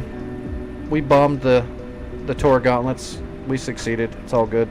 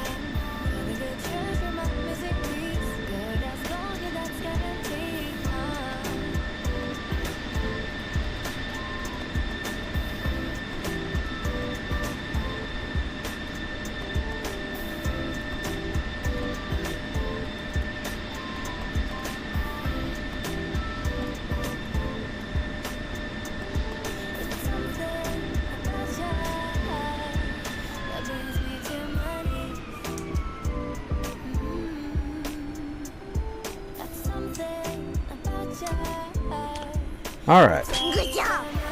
Hey, what's up, Equalizer? Oh, how is Lone Wolf doing? Did he... Lone Hawk. He was able to get up in the air. Nice. That must have been close as shit. He's coming in... He's got 8 JDAMs, so I'm assuming he's going to bomb the factory. What's left up here? 1 Terminator. That's a good target. All right, it's ripe for the taking, especially if he drops all of his bombs on target, which I mean he should. Ooh, he should. Oh god, that little hiccup tasted like fucking medicine. Ugh, I really hate my body and my medicine. It sucks. All right, we're gonna take a helicopter out of Fritzler, and we're gonna fly up here to the factory, and we're gonna kill whatever's left, and we're gonna capture it when it goes neutral. I'm thinking Black Shark or Apache. We can probably do an Apache pretty easy, or a Black Shark. I want to do a Hind, but it depends. If there's this much stuff there, I'm not going to take a Hind.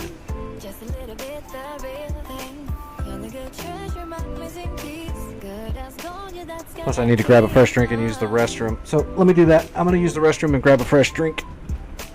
Get my next dose of medicine ready, and then we'll come back and we'll jump in a helicopter and do this.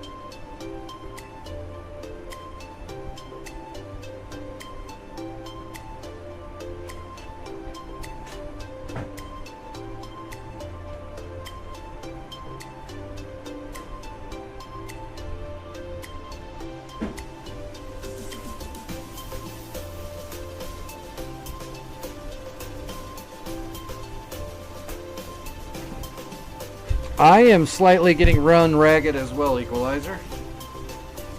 I had 2 Miracle Tor Gauntlets I was going head to head with for like an hour and a half. First I threw harms at him and they shot him down. Then I brought out a hog and hit him with a bunch of Mavericks. Shot down every Maverick. Came back with 4 harms, fired him on the Tor Gauntlet, shot down all 4 harms on the Tor Gauntlet. So they were like miracle Tor Gauntlets. So then I came back just now with the Viper and dropped GBUs on him, and that did the trick finally. But it was a pain in the ass. Those Tor Gauntlets should never have been able to shoot down that many incomings that easily. It was hitting them from way up too, like max ranging them.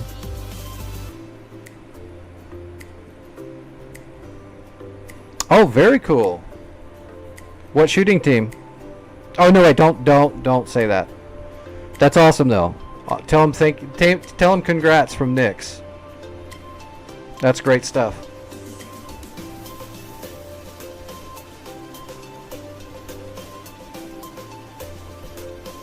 I'm not going to take a Doppler. I'm just going to... Oh, wait. I am going to take the Doppler because I don't know what's out there in between. We only know what's directly underneath. There might be all kinds of shit on the outside. So yeah, let's go ahead and take the full short bow.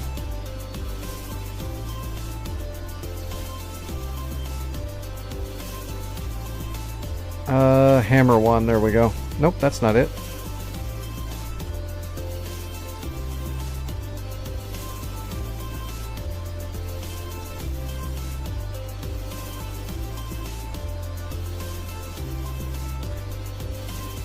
How old?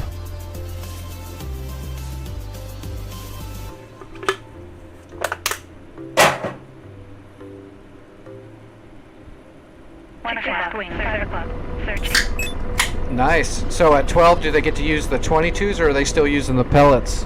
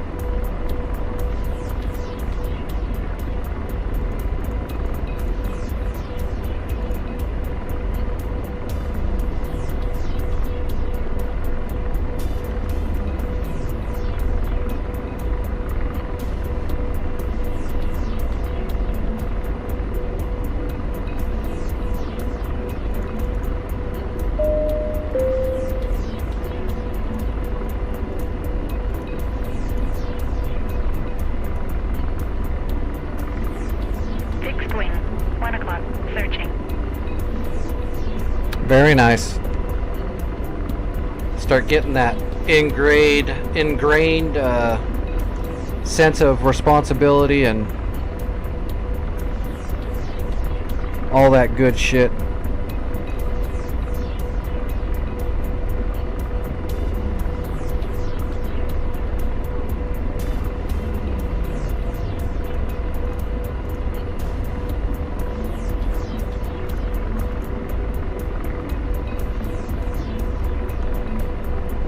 We need to unpin the Doppler. We'll do that up in the air. We don't have to mess with that yet. We got a long flight to go.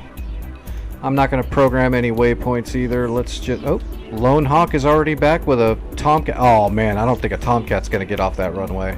Well, no, actually, the Tomcat will get off easier than the fucking Hornet did. He must have got shot down. I wonder what shot him down.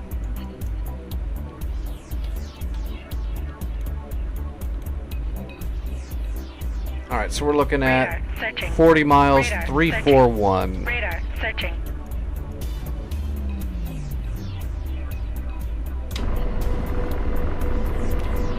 Grab logistics.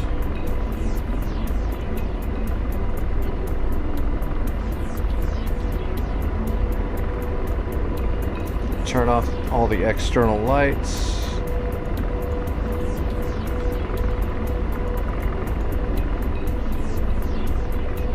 George, you're going to be my TDAC man, but you're only going to get to shoot the gun today, buddy.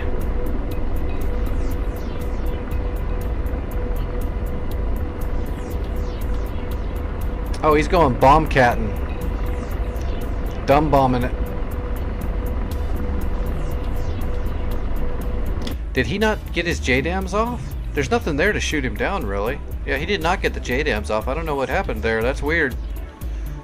Either he got shot down, maybe he mutualed, maybe he got shot down and shot down whatever shot him down. And that's why we don't know. Maybe it was a mutual.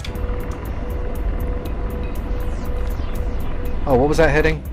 Should be like 340. Should be 340 to 345. Alright, brakes off.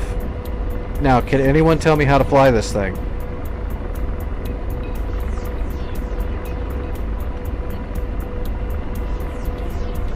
Hold on, let me read a book really quick.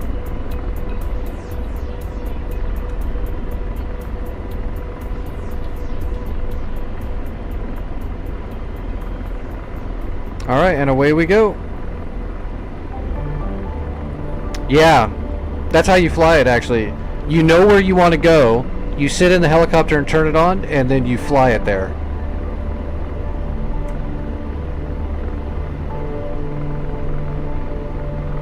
Super easy. Don't worry about all those terms like collective, cyclic. That shit don't matter. Just fly it to where you need to go.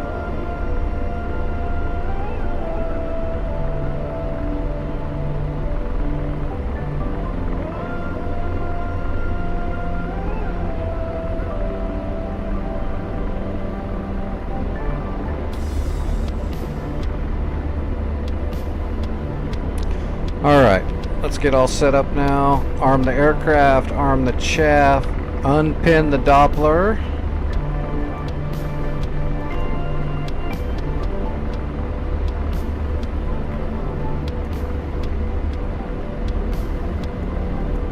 George, you get the gun. Wasn't gun.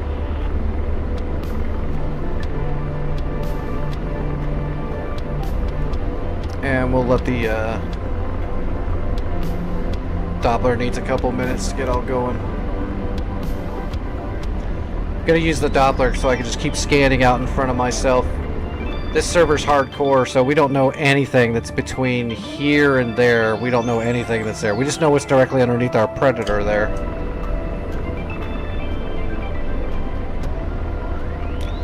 Our 340 has changed.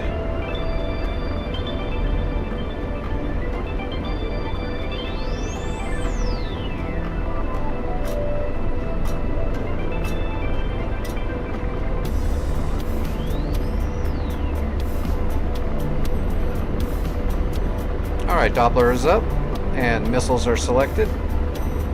Let's go ahead and turn them all on so we don't have to wait for warm up.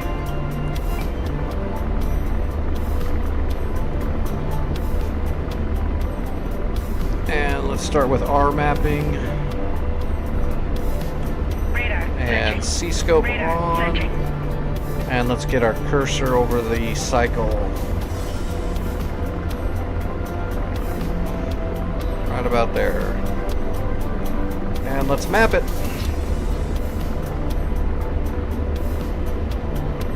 Alright, we're good to go. We're ready for war.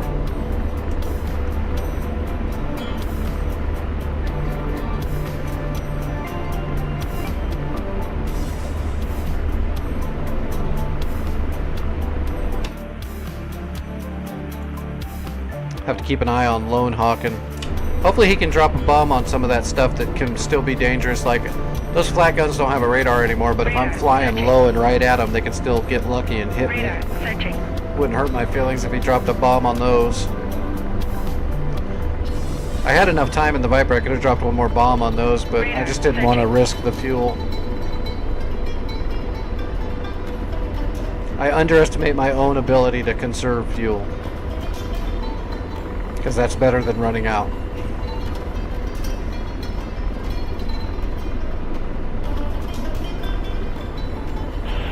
Deslaving. Copy. Ceasefire.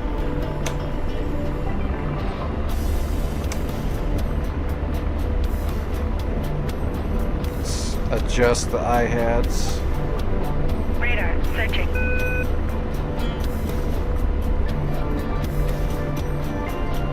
We want it right about there so stuff really stands out and pops. That'll work. We're definitely good to go.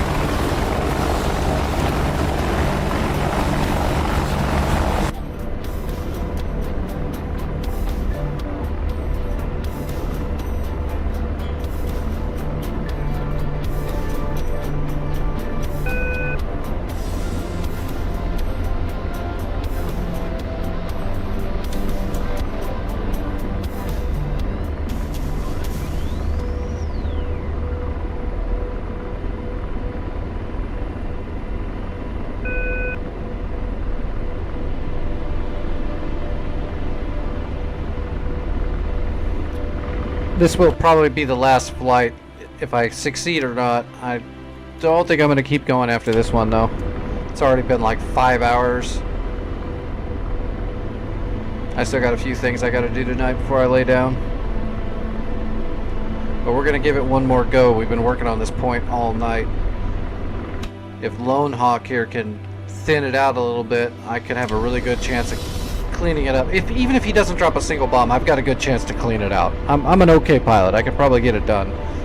But there's still stuff there that can kill me, so I just got to be careful. But I would like Lone Hawk to take some of that weight. That would be nice. Oh, is he coming in low for a drag bomb? No, they look like slicks. No, those are just slick iron. A lot of slick iron. Oh, he's using Radar searching. Radar wow. searching.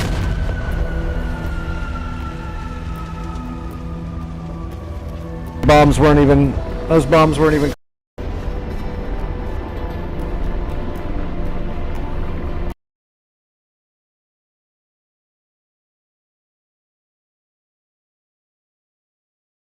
Yeah.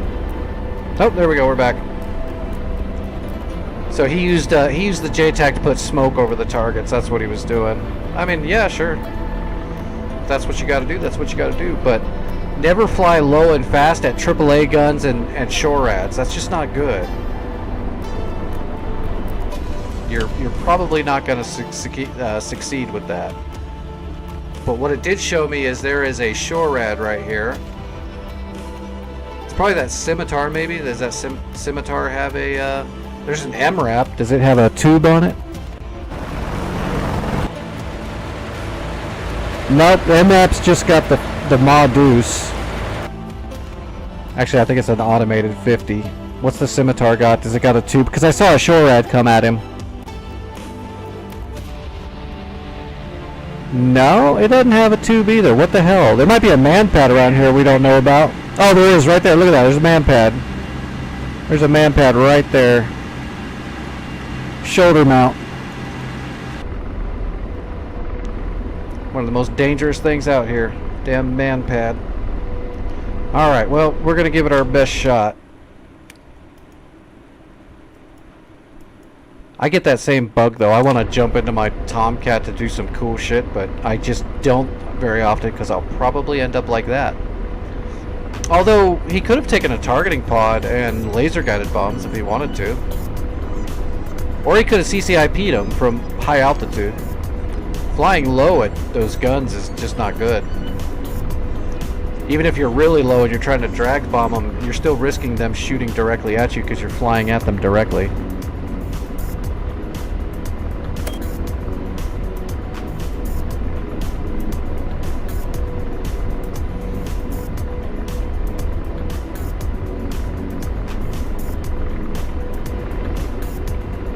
Oh, he's gone. He just left. Well, that's too bad. Keep trying. That's how you learn. Keep going.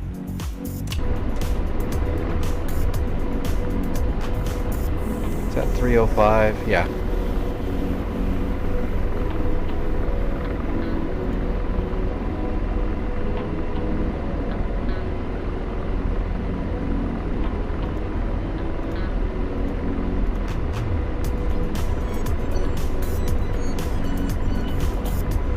Radar searching. Enemy AWACS. Let's pop another scan out here. Nope, don't see anything yet.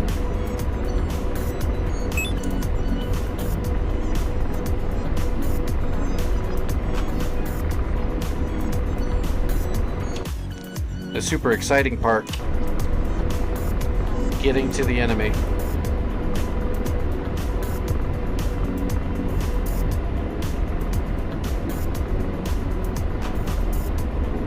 When we get closer, we're gonna have to get low. Like we're gonna have to be cutting the grass for this fight probably until that man pad's gone. Problem is, I don't think I can get a. I might be able to get a Doppler lock on a man pad. It's possible, but it's not the most likely thing in the world. Be easier with a K.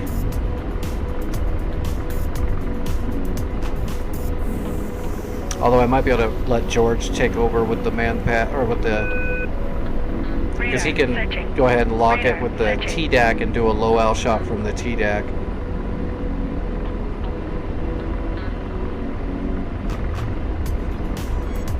Although I don't usually like letting George fire anything low L because he tends to bug out on it. He does better with laser lock. But all I got's Limas.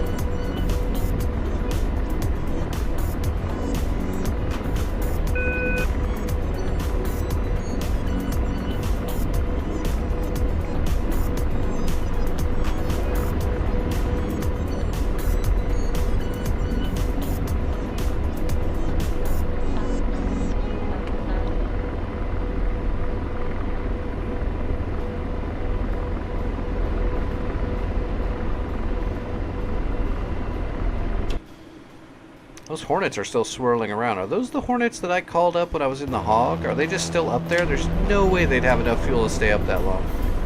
Those fat, slow Hornets just guzzling that fuel? There's no way. They must have unlimited fuel. I mean, I'm not complaining. It's probably what's keeping stuff off my ass right now. Are they still packing heat? Radar searching. Oh yeah.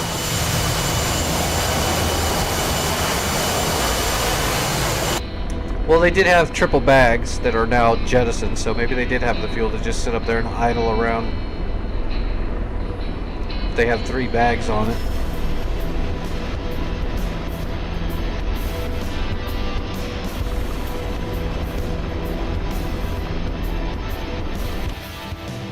They're going to be hosed if they get into a fight, though. If they're going to wind up low on fuel pretty quick. Hornets are not fuel efficient. They are fat and slow.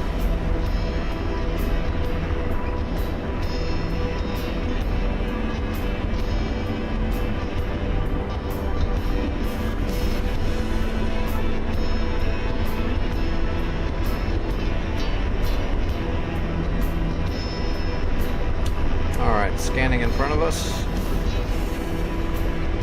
I remember not yesterday or the day before I was flying to whatever this point was over here, Binder, and right about in here there was an ambush in the right on the edge of the woods in some fields, and I was not right close to them. I didn't know they were there until George spotted them on the TDAC. But they were like right over there. I was able to turn and aggress them. That's why you got to be careful, though. If you don't have any intelligence in the area or any assets that are scanning the area to let you know if there's anything there, you're just blind.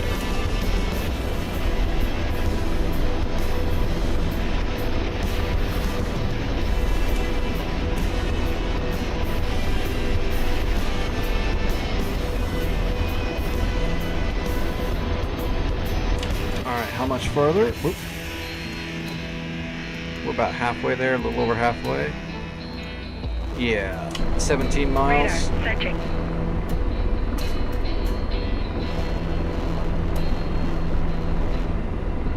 Alright, let me adjust myself here and let's get ready to start.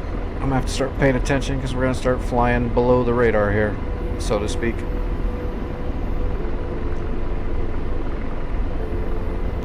We don't got to get super low yet, but we're going to get down lower than we are.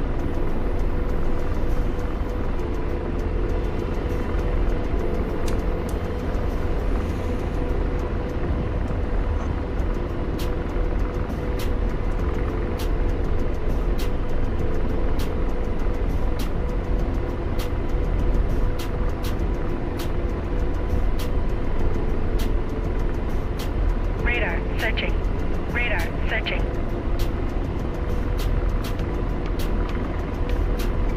Well, there's that enemy AWACS.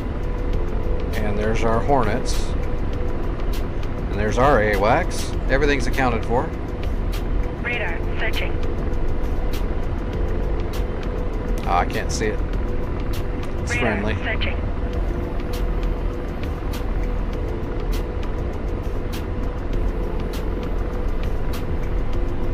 Oh, I need to take my other dose before we get into the shit. Yeah, I need to take that now before we get deep.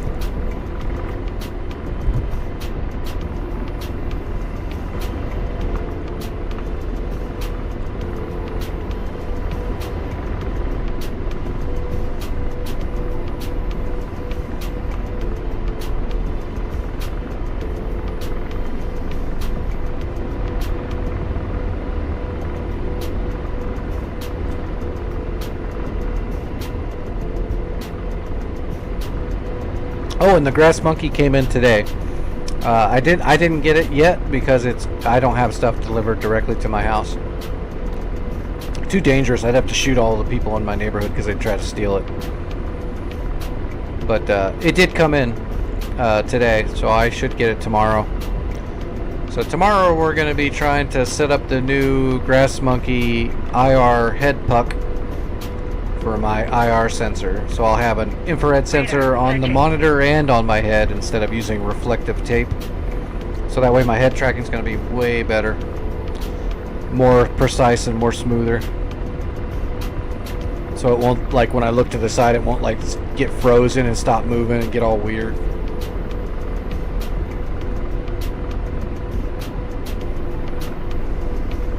And I won't have to wear this stupid hat anymore, so I'll be able to stream for longer because I won't have a crazy fucking headache from wearing this hat.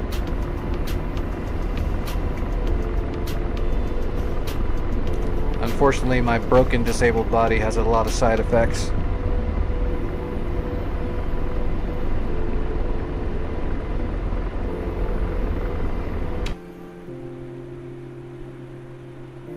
Come on, Hornets, follow me in. You know, you can ACM an AMRAM into the ground, Hornets. AMRAMs are pretty big. They explode pretty big. If you fire an AMRAM into those AAA guns, that would be funny and effective. Just pull straight up and then come straight down at the... Use your HUD and just get straight onto those AAA guns and then fire a couple AMRAMs. They'll just ACM straight forward. You can do it.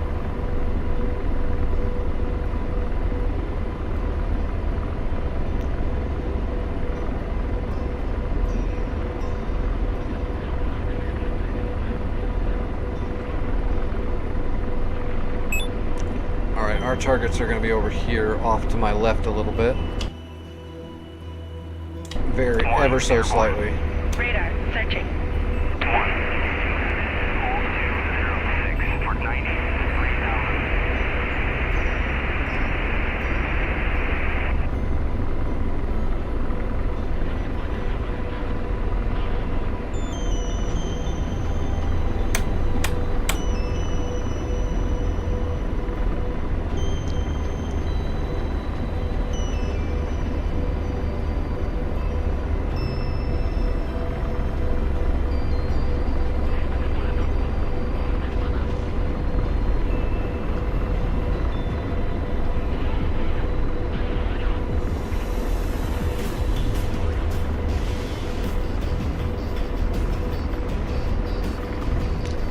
Hey, look, I'm almost at the normal speed that a real Apache would be flying at.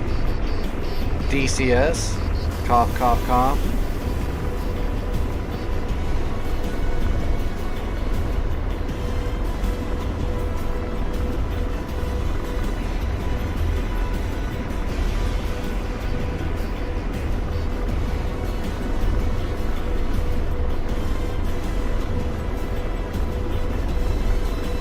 Although we're super heavy, but we could cruise faster than like 110 knots.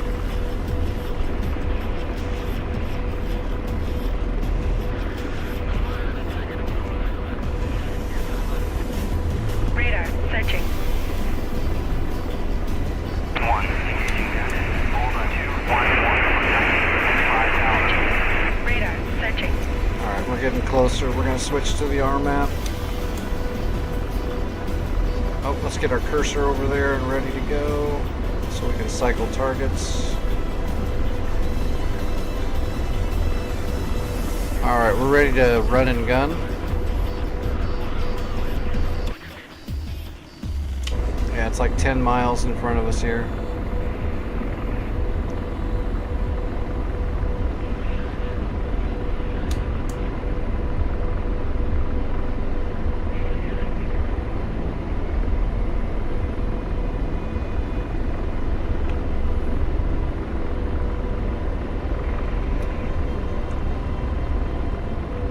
I kind of want to try to take off a Hornet from that little tiny airfield. I didn't think it was possible.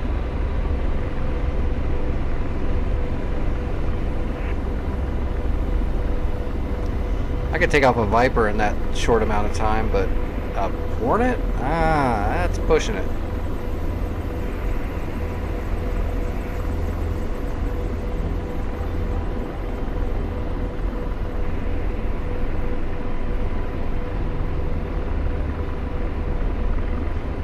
Definitely I wouldn't expect to land on that short runway. But I guess you could as long as you're on the ball.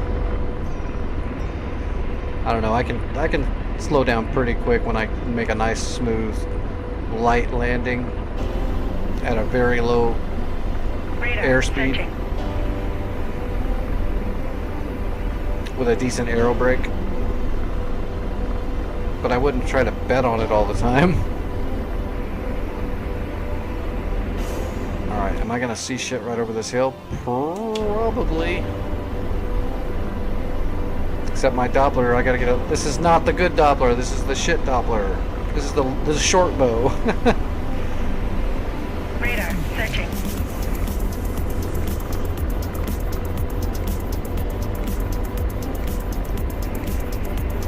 Those big ass 100mm flat guns can fire from pretty damn far away.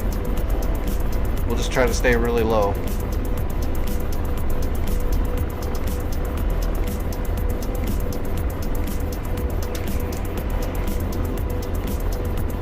Oop.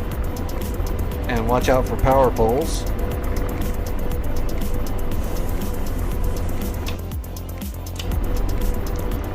The city should be right there. I don't see them on the TSD yet.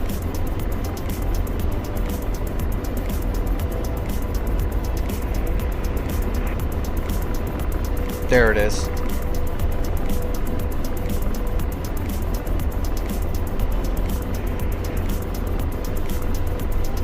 And deslaving. Alright, George. Tell me where shit's at.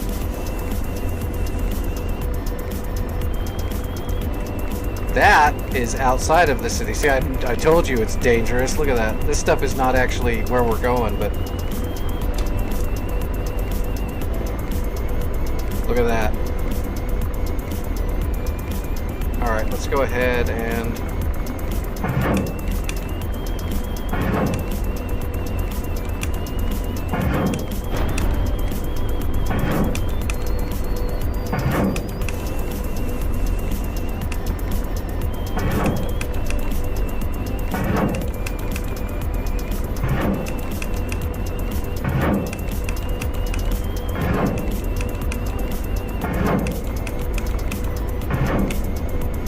Defensive? Whoa! That flag got close.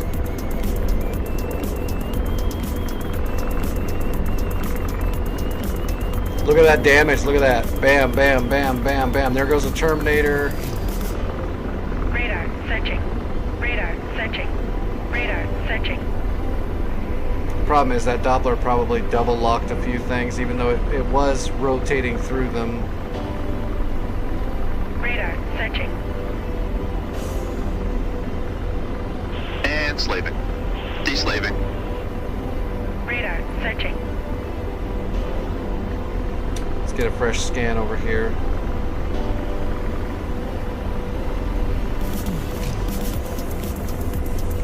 One, engaging Radar bandit. searching. 221 for 100 at 9,000.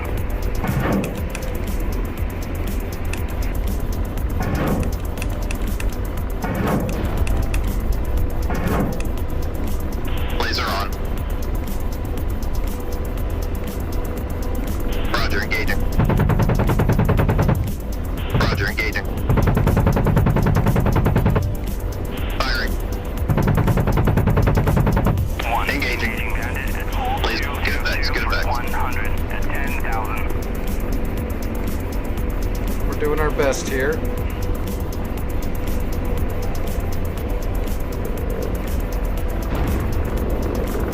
Goddamn flak guns. Fast right.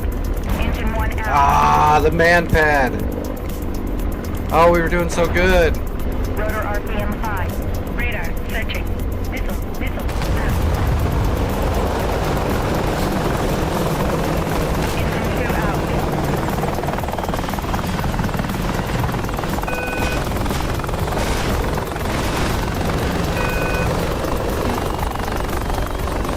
Like a glove.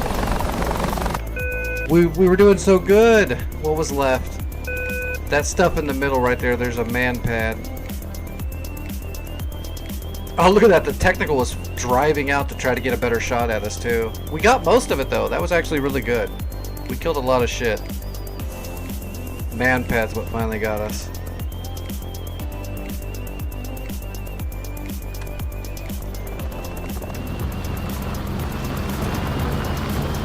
That's right. Terrorist in their grandpappy's fucking Datsun with a giant AAA gun mounted in the back. They don't even have shocks in that thing anymore. There's just metal bars welded where the shocks should be. Hit a bump and your nuts just get smashed into your chin.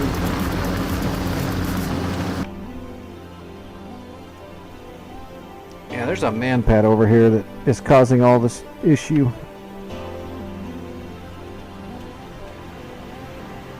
He might have moved. I'm surprised he didn't die, man. Those Hellfires came in here and hit. Oh, there he is right there. He is right there. That is the guy right there. He's who shot me. Little pain in the ass. Oh, there's another technical right there, too. We lit up a bunch of shit, though. That's the only problem with the Doppler is it's really good for those running guns and speed shooting, but it'll also... Some of the Hellfires are going to cross up and hit the same target more than once, but there's not a whole lot you can do about that. You just try to do your best to make sure you're cycling well. Even if it cycles well, it's going to double up on shots. It happens. Alright, we did pretty good, though. It's pretty thinned out.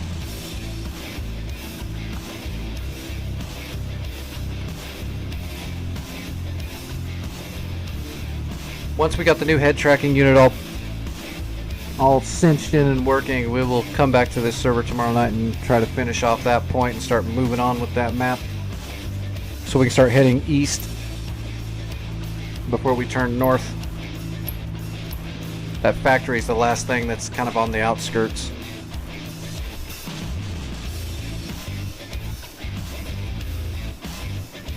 Alright everybody, thanks for hanging out. Hope you had fun. Tomorrow's going to be more of the same, besides getting that head tracking unit programmed up and make sure everything's working. It shouldn't take very long, to be honest. The part that's coming in is just an actual infrared sensor, so as long as it's turned on and my other sensor sees it, that's all the programming that needs to be done. But I might have to make some adjustments. Other than that, though, piece of cake.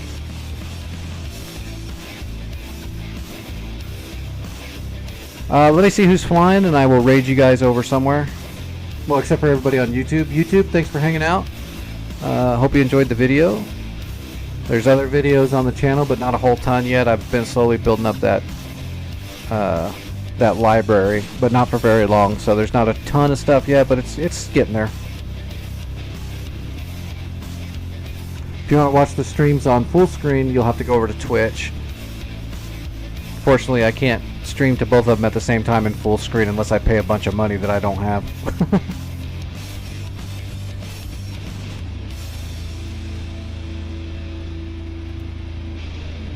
Alright, I don't know these people that are flying. There's one called Line Tux and Mafia 21 Preacher. Never heard of either of them.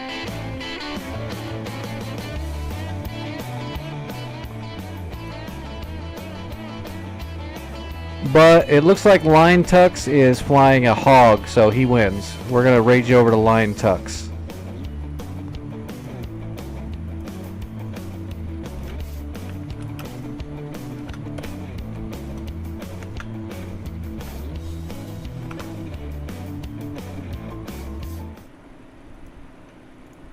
Alright, the raid is in. Alright, tell them hi for me. I am not sticking around. I've got some food to eat and I got some shit to do. I will see everybody later.